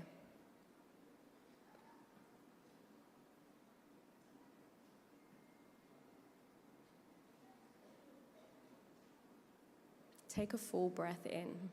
Breathe into your fear.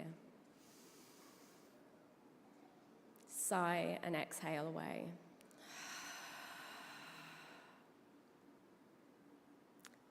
From this place of fear, I invite you to plant a seed. Now, this can be a seed of love.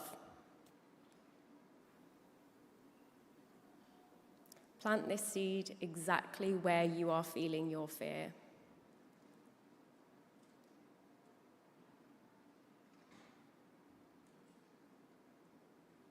And I invite you to keep breathing, and with every breath in, feel this seed starting to blossom, to grow.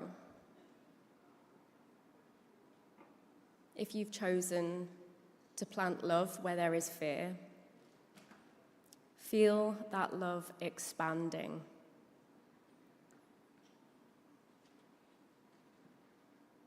Feel that love growing stronger than your fear.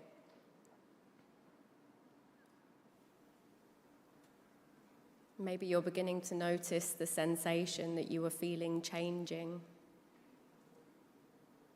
Maybe if there was tightness accompanying that uncomfortable fear, maybe it's softening. Give it your attention for just a few moments longer.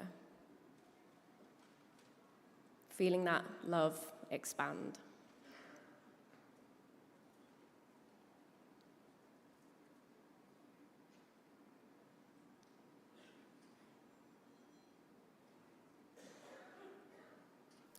Join me in another full round of breath, breathing all the way in. A deep, full exhale.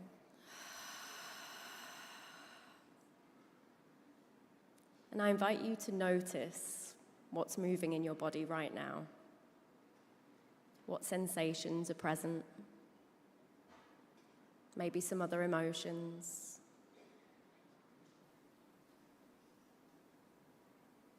We don't need to make sense of it. Simply allowing ourselves to feel.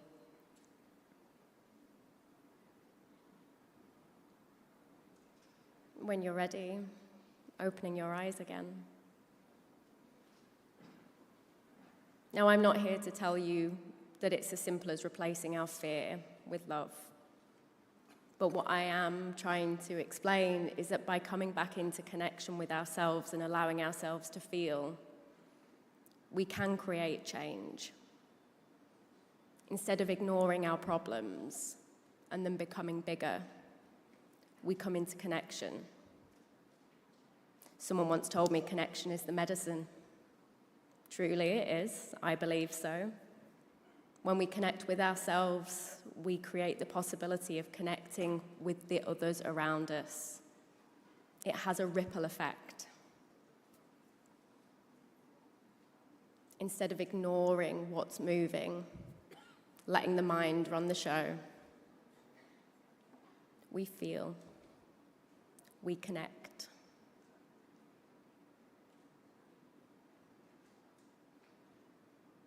Fundamentally, that's what we were here to do. We're humans. We should feel. It's not always that easy. But I invite you to take more time in your lives to feel, to breathe, to encourage those around you to do the same. And that really is at the heart of what we do at Inner Camp. The work that I do with clients, the work I do in my community, is bringing us back home to ourselves so that we can create lasting change in the world around us, so we can come back into connection. So I hope that has given you something, maybe even just a moment to connect with yourself today, some food for thought perhaps. And if you feel called to, we have a lot of beautiful sessions online at Inner Camp that you can join at any time, some really amazing practices that will help you connect back to yourself when you need it most. And as always, I offer gratitude to each of you for your attention, for your time, gratitude for these safe spaces where we get to come together in community, in connection, and all of these wonderful practices that we have in the first place. Thank you so much.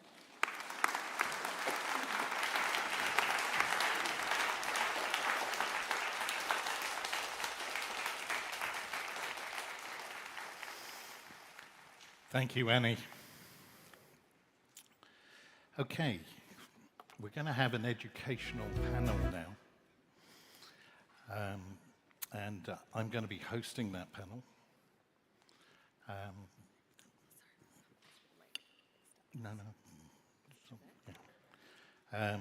I'm going to be hosting the panel because for 11 years I was a maths teacher. So they decided I was the best qualified to do that. So we'll just arrange things. I'm going to introduce my panelists because it looks like we're ready. We've got Helen Morgan, Leadership and Development. Helen, if you can take a seat of your choice. Rebecca Tickell.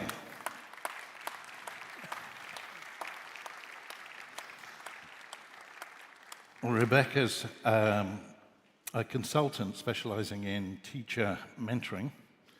And then we have Paul Kilbride.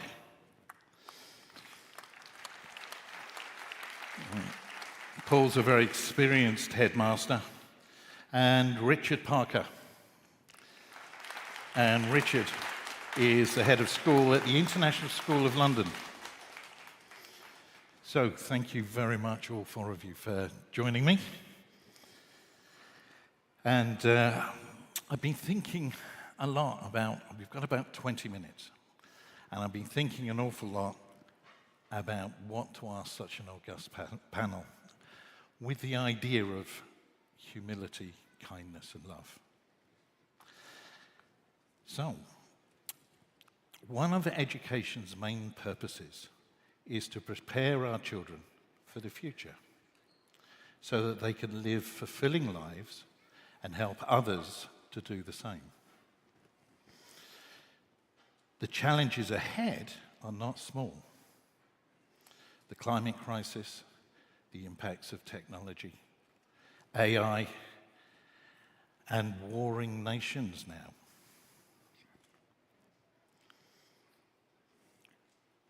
We have approached these problems so far with a vague hope that national and international legislation can save the day. And yet this seems to be an abysmal failure so far, and I can't see that changing. How can educational systems equip young people from an early age with the HKL skills and knowledge that they are going to need so desperately? And, as a parallel question, would the panel agree with me that teaching HKL to our children would go some way in solving these problems that we already know and can anticipate? I'd like to start with Headmaster Paul. Can you just open us up on those questions? Thank you for the question. Thank you for inviting us here today. It's a real privilege to be here. It's a very complicated question, and sometimes I ask myself whether we make things too complicated for ourselves in education. The way I see education, it's very much a wager on the strong. If we're talking about young people being our future leaders and our future problem solvers, I think we have just grounds to be very optimistic about who and what they are now and who and what they can become. We're aware, and we've reflected on it today, that there's a rather pessimistic narrative doing the rounds at this point in time. Those of us who work with young people and in schools, we just see how positive and how optimistic they are. Therefore, any value system, which includes humility, kindness, and love, would have an appeal. But I'd say more. I'd say young people are very good at living these things, even if they don't know what they're called. I'll probably pause in a moment so that my colleagues here can join in as well. But if we talk about love, and we've defined love on stage today in a number of ways, I think our last speaker was commenting on St. Paul's, breaking it down into the great three, which the Greeks refer to as philos, eros, and agape. So philos would be friendship and companionship. Eros would be a bit more physical. Agape, the greatest of them all, is this redemptive love, this redemptive understanding. If children can experience this, and building those environments for them is hard work, then they can become their genuine and their authentic selves. That's the beginning. I think from that point, the sky is the limit and everything is possible. Thank you. Helen, same question. Yeah, good afternoon, everybody. It's a real pleasure to be here. I'd echo everything Paul said there, but I think, we work with young people around the world. I work for an organisation called ECIS, the Educational Collaborative for International Schools. And we see young people on a day-to-day basis when we're travelling around the world in schools. And I think one of the key things is never to underestimate young people. They're capable of so much. And it's often tempting to think about big systems, but I actually think the focus and the change with HKL starts in the classroom with teachers. It starts at home with those of you who are parents. And ultimately it's about not having role models for young people, but having what I call real models. People who are showing children the way forward with humanity, humility, kindness, and love. And I think when we boil it down to being as simple as change starts with one thing, let's start at home. Let's start in the classrooms with children, and let's make sure as adults we really model it for those young people. Okay. Thank you.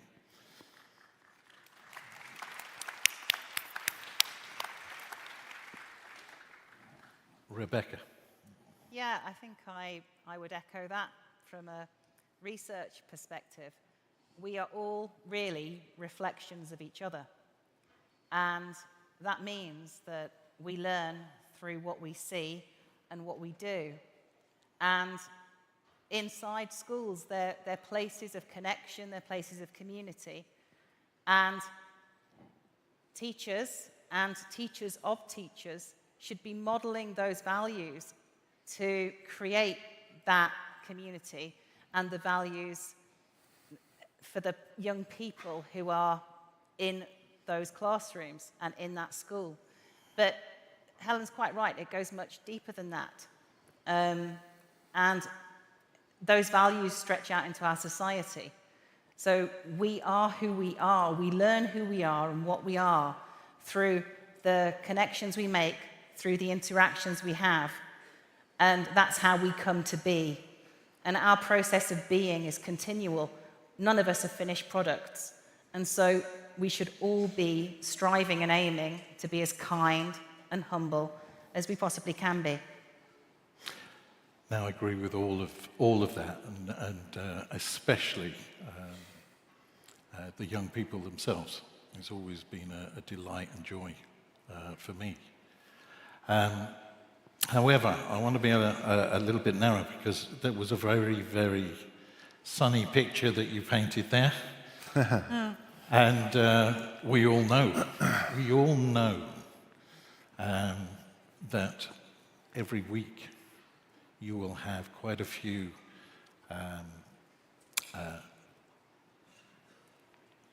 bullying, internet bullying examples.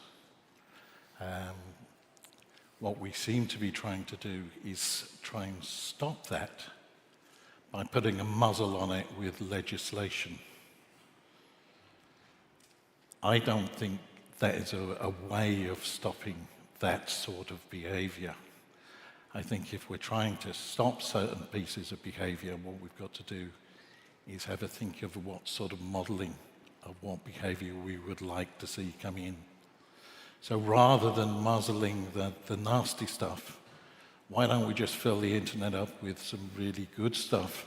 So when we're looking at AI models and the large language models with AI, those tools get to look at some excellent examples and the best examples of humanity. And I think they reckon HKL is one example of those excellent examples. Having a tool set like that, I feel, would be extraordinarily useful for our children right now, especially as the future predictions of what's happening. Big El Nino this year. We hope that Iran and Iran is calming down. But as the pressure builds up on society and on our affordability crisis, then we're going to need to have good tool sets for our children. So again, I'd like to start with Helen this time. How easy is it to build new tool sets? Examples in the classroom, they're normally very good, but these new tool sets and these new ideas, how easy are they to bring into the curriculum? I think did you say tool sets there? Tool sets, yeah. Yeah, I think with the new tool sets, again, you know, it's a process, and I think you make a great point that if we try and muzzle young people and shut everything down, then those things sometimes become more attractive to young people. I know that when I was a youngster, anything that my parents said that I couldn't or shouldn't be doing, I probably wanted to do a little bit more. I think our job is always to come back to the idea that our job is educators, and we need to educate children to access and use new tool sets and new approaches to things in a way that is ethical, in a way that is safe, and in a way that becomes useful to them in the way that they can live good lives, happy lives, lives where, again, humility, kindness, and love can perpetuate and grow. And I think the notion of stopping children, I can see some merit in people wanting to do that, but I think, you know, the proverbial genie is out of the bottle with lots of those things, and trying to get it back in will be very, very hard. I think we've got to look at how we educate them well to do those things properly. Richard. Yeah, I just want to say, so I'm in an international school, and in my school, conflicts are actually very real. So, for example, I have some Lebanese students who, they come from villages now that have been entirely flattened. I have Jordanian, Palestinian students who've got contacts with people right across Gaza and the West Bank. I have southern Israeli students who know hostages, and they're all in the same classes together, and they're all studying together. And schools have to really look at these things and say, okay, we've got students who have very difficult situations, and we have to facilitate a way that people can come together. And we're doing that by building a peace curriculum. So what we're trying to do is to build... we're basically trying to build a student-led peace curriculum. And the way we're doing that is, first of all, it's student-run. They're the people looking at the problems and developing it. They're first of all looking at conflicts within the school and then building it out. And also bringing families in. So, for example, in a month, we're going to have an Israeli family and a Palestinian family just talking about experience from their point of view, not debating, not saying we're going to have a debate about what's going on in the Middle East, but just listening to each other and allowing to listen to different voices and then build from there. And actually, I do think in the world that we live in, it's a responsibility of schools to actually face the issues head on and deal with them in a way that allows students to speak out and facilitate and come to terms with the world around them. I also think something else has happened with schools, certainly in the last 10 years. I think COVID had a huge impact. I think for schools it was a big wake-up call that actually well-being has to be at the heart of everything we do. And I think every time you go now to a school, an event where there are lots of people from schools, you see that. And schools are doing more and more things on that front as well. So, for example, we have a mindfulness room, we have meditation for teachers and students and parents. We have a forest school program that we've actually joined with Mindfulness, and that's to take students outside. And we realize as well, young people need to be outside. They just need to be outside. A lot of young people have grown up in a world where they're boxed in. And it's amazing the power of simply having a mindfulness moment for a young person outside. And we're right in the middle of a city, but we've got a park next door. The park's fine. Just spend lots and lots and lots of time in the park, watching, thinking, listening, just being mindful about the place that you live. So I think there are lots schools can do, and I do think schools are responding to the situations we see in, and I've given you some examples of some of the things we're doing in our school.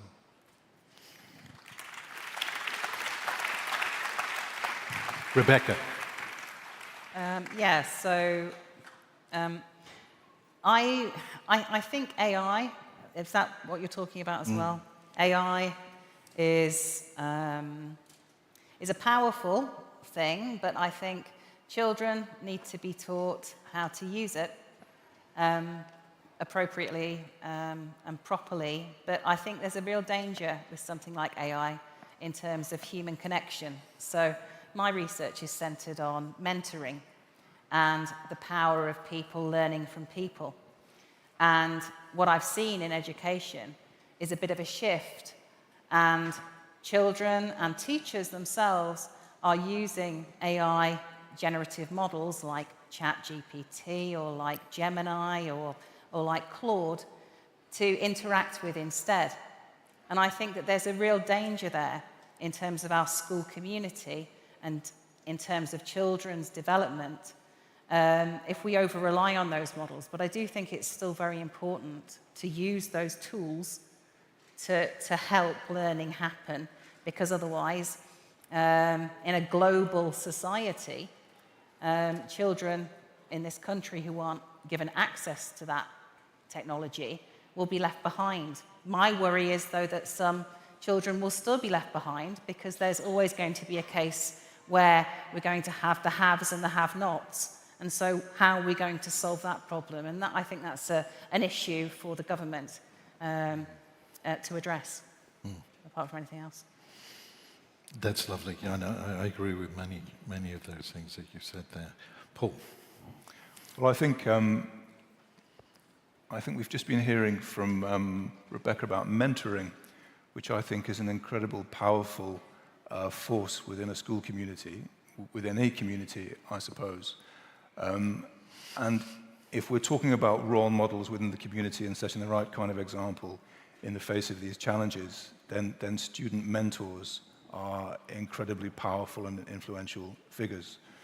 And if we're wanting younger children in particular to explore the importance of a life of humility, kindness, and love, they see it best when it comes from one another. And there's plenty of evidence that schools that grow, as we all do, these opportunities for the young people to mentor and support one another, then these young people can really take their peer group and younger ones to the next level. We do see this also, as Richard was saying, when young people are working in groups, excuse me, and working in teams outside of the immediate environment. There's lots of evidence in our own country that young people that take part in the activities of the uniformed services, they would be the cadet groups, for example, CCFs, young people involved in Duke of Edinburgh. This is really good for I suppose, developing the skill sets of problem solving, teamwork, communication, information management, but the emotional ties that grow from that as well are all about these values we're talking about today. I guess that brings me back to the first point I made. There's an awful lot to be optimistic about. We hear too much negativity about young people. We know how poisonous social media can be, but the reality is perhaps a little different. Okay, well, that's a comfort to find out. And as I say, I've always found young people themselves to be remarkable in their interactions with each other. And it's always been something that's really warmed my heart. I'd like to thank you very much for your time. Can we have some appreciation? Thank you. Thank you for our panel. And it would be lovely if you could stay to the end. We'd love you to be there. Thank you.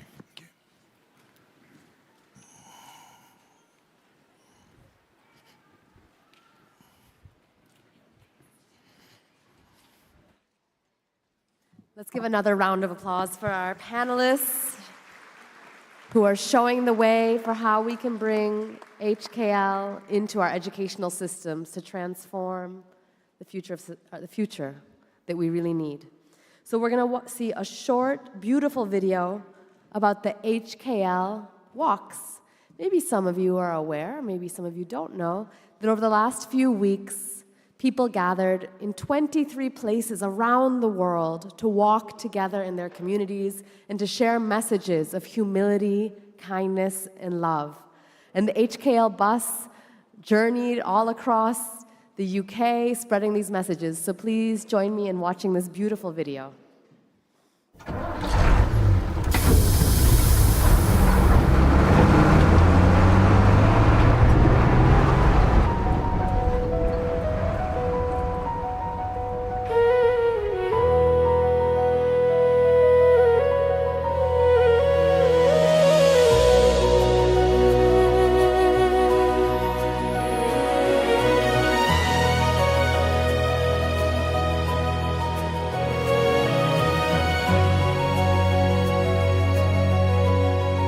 We're living in a time of shadow, fearing conflict in the air. But somewhere deep inside us, a softer voice is still there. whispers of compassion, of the things we used to know. The human heart remembering the seeds we need to sow.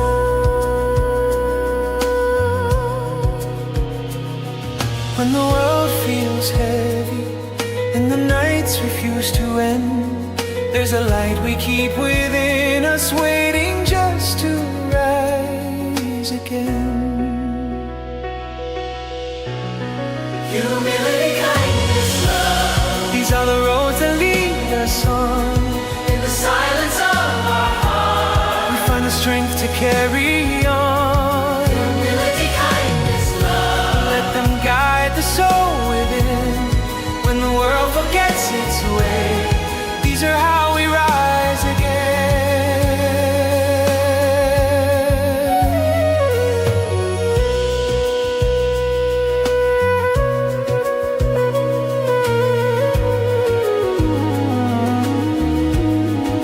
A renaissance is calling, not of cities or of kings, but of the soul awakening to life's most sacred things. Citizens of one world, learning what it truly means to hold each other gently in the spaces in between.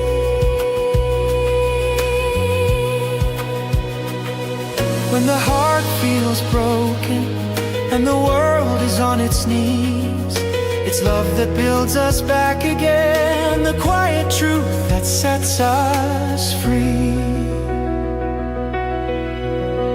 Humility, kindness, love. These are the roads that lead us home. In the silence of our heart, we learn we're never walking alone. Humility, kindness, love. The timeless truth we can reclaim. When the world forgets its way, these will light the path again.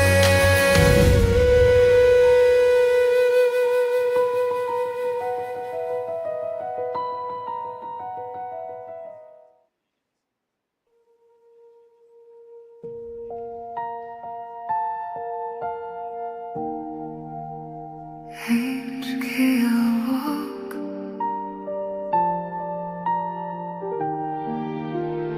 HKL walk. Humility, kindness, love.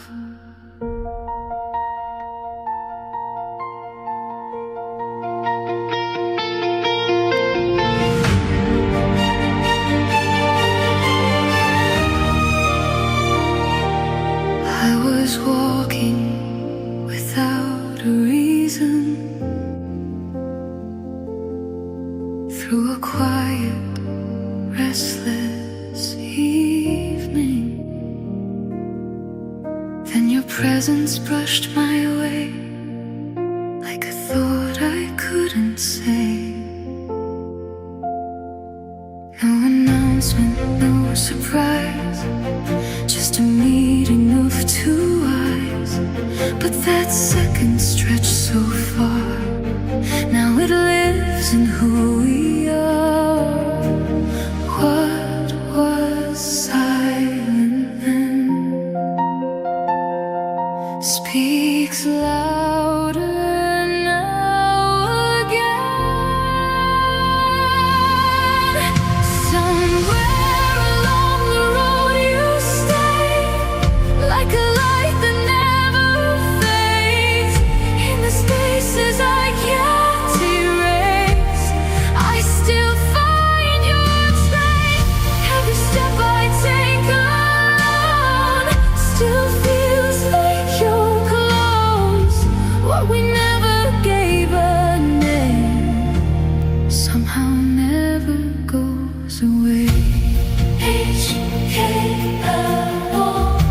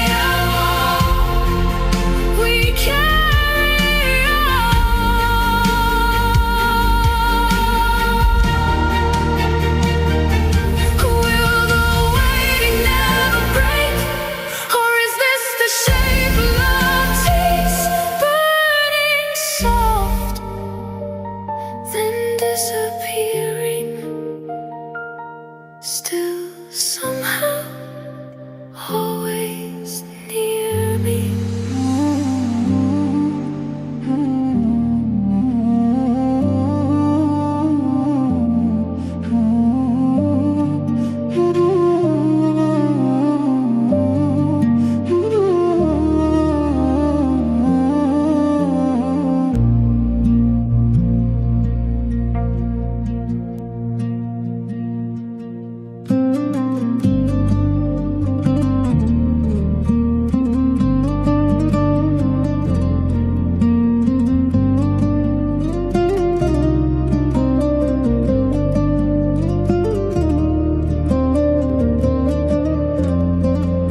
If I had stayed, if I had known, would we be less or more alone? Humility, kindness,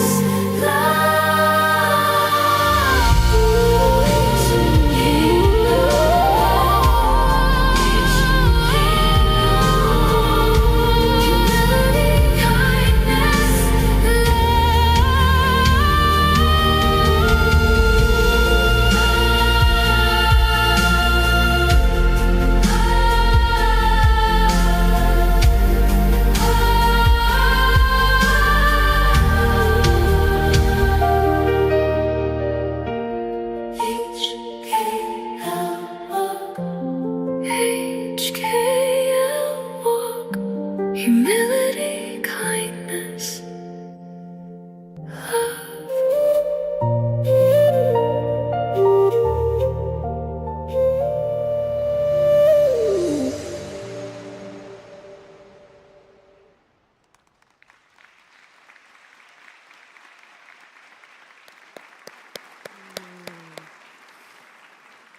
What an incredible experience, the HKL walks. I bet there's not a dry eye in the house.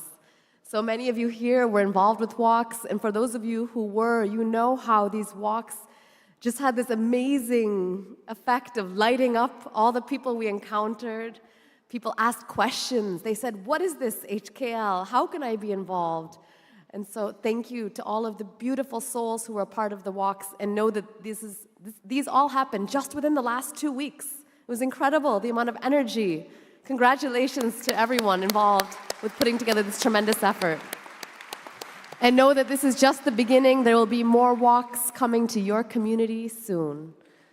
So with that, it is my great, deep honor to introduce Babaji, who will be leading us in a meditation. Thank you.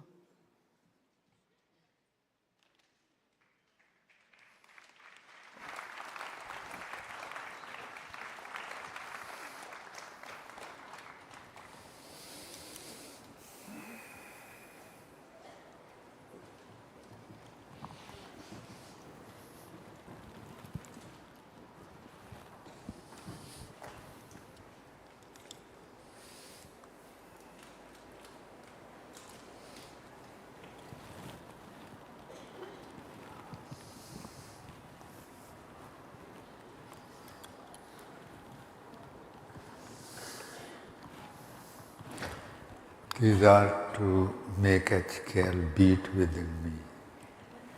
These two things.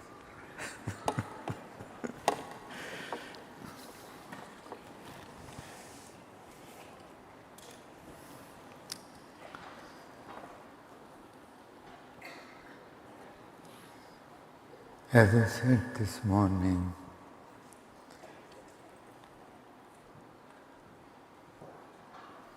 there are some days in everybody's life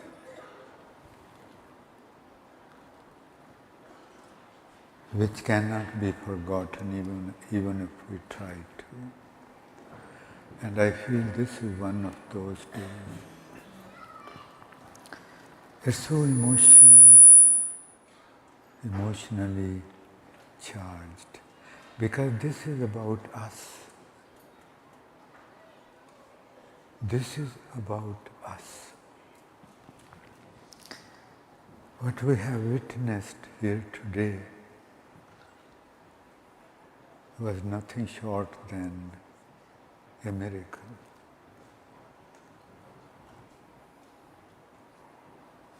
After the meditation, there is going to be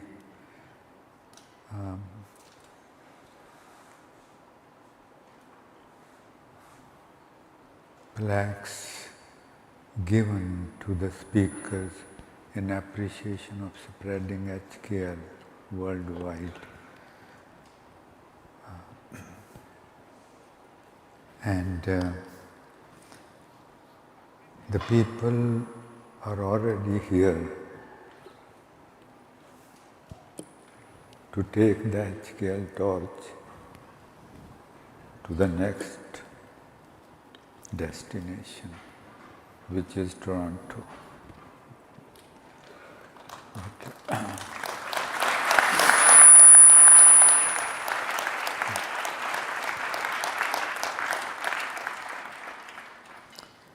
What a journey of this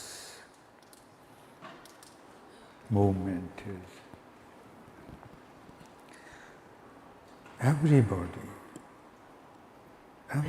who spoke,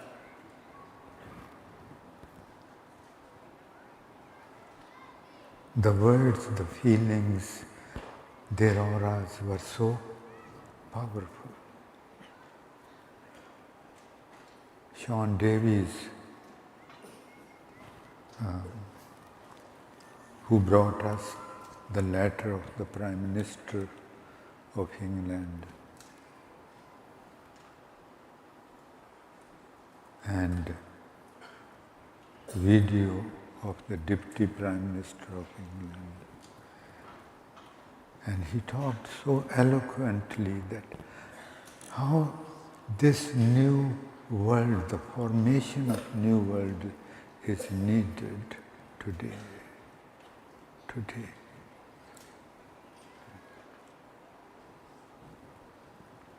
And then that beautiful soul, Annie HKL from Portugal.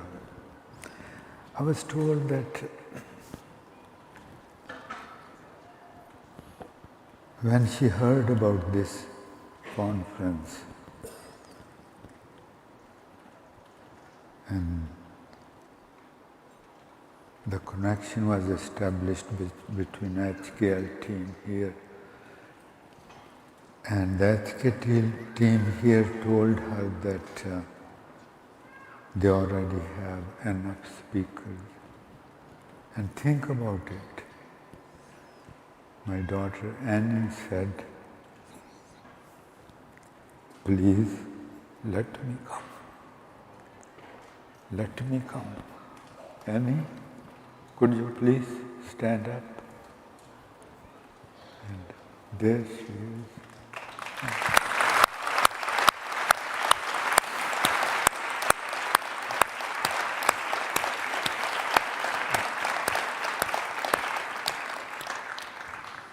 Thank you. Let me come. Are these humans? This is the new face of the world which is emerging right before our eyes. New face of the world, which is the real face God created, real face of humans.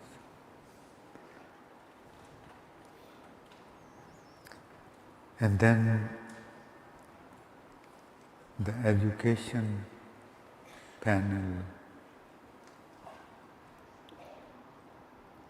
Dr. Rebecca, Ms. Morgan,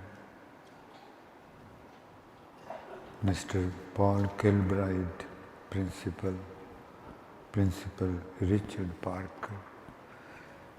They all said that this movement, this HKL, would make the teachers not role models, but real models. How beautiful. Not role models, not role models, but real models for the children.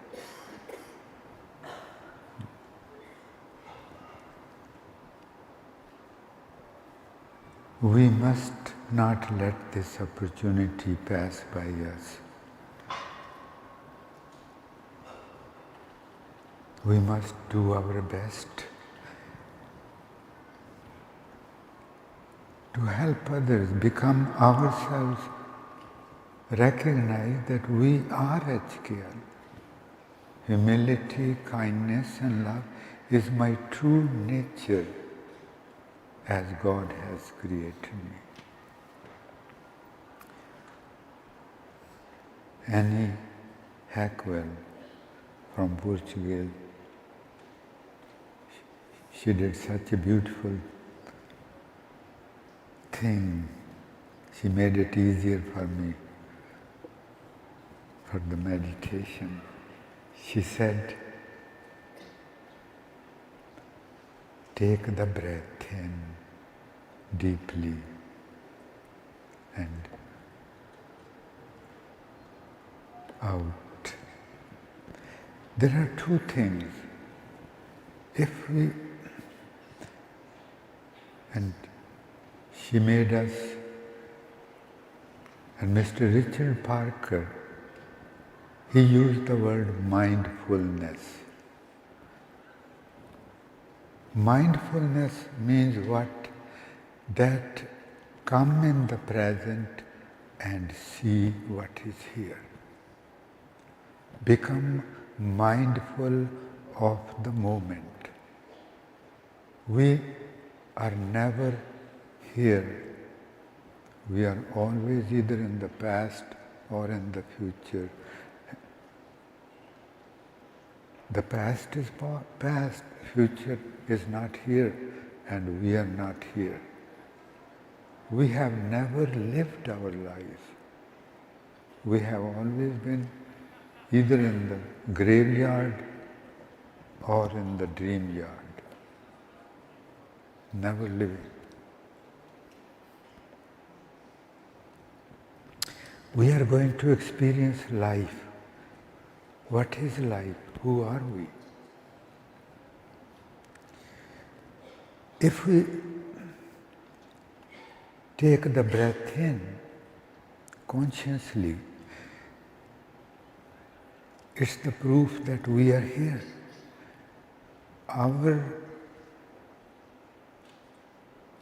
beings and the present moment cannot be separated.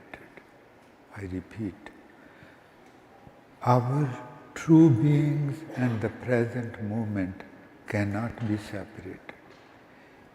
If we are not here, we are not with our soul, we are not living.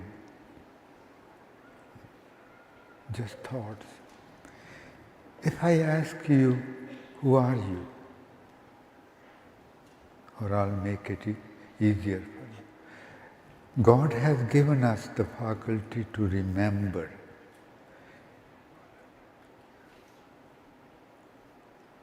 Suppose He takes this blessing away from us, we don't remember anything, then what would you say, who are you? That is you who has no memory. Memory is not you. These machines carry so much memory. AI is all about memory, using the gathered information. We are not the memory. And if memory is taken away from us, what is left behind is pure awareness, consciousness. Who doesn't remember anything, who has no way to go to think about the future, then you are here. You would be in such a peaceful, blissful situation. You don't remember anything. Why we are always unpeaceful? Because the burden of our hurt, who hurt me,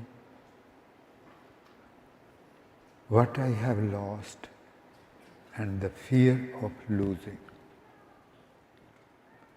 These things keep us unpeaceful.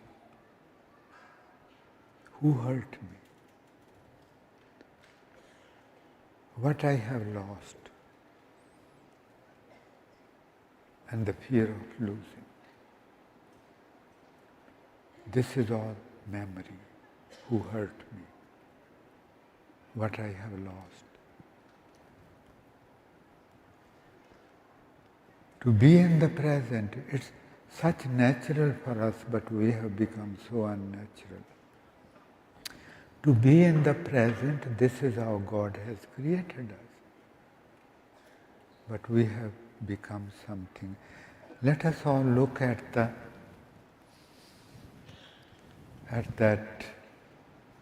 a new you and me.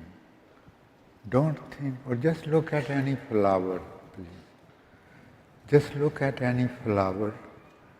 Don't think, just look at it. Do not let any thought enter into it. Just look at it.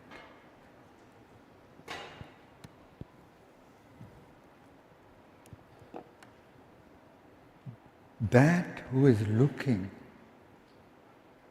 in you and not thinking, that is you. Pure awareness, pure consciousness, who doesn't remember anything, who is not carrying any burden, who is not any burden of the past or burden, worries of the future, who is just free, carrying nothing, pure consciousness. And what a bliss that is. When we are in that state, then we feel that we are humility, we are kindness, we are love. This is not a concept or idea. This is the truth of us. We are this. Because we are this, that makes it so easy to recognize these in us. All these flags on both sides of the hall, 70 countries' flags. In just over less than a year and a half, 70 countries have already boarded this global movement. 70 countries. Can we please all thank God for doing this for us?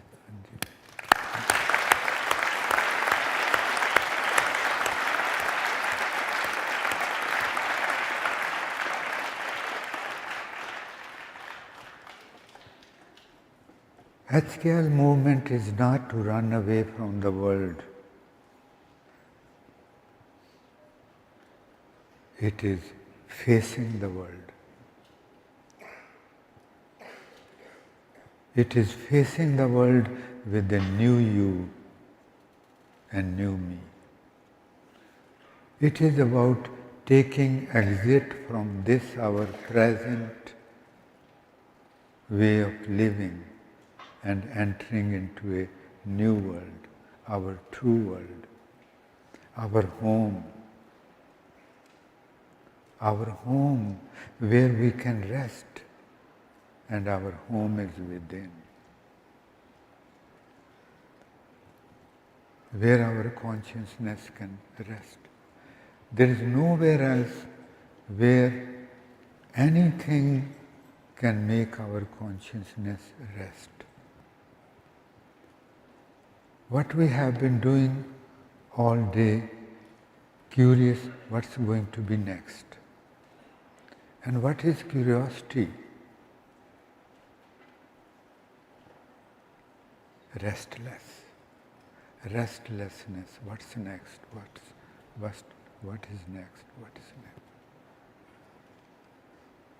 If we recognize the state how we are living, unnatural state for humans to live, what is next? What is next? What is next? Nowhere to rest. But there is a resting place. Our beloved Creator created His creation so lovingly and so beautiful. Humans are the masterwork of human. Let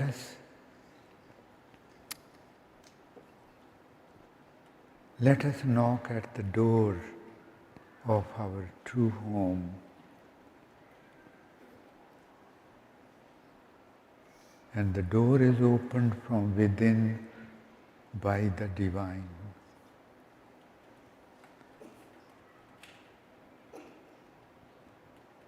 If He opens the door for us, we will be able to experience peace, kindness and love, because we are those. We are those. If we just take the breath in and breath out consciously, you would feel you are becoming peaceful.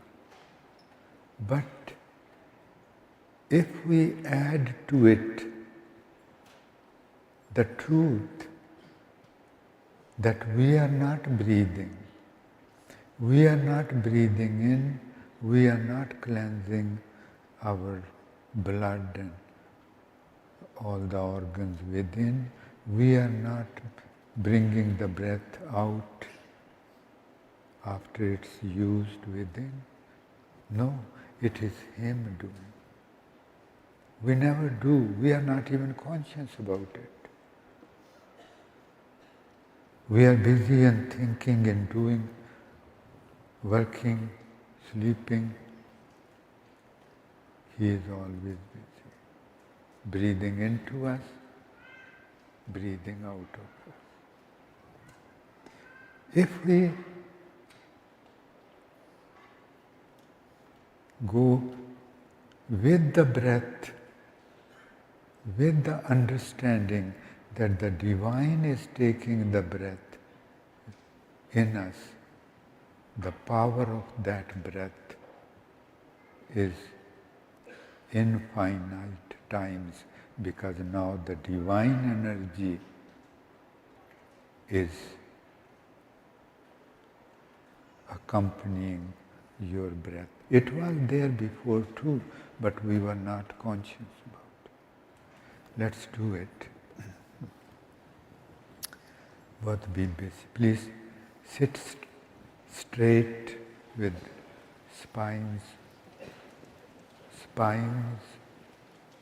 necks and heads all aligned together.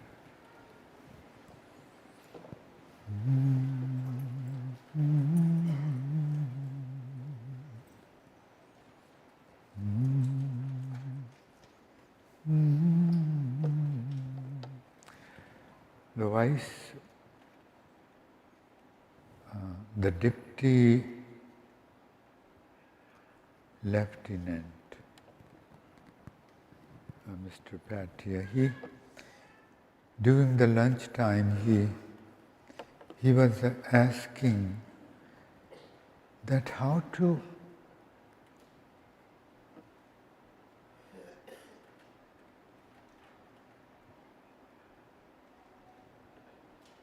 that we are always in mind what to do about that. This is what it is. Mind is in our forehead. Our soul is at the solar plex. We have the choice to live out of our minds or live out of reality, truth. But we have been told by the world only to use the mind.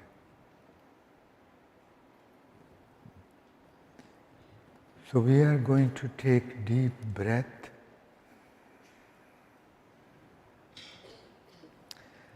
and whatever name is dear to you, the name of the divine, whatever name, just you take that name, divide it into two parts, and we are going to say half of that name when taking the breath in, and the second half of that name taking the breath out. Please close your eyes and whatever name, God, Allah, Vaheguru, Ram, Dio, say, if you are saying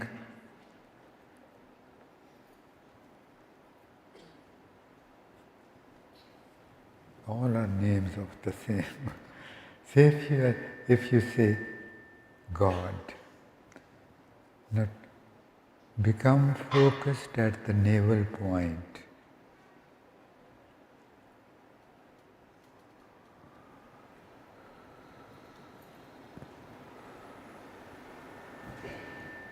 We are going to say Go. When Go, we would be taking the breath down to the navel point. Go. And then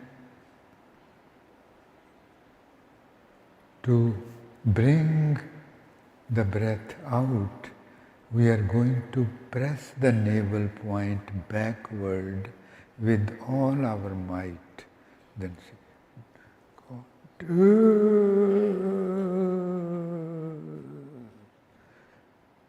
our mind is up here. It is going to keep us here. We must not let it rule us. We are going to take the rule of our homes in our hands. In our hands. So Go, while Go, will breathe down to the navel point, and then please press the navel point with all the might, because we have been sleeping for infinite lifetimes. Then press the navel point backward while the breath comes out.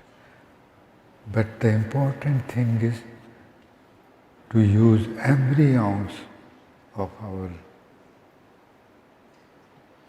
energy to push the navel point backward. It might help. You can try. It might help if you can try what's best for you while sitting in, or you can stand up too. So those of us with little bellies, they're going to benefit more. Okay.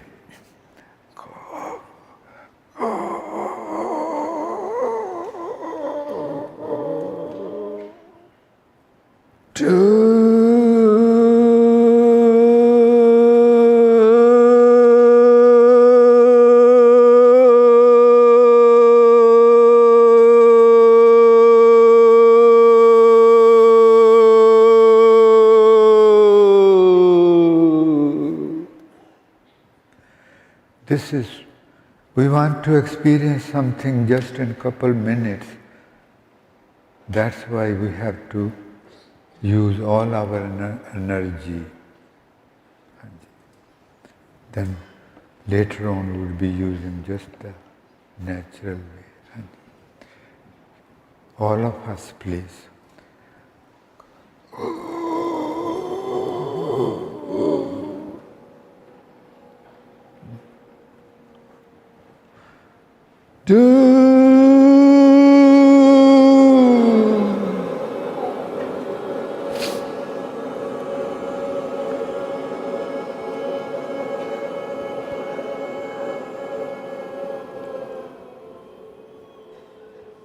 No, you're thousands of us sitting here, 10 people's voice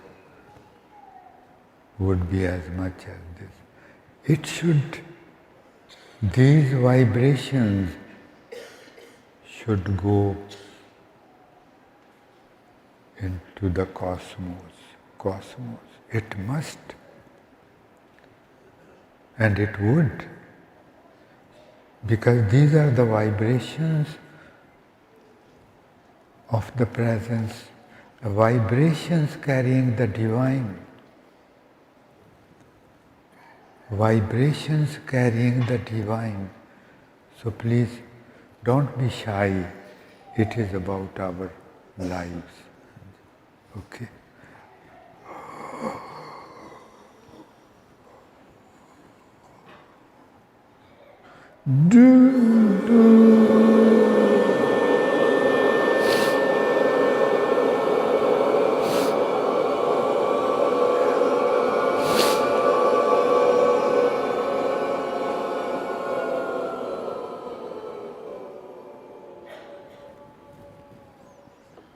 More force, please, more force.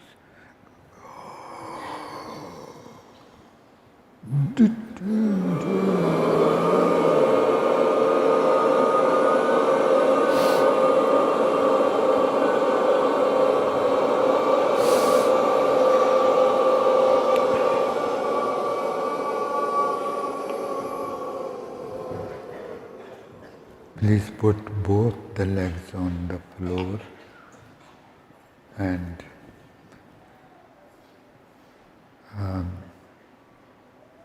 hands folded in the lap, so that when we fold our hands or touch our hands, then our energy becomes one piece. So, okay.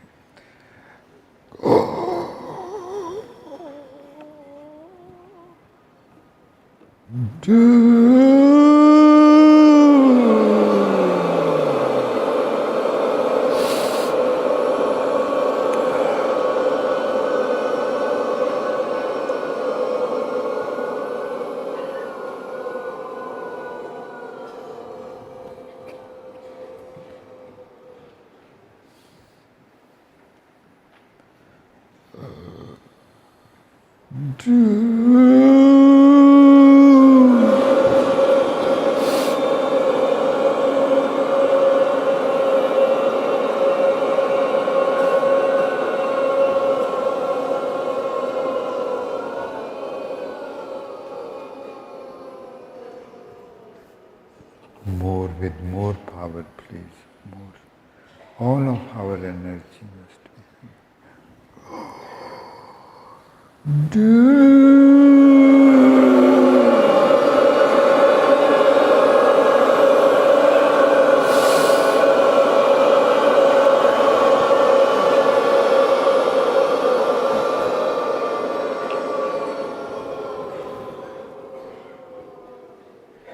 Young people, if you could stand up, and all are young up to age 85.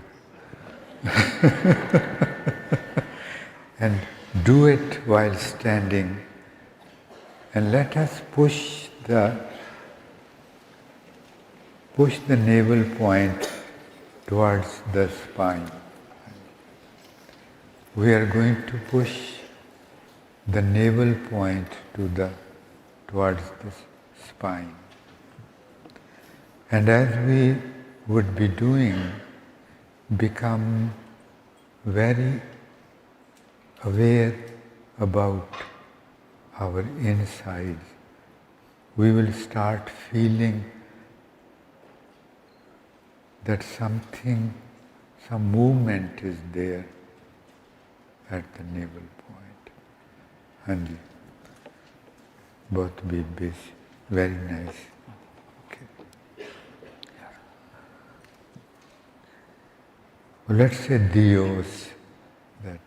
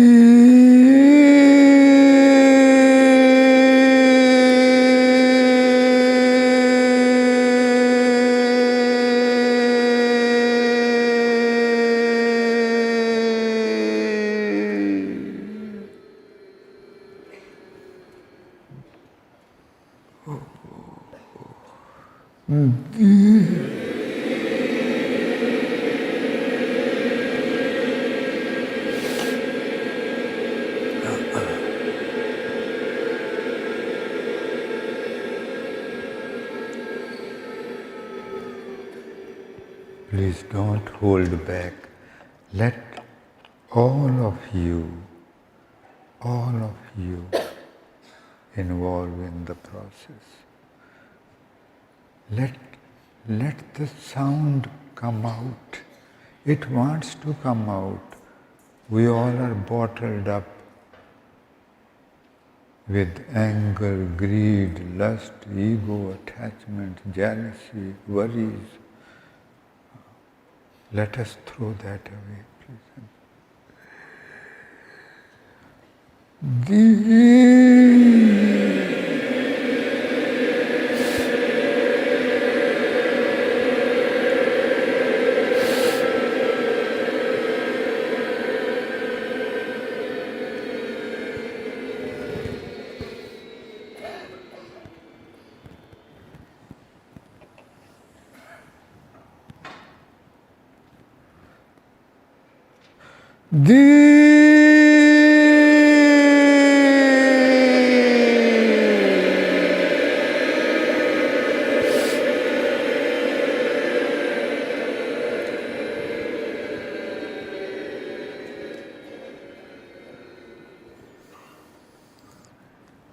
Beautiful.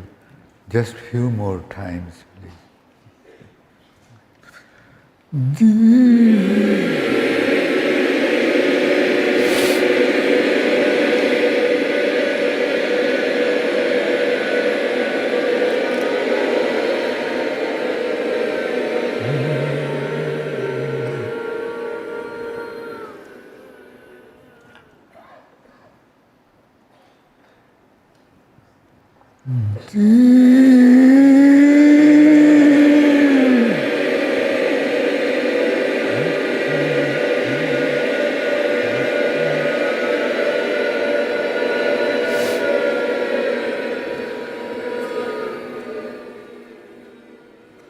Just two more times with all the might, please.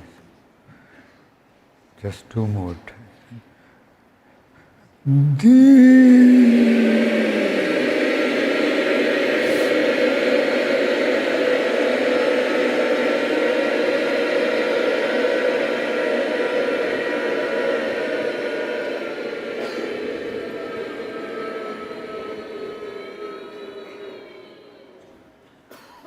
One.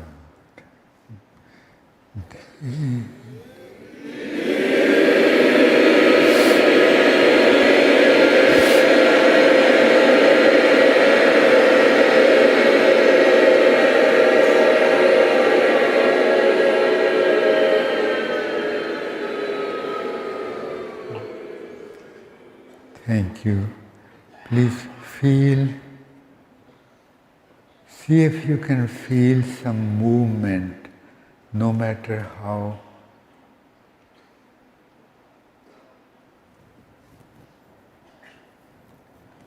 weak, some presence at the navel point, some presence, some movement, some vibrations, some life.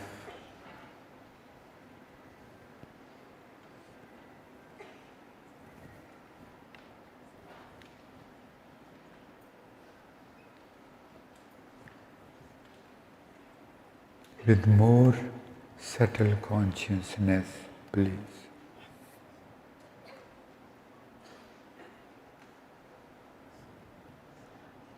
We only did for 2-3 minutes. If you do longer, you would feel the presence. So, can those of you who, would those of you who feel some presence there, at the navel point or around the navel point, you may feel something pressing you there, pressing on and off, or some movement in a circular anti-clockwise direction.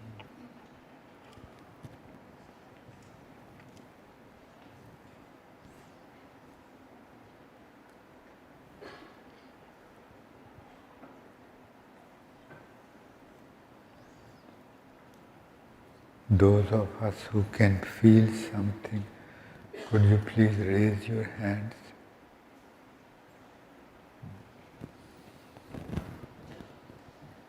Thank you so much. More than 50%, just in 3 minutes or so. Please sit down.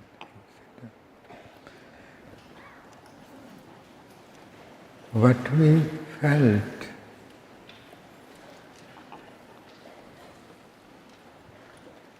life. God is life. God is life. All life is Him.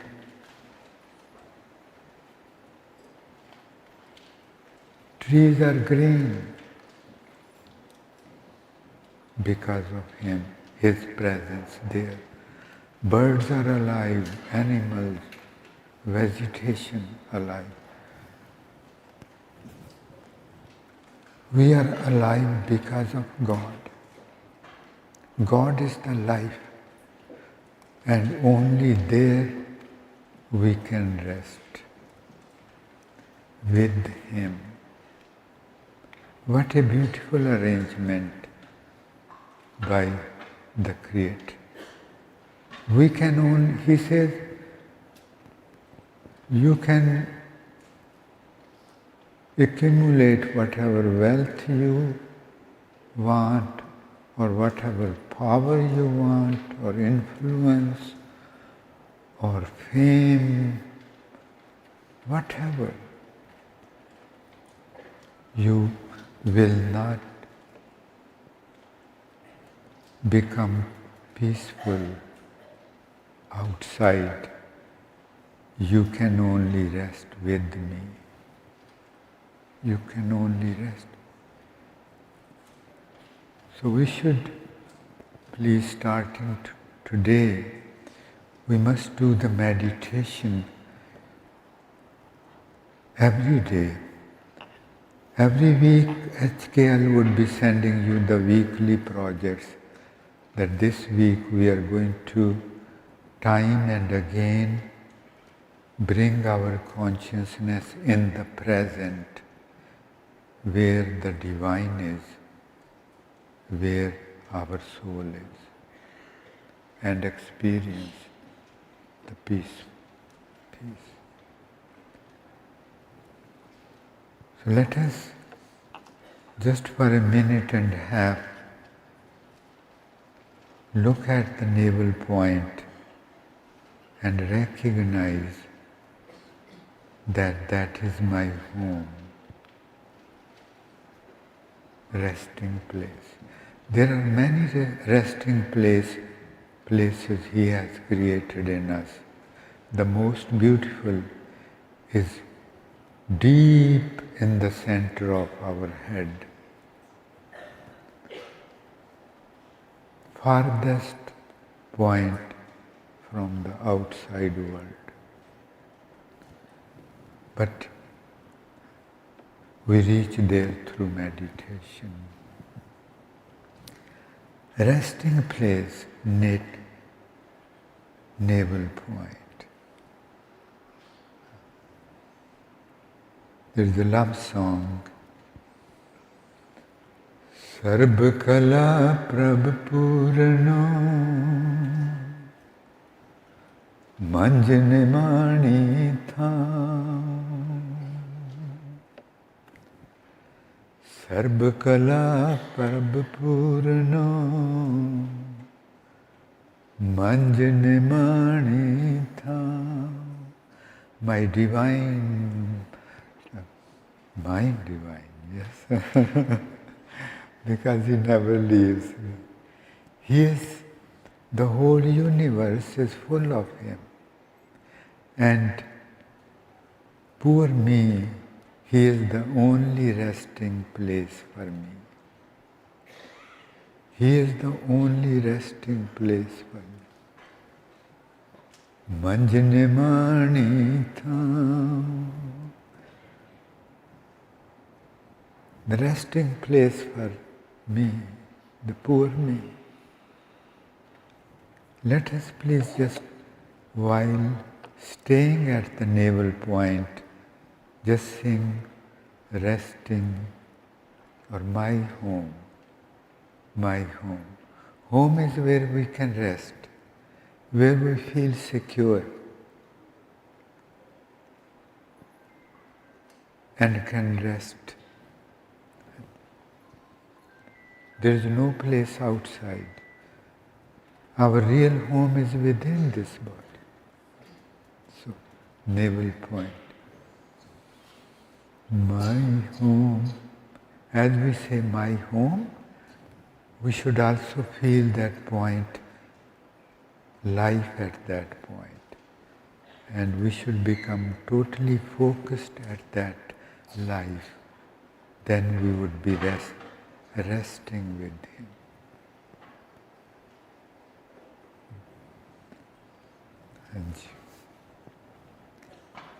My home, lovingly, while recognizing where our home is, where we can rest, and by staying there,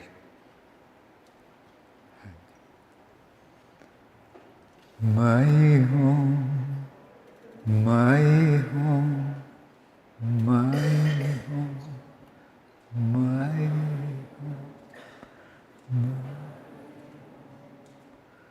my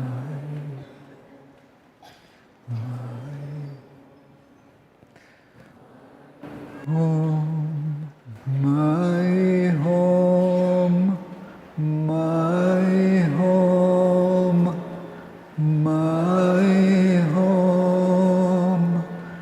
my home, my home,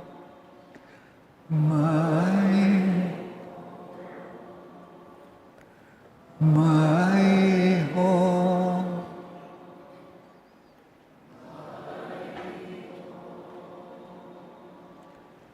My home, my home, my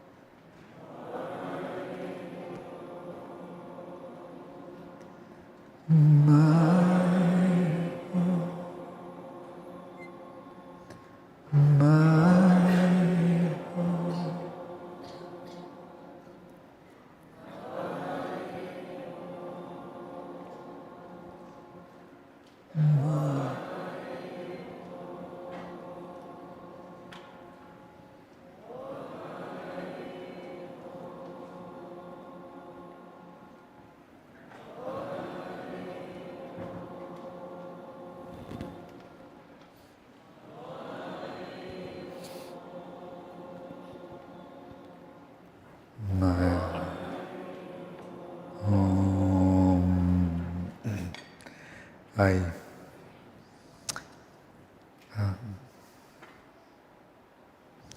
have no words to express my gratitude. This is not a dream which HKL movement is taking around. It's not a dream. It is the reality. It is about coming home. Not some dream that I have this dream that the whole world becomes peaceful. It's not a dream. As we become peaceful, as we learn to rest, as we learn to rest, as we find our homes, and as we recognize our true nature, humility, kindness, and love, we all, as the message from the King, starting with us, starting with humility, kindness, and love, this world, a new face would emerge. New face. So we are not going to live a dream life, dreaming about tomorrow. We are going to celebrate lives, celebrate this most wonderful gift called human body, human consciousness, celebrating the one who blessed us with this gift. No dream. Coming home, recognizing how beautiful we are. And the moment we recognize how beautiful I am, then we recognize how beautiful everybody is. That how everybody is so precious. Everybody is the temple of God. Temple of God, that's where in every temple a living God lives. Living God lives which can be experienced, not some belief. Belief won't help us.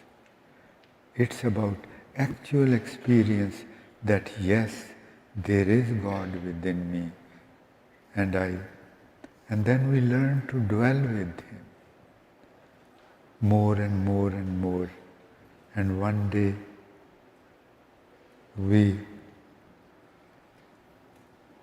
start dwelling with Him 24 hours, and then slowly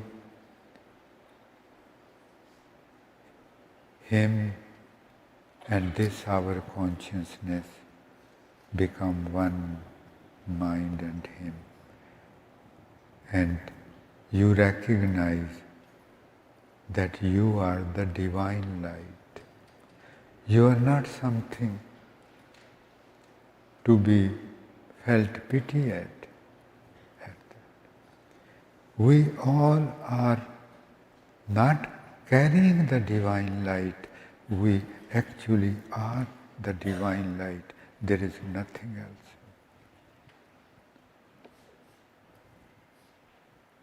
It's right before our own eyes. All we have to do now is start walking the path to our home and recognize what a beauty we are, what a simplicity we are, what a humility we are, what a kindness we are, what a love we are.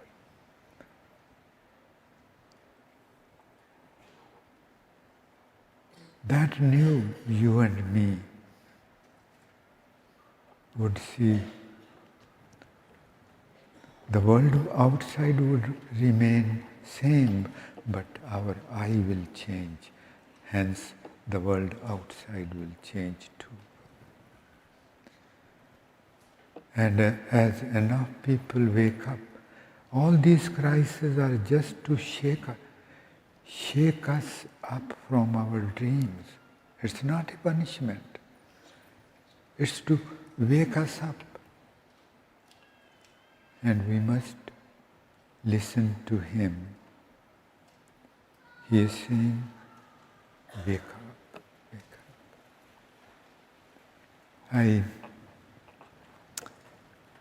up. All of you have been so kind and so patient that you stayed here you have been here since 8:30 in the morning. And because of you, this day,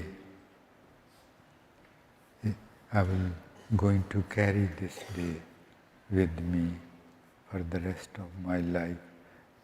And I don't know if possible beyond too. And I wish you, I pray for you every day. It's not, I shouldn't say it because it's not I want you to know. No.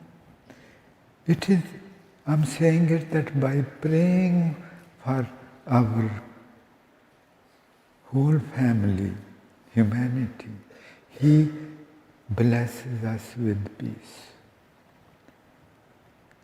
When we pray to Him that please make my whole family peaceful, He makes us peaceful.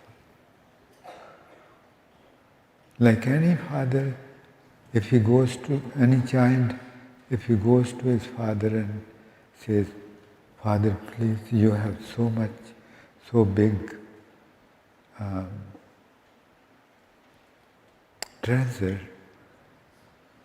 please divide it amongst your children.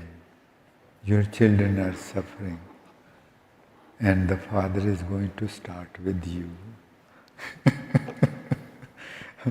But we should always, when we drink something or eat something, that realize humility, kindness and love without being a conscious effort would utter within you, oh my beloved Creator, please provide the rest of your family first before you provide. This is our nature. And see how beautiful we are. Now, Professor Benoni, he is so close to my heart. I don't know whether my heart found him or he found me. He was the one who offered the prayer in the morning. He's going to say, he's so beautiful. He has started this movement in Italy, in schools. And in every country, HKL is having ambassadors of HKL in every country. He is the HKL ambassador for Italy. So he's so kind, he wants to speak for a couple minutes, then he would present the speakers, they're not our guests, they are us. We are all one, we are together. So in appreciation of all the participants, guests, in appreciation of spreading this truth about us, he would be presenting them with the plaques. And then the lieutenant of the king will ship the torch, HKL torch, to Toronto. And we are going to witness that. तो उस तो बाद समाप्ति हो जाए पर संगत बैठी रहे 2 मिनट आप कुछ पढ़ा professor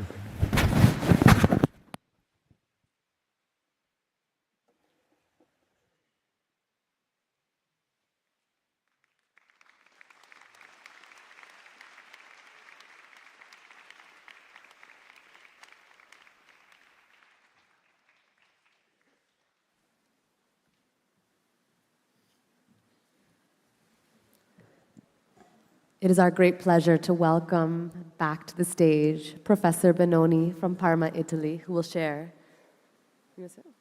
a few words of wisdom. Please, Professor Benoni.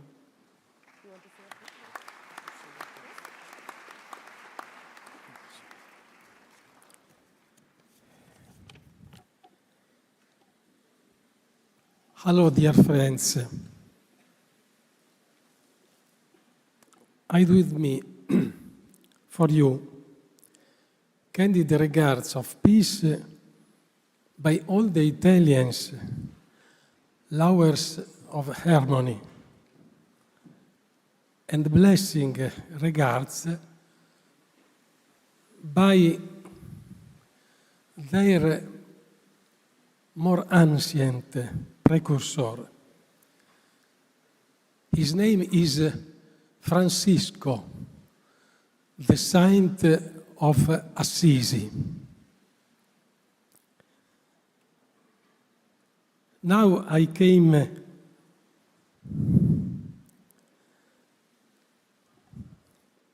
from Parma. Last week we was together with Babaji.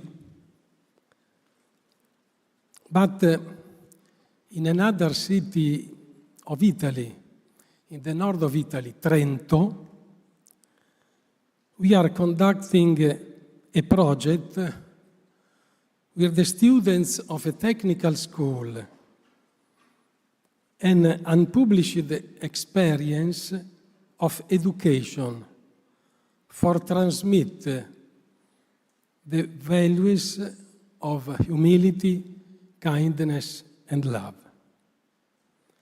Yes, it is possible by now an evolutionary mystical union.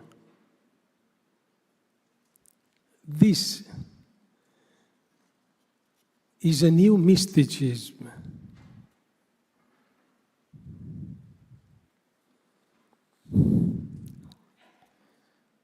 Now, it is possible a new form of spiritual cooperation, and the meditation will be the main way and will be his energy.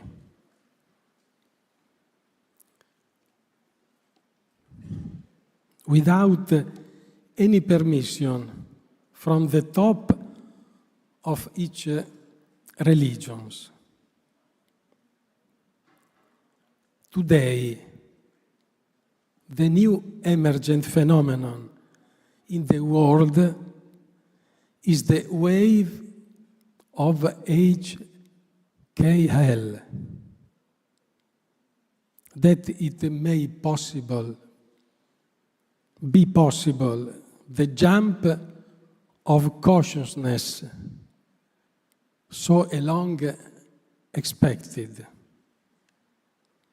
We today can see in the world a rising awareness and consciousness. There are a lot of traveler poets who throw seeds of empathy and brotherhood. And this is that propose the wave movement HKL. Bless you all.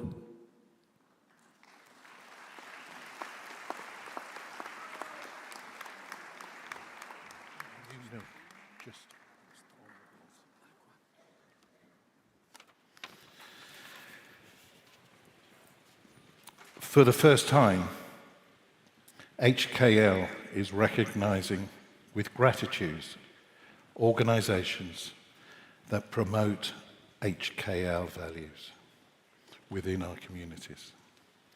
Can I ask, if you're not already on the stage, representatives from the Big Lunch or the Eden Project, Inner Camp, Love, Support, Unite, and Stay Telford to come to the stage, please.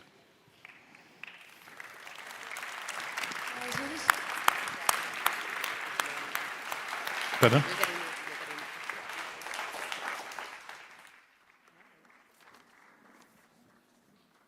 No name too small, no soul alone in every face. Thank you so much for joining us at this very special moment of the program where we're recognizing these outstanding organizations that are working day and night to spread humility, kindness, and love in our communities here and around the world.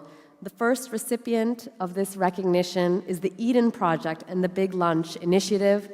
Please step forward to receive the award. The Eden Project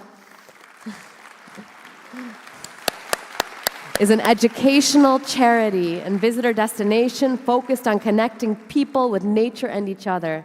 And through the Big Lunch, they bring people together to share food and build stronger communities. Thank you to the Eden Project and the Big Lunch.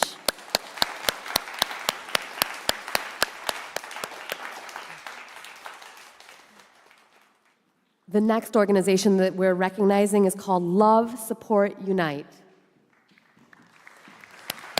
Love, Support, Unite is a charity dedicated to supporting vulnerable individuals and communities through outreach, advocacy, and practical assistance. Thank you so much for the work that you do.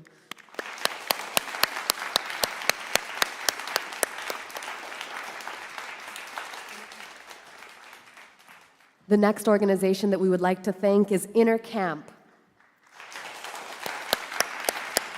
Inner Camp is a global well-being organization offering transformative experiences focused on mindfulness, personal growth, and emotional well-being. Thank you, Inner Camp, for the work that you do.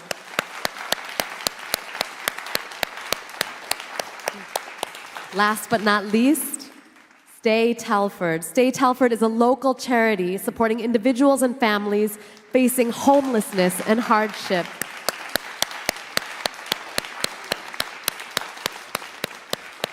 Thank you, Stay Telford, for the work that you're doing to serve our communities here in this beautiful place where we are today. Thank you so much.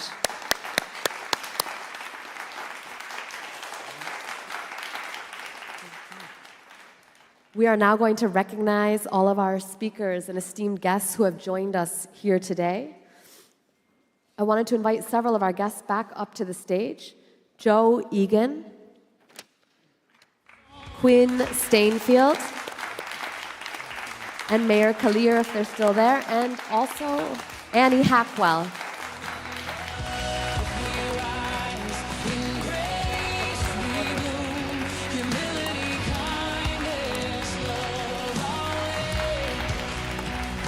And we would invite all of our speakers to please stand to receive this recognition. Please stand where you are. Please stand. Please come here. And Professor Benoni will do the honors of presenting this recognition to each of our speakers, beginning with Sir Edward Tate, Deputy Lieutenant of Shropshire. Thank you so much, Sir Edward Tate.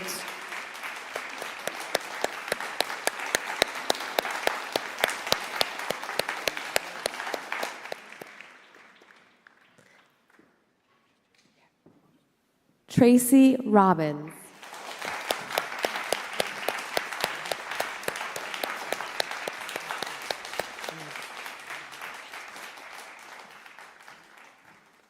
Paul Kilbride.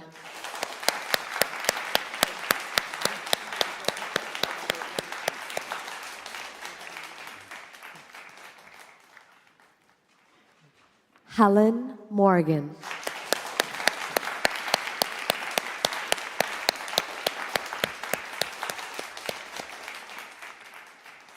Thank you, Helen. Richard Parker.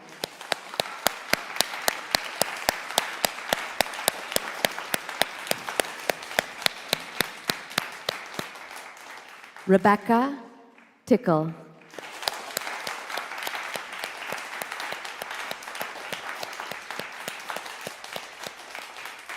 Gurpreet Bhatia, Deputy Lieutenant of West Midlands.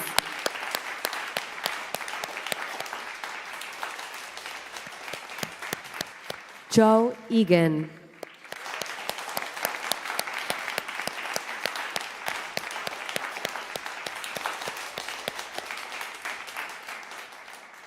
Quinn Stainfield.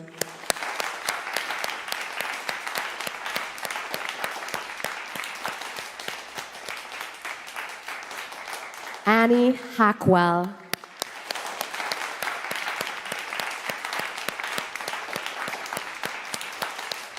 And Eileen Kalir, Mayor of Telford and Wrekin. Thank you so much to our beautiful speakers for joining us during this day-long event. And please feel free to go back to your seats and enjoy the rest of the conference. Thank you so much again.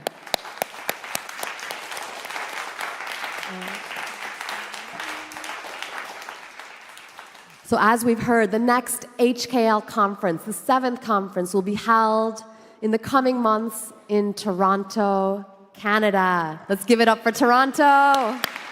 And I know you're already booking your tickets. I can see those phones out. Save the date.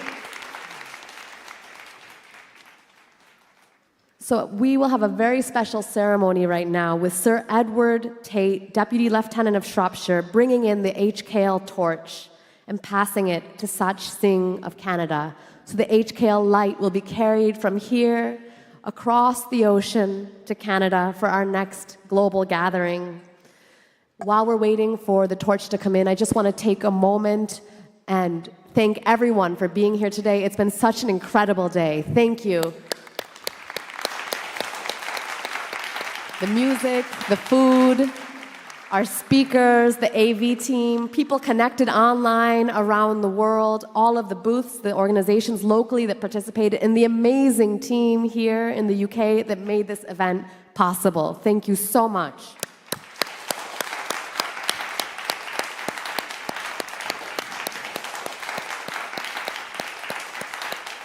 Also, we're getting towards the end of our program, but we're not done yet. I do want to remind you that HKL merchandise is available next door at the HKL booth and in the foyer.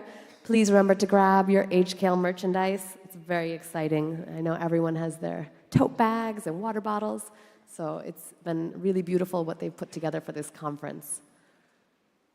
And I'm looking to see the signal for the flame coming in. Thank you, Ramakrishna. And thank you to all of the MCs and all the team that made today possible. So as we leave this conference, we know that this is just the beginning. This is a one day that serves to spark the HKL flame in all of us as we go back home and into our lives, our families, our communities. So I hope everyone is thinking carefully about how we will continue to spread HKL, how we can nurture the relationships and the partners who have been here with us today. I've said this again and again over the last few days here. I see that the UK is so ripe to develop the HKL partnerships. There's so many organizations doing aligned, beautiful work, so many individuals who are committed to this vision, this shared vision, and I can see the UK becoming a beacon of inspiration and hope for the world. So please, let's think about, as we leave the conference today, what can we do to carry this forward and ensure that everything that we learned today, everything that we've gained, carries and continues to move the HKL light into everything that we do.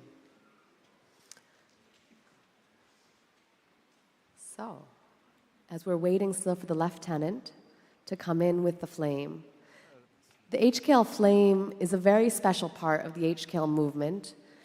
Some of you maybe were there in India when the flame was first lit, just this past November. And it was such a moving moment. Flags from around the world were carried in, showing the unity and the impact of this movement around the world. And as the flame came in and lit up our hearts, I think everyone who was there just felt it, this tremendous energy that came at that moment.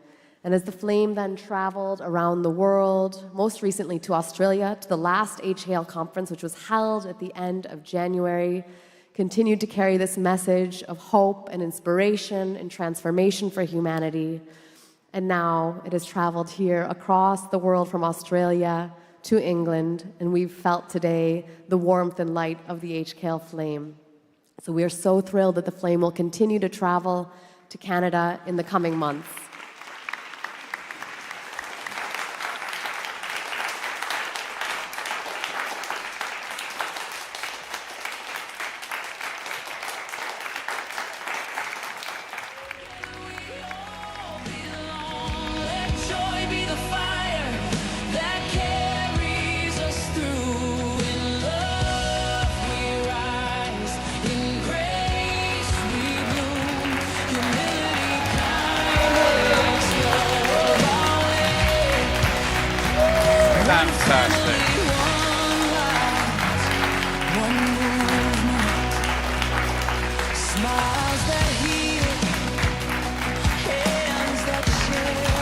Well done. I'm so pleased that you would join me up here. Hand on. It is with tremendous humility, honor, humanity, and love that it falls upon me, who was born and raised originally in Canada, to hand over this precious torch to a Canadian, and there this torch will be cherished and looked after until the next HKL event, which I have every confidence will exceed our expectations and spread a message that never before has been so important. Thank you. There we go.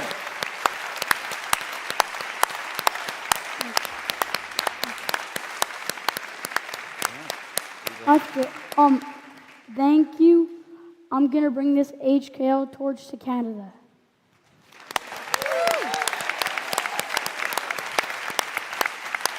We invite people in the first 3 rows to join the HKL torch as it continues its journey with Sach. Please join Sach, people from the first 3 rows.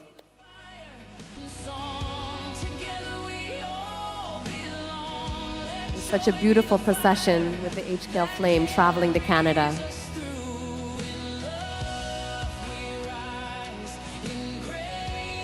Woo!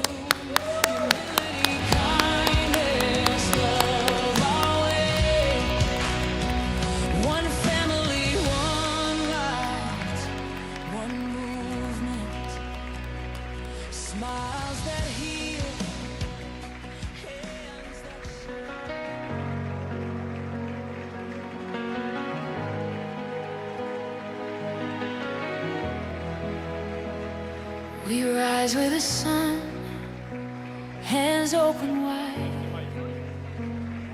walking together, hearts full of light.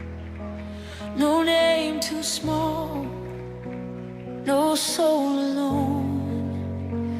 In every face we find our home. Whisper of grace. As the HKL torch continues its journey, we invite you to stay with us for the last musical performance of the day.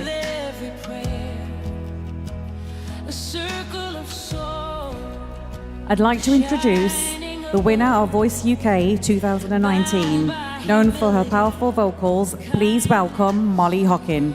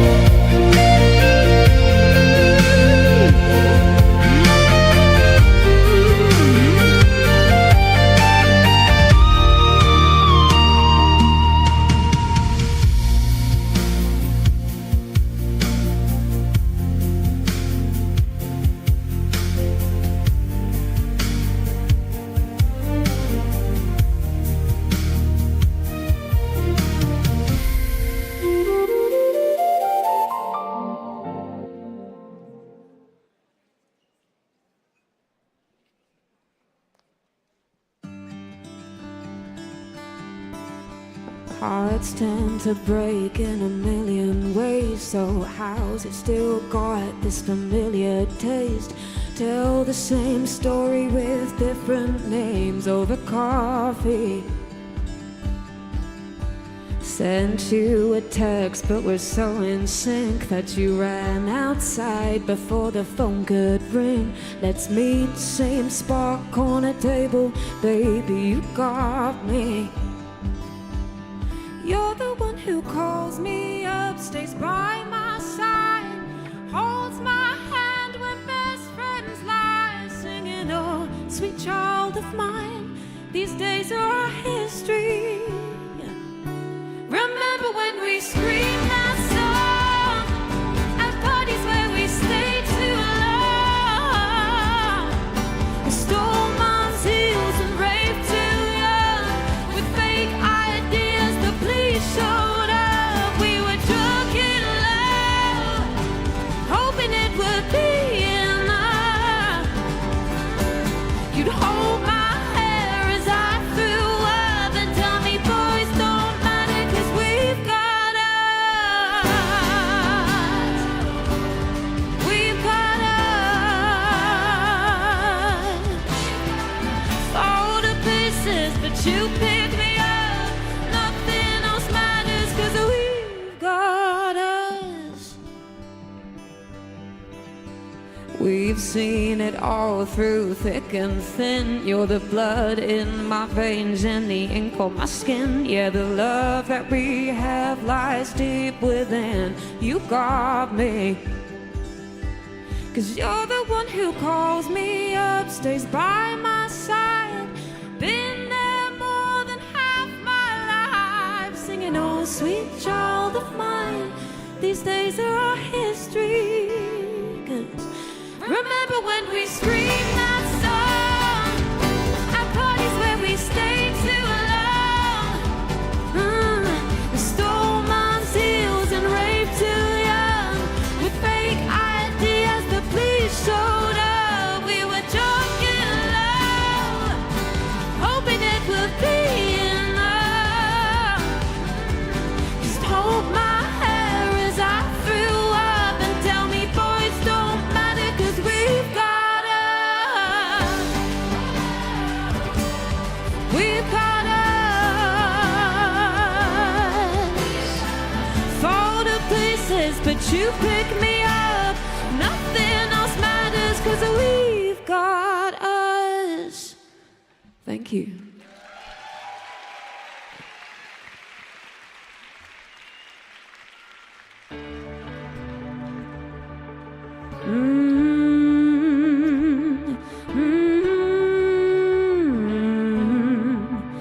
Conversation overload.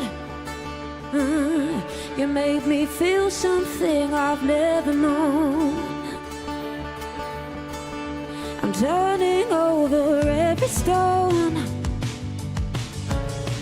holding on like I'm scared of letting go. Driving at midnight, I see you, drunk, sober, cold next to me. Pulled me back just when I'm leaving. I should be leaving. Laying in the kitchen, sinking feeling, try to find an exit, lost the key.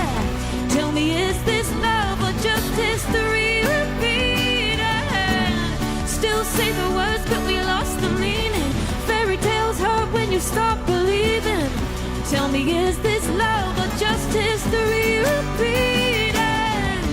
It's obvious now, I see it. We just got history repeating. 'Cause everybody wants to know what it's like to feel so vulnerable. My dizzy spells are circular, self-diagnosing vertigo. 5, 6, 7, 8. Driving at midnight, I see you, drunk, sober, cold next to me. Pull me back just when I'm leaving. I should be leaving. Laying in the kitchen, sinking feeling, trying to find an exit, lost the key. Tell me, is this love or just history repeating? Still say the words, but we lost the meaning. Fairy tales hurt when you stop believing. Tell me, is this love or just history repeating? It's obvious now, see it. We just got history repeating. It's obvious now, see it. We just got history repeating. Driving at midnight, I see you. Drunk, sober, cold next to me. Pull me back just when I'm leaving. I should be leaving.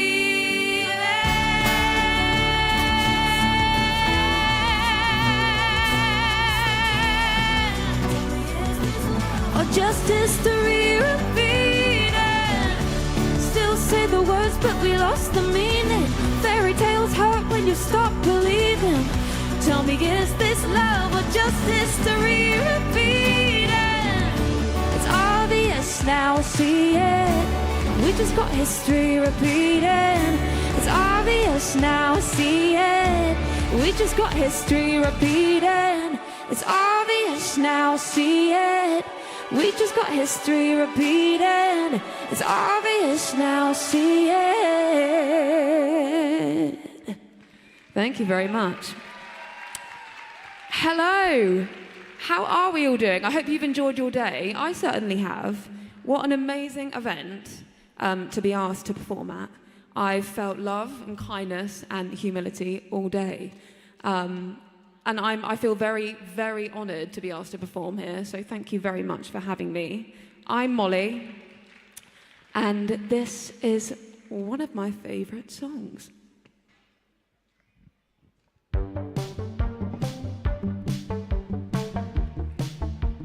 Run away till my feet bleed. I've been here before, and I know if I try to hold on, it'll crush me. And I'm living each day like a daydream, spinning out of control. Tried to stop me, tried to clip my wings. You wouldn't let me sing my song, but you will never win. You can't hold me. You tried to break me, tried to shoot me down. You left me there to drown. Oh no, but you will never win. You can't hold me down, down, down.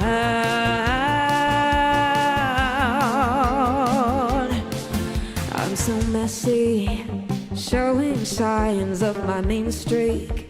The pressure builds and I feel weak.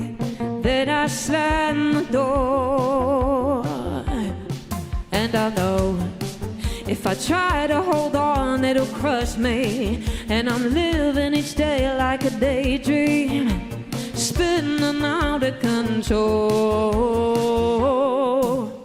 Tried to stop me, tried to clip my wings. You wouldn't let me sing my song, but you will never win. You can't hold me. You tried to break me, tried to shoot me down. You left me there to drown. Oh no, but you will never win. You can't hold me down, down, down.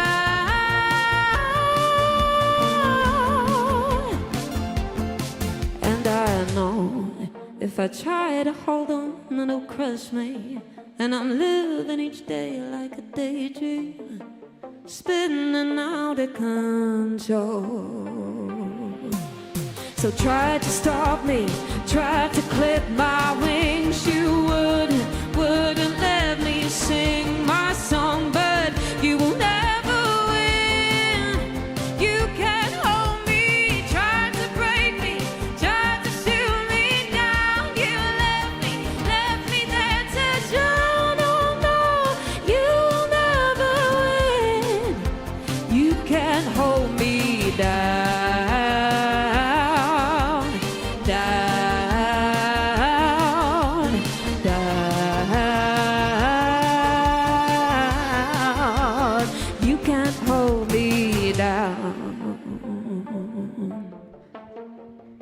Thank you very much.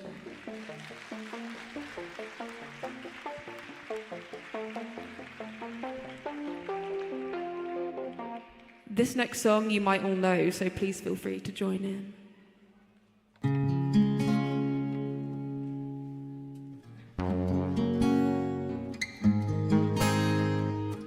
Here comes the sun, here comes the sun, and I say it's alright.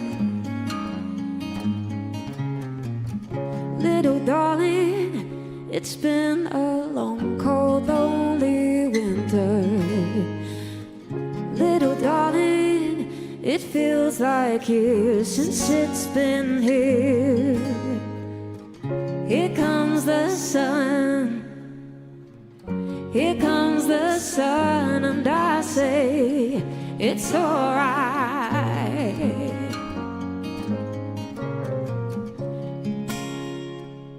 I feel the ice is slowly melting.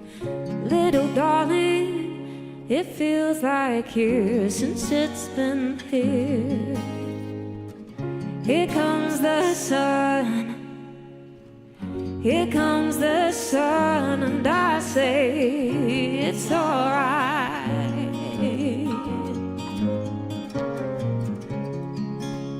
Sun, sun, sun, here it comes. Sun, sun, sun, here it comes. Sun, sun, sun, here it comes.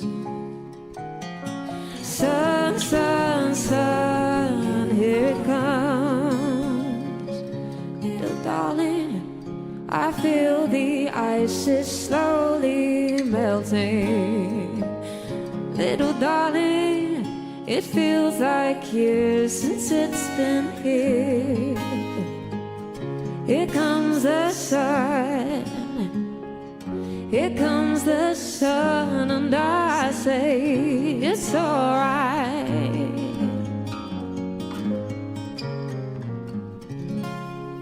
Thank you. I felt like it was quite appropriate to sing that song. This next song is really fitting for this event. We went through the whole track and we chose songs that we felt people would want to hear about love and kindness and humility. So this next song is all of that wrapped up into one pie, I hope.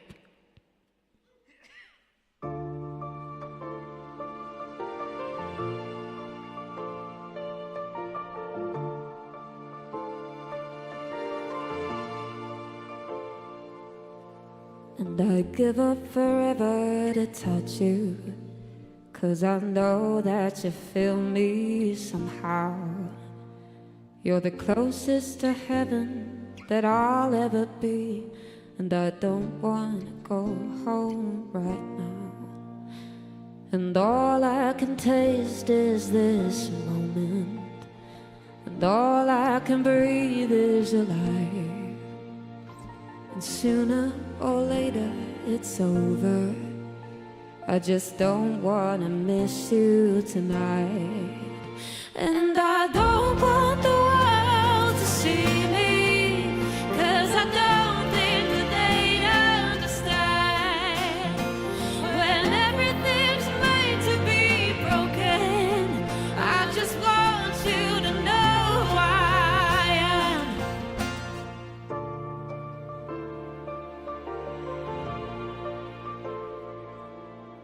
And you can't fight the tears that ain't coming, or the moment of truth in your lies. When everything feels like the movies, yeah, you plead just to know you're alive. And I don't want the world to see me, 'cause I don't think that they'd understand. When everything's made to be broken, I just want you to know who I am. And I don't want the world to see me, 'cause I don't think that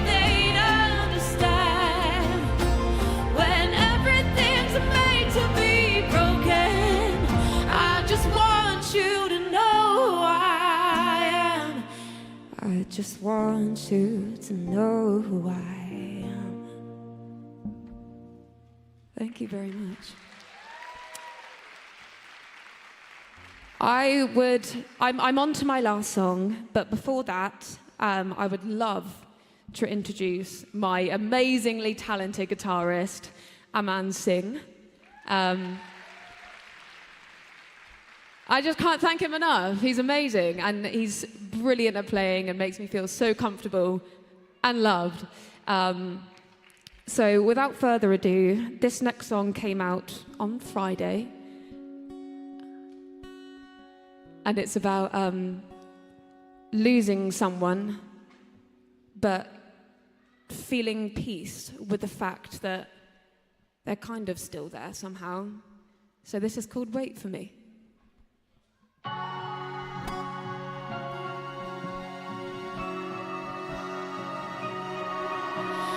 I stay up for days and talk to my pillow.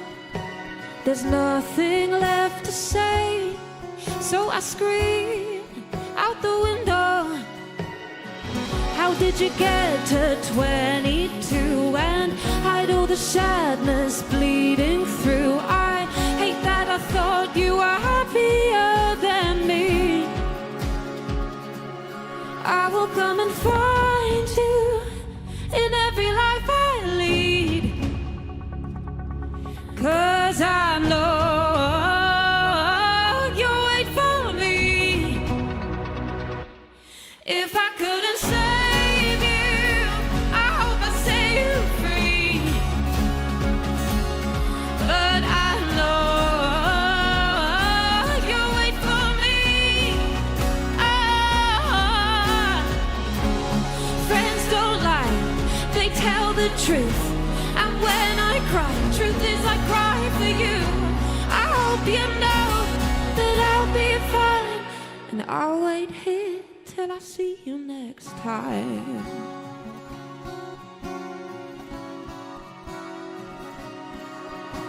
Your name's on that blue bench at the top of the island, and there's beauty in that place you can't reach when the tide's in. 'Cause I still breathe in Cornish air and think of the ice cream we would share when we were friends making memories by the sea. So go and find a hiding place and count to 3. I will come and find you in every life I lead, 'cause I know you'll wait for me. If I couldn't save you, I hope I set you free. But I know you'll wait for me. Ah, friends don't lie, they tell the truth. And when I cry, truth is I cry for you. I hope you know that I'll be fine, and I'll wait here till I see you next time. Thank you very much. I'm Molly Hocking, that's Aman Singh, and hopefully I'll see you soon, next time. Thank you.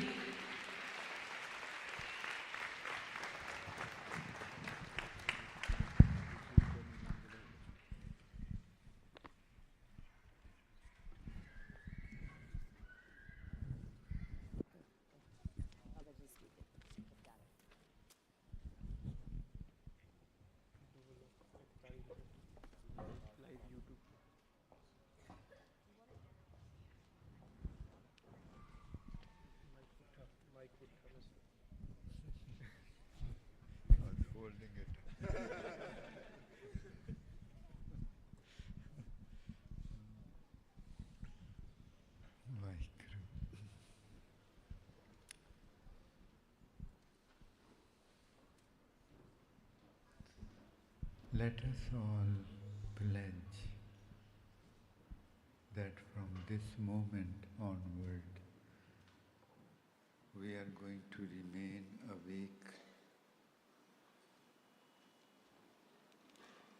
to our true nature, that's humility, kindness, and love. And make a promise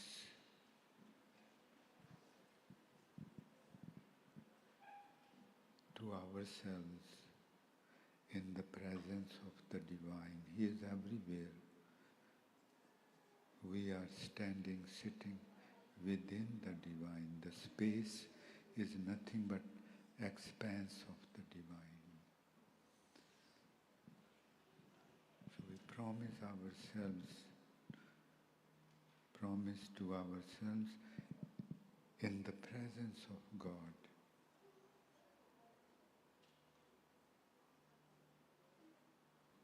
Begging Him, please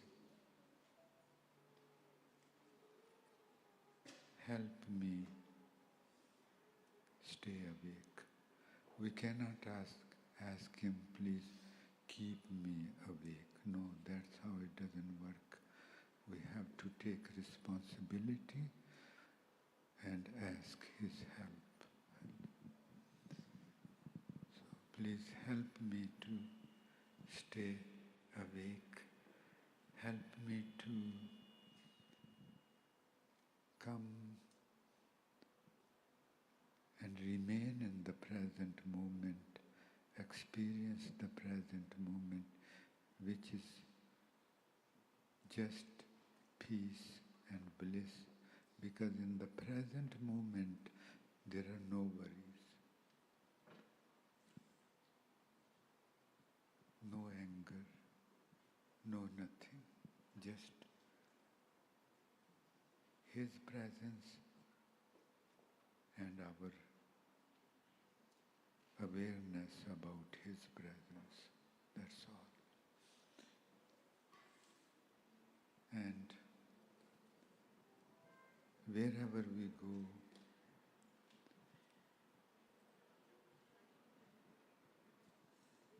silently would be blessings everyone, silently. That, oh my beloved, please bless everyone with abundance of HKL. This is the real wealth, the real wealth. And then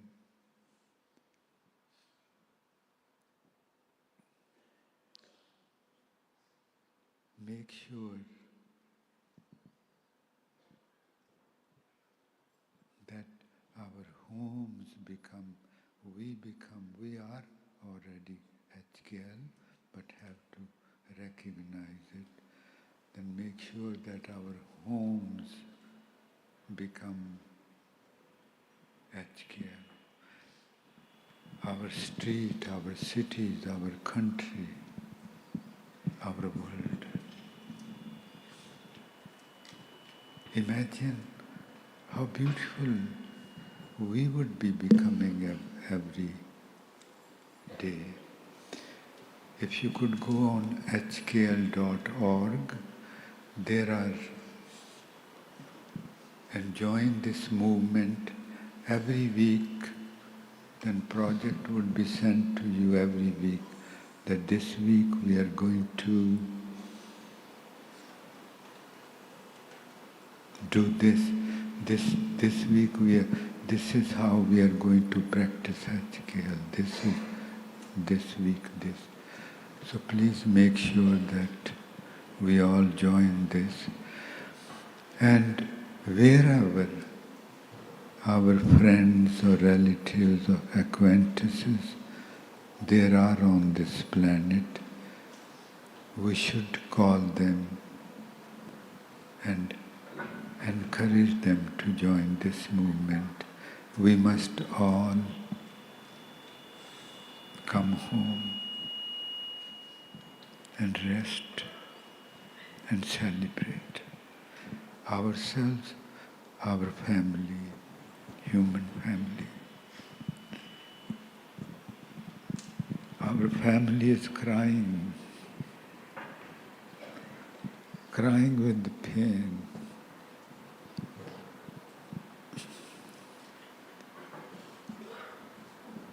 They are burdened with so much wounds, suffering. But we don't have to be in that space. Right away we can take the exit and go to another land of reality, land of truth, space of truth. So, whomever you meet, please talk to them about HKL and tell them that help them. We owe it to them. We cannot sleep peacefully if our family is crying, because we all are inseparable. Thank you so much, and always remember that the very power who created us, He really loves us, and He has been waiting for us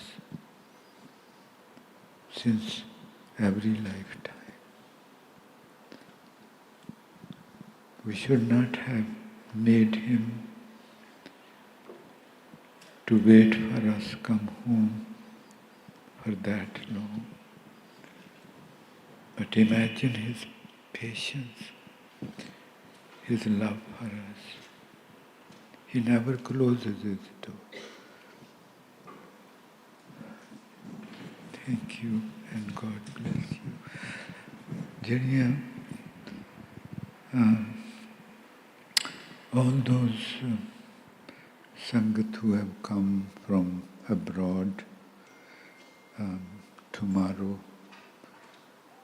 we would be having an informal gathering. Thank you. You traveled from one end of the globe, South America, North America, to the other end, New Zealand. Again,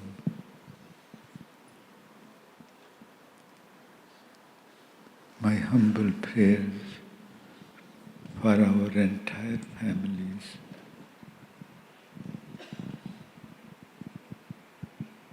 Well-being. And every morning when we wake up, let us make a pledge to pray to Him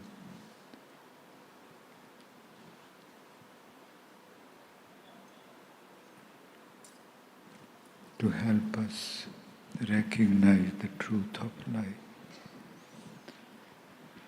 He has been doing it. All these crises are the signs of His love. He loves us so much. He says, get out of this space where you are living. Get out, come home. And you only go out to take care of the practical needs of life. But you must have a resting place. And I am the resting place for you. God bless you.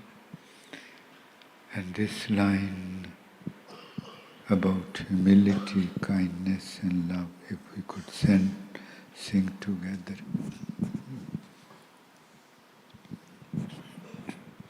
In Punjabi.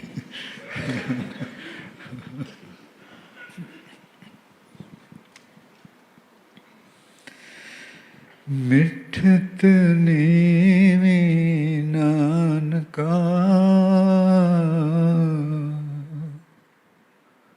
ਗੁਣ ਚੰਗਿਆਈਆਂ ਤਤ ਮਿੱਠਤ ਨੀਵੀਂ ਨਾਨਕਾ ਗੁਣ ਚੰਗਿਆਈਆਂ ਤਤ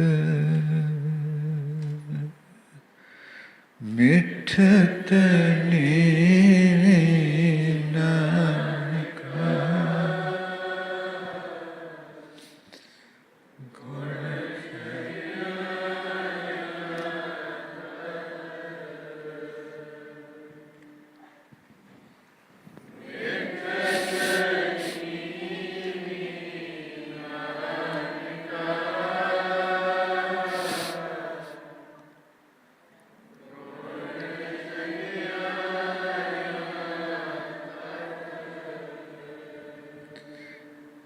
ਮਿੱਠਤ ਨੀਵੀਂ ਨਾਨਕਾ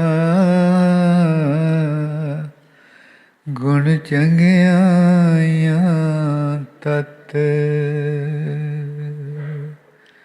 ਮਿੱਠਤ ਨੀਵੀਂ ਨਾਨਕਾ ਗੁਣ ਚੰਗਿਆਈਆਂ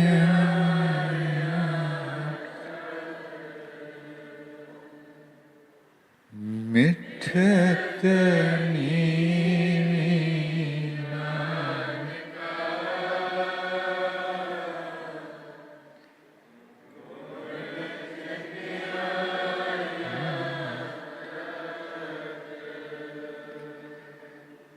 ਮਿੱਠਤ ਨੀਵੀਂ ਨਾਨਕਾ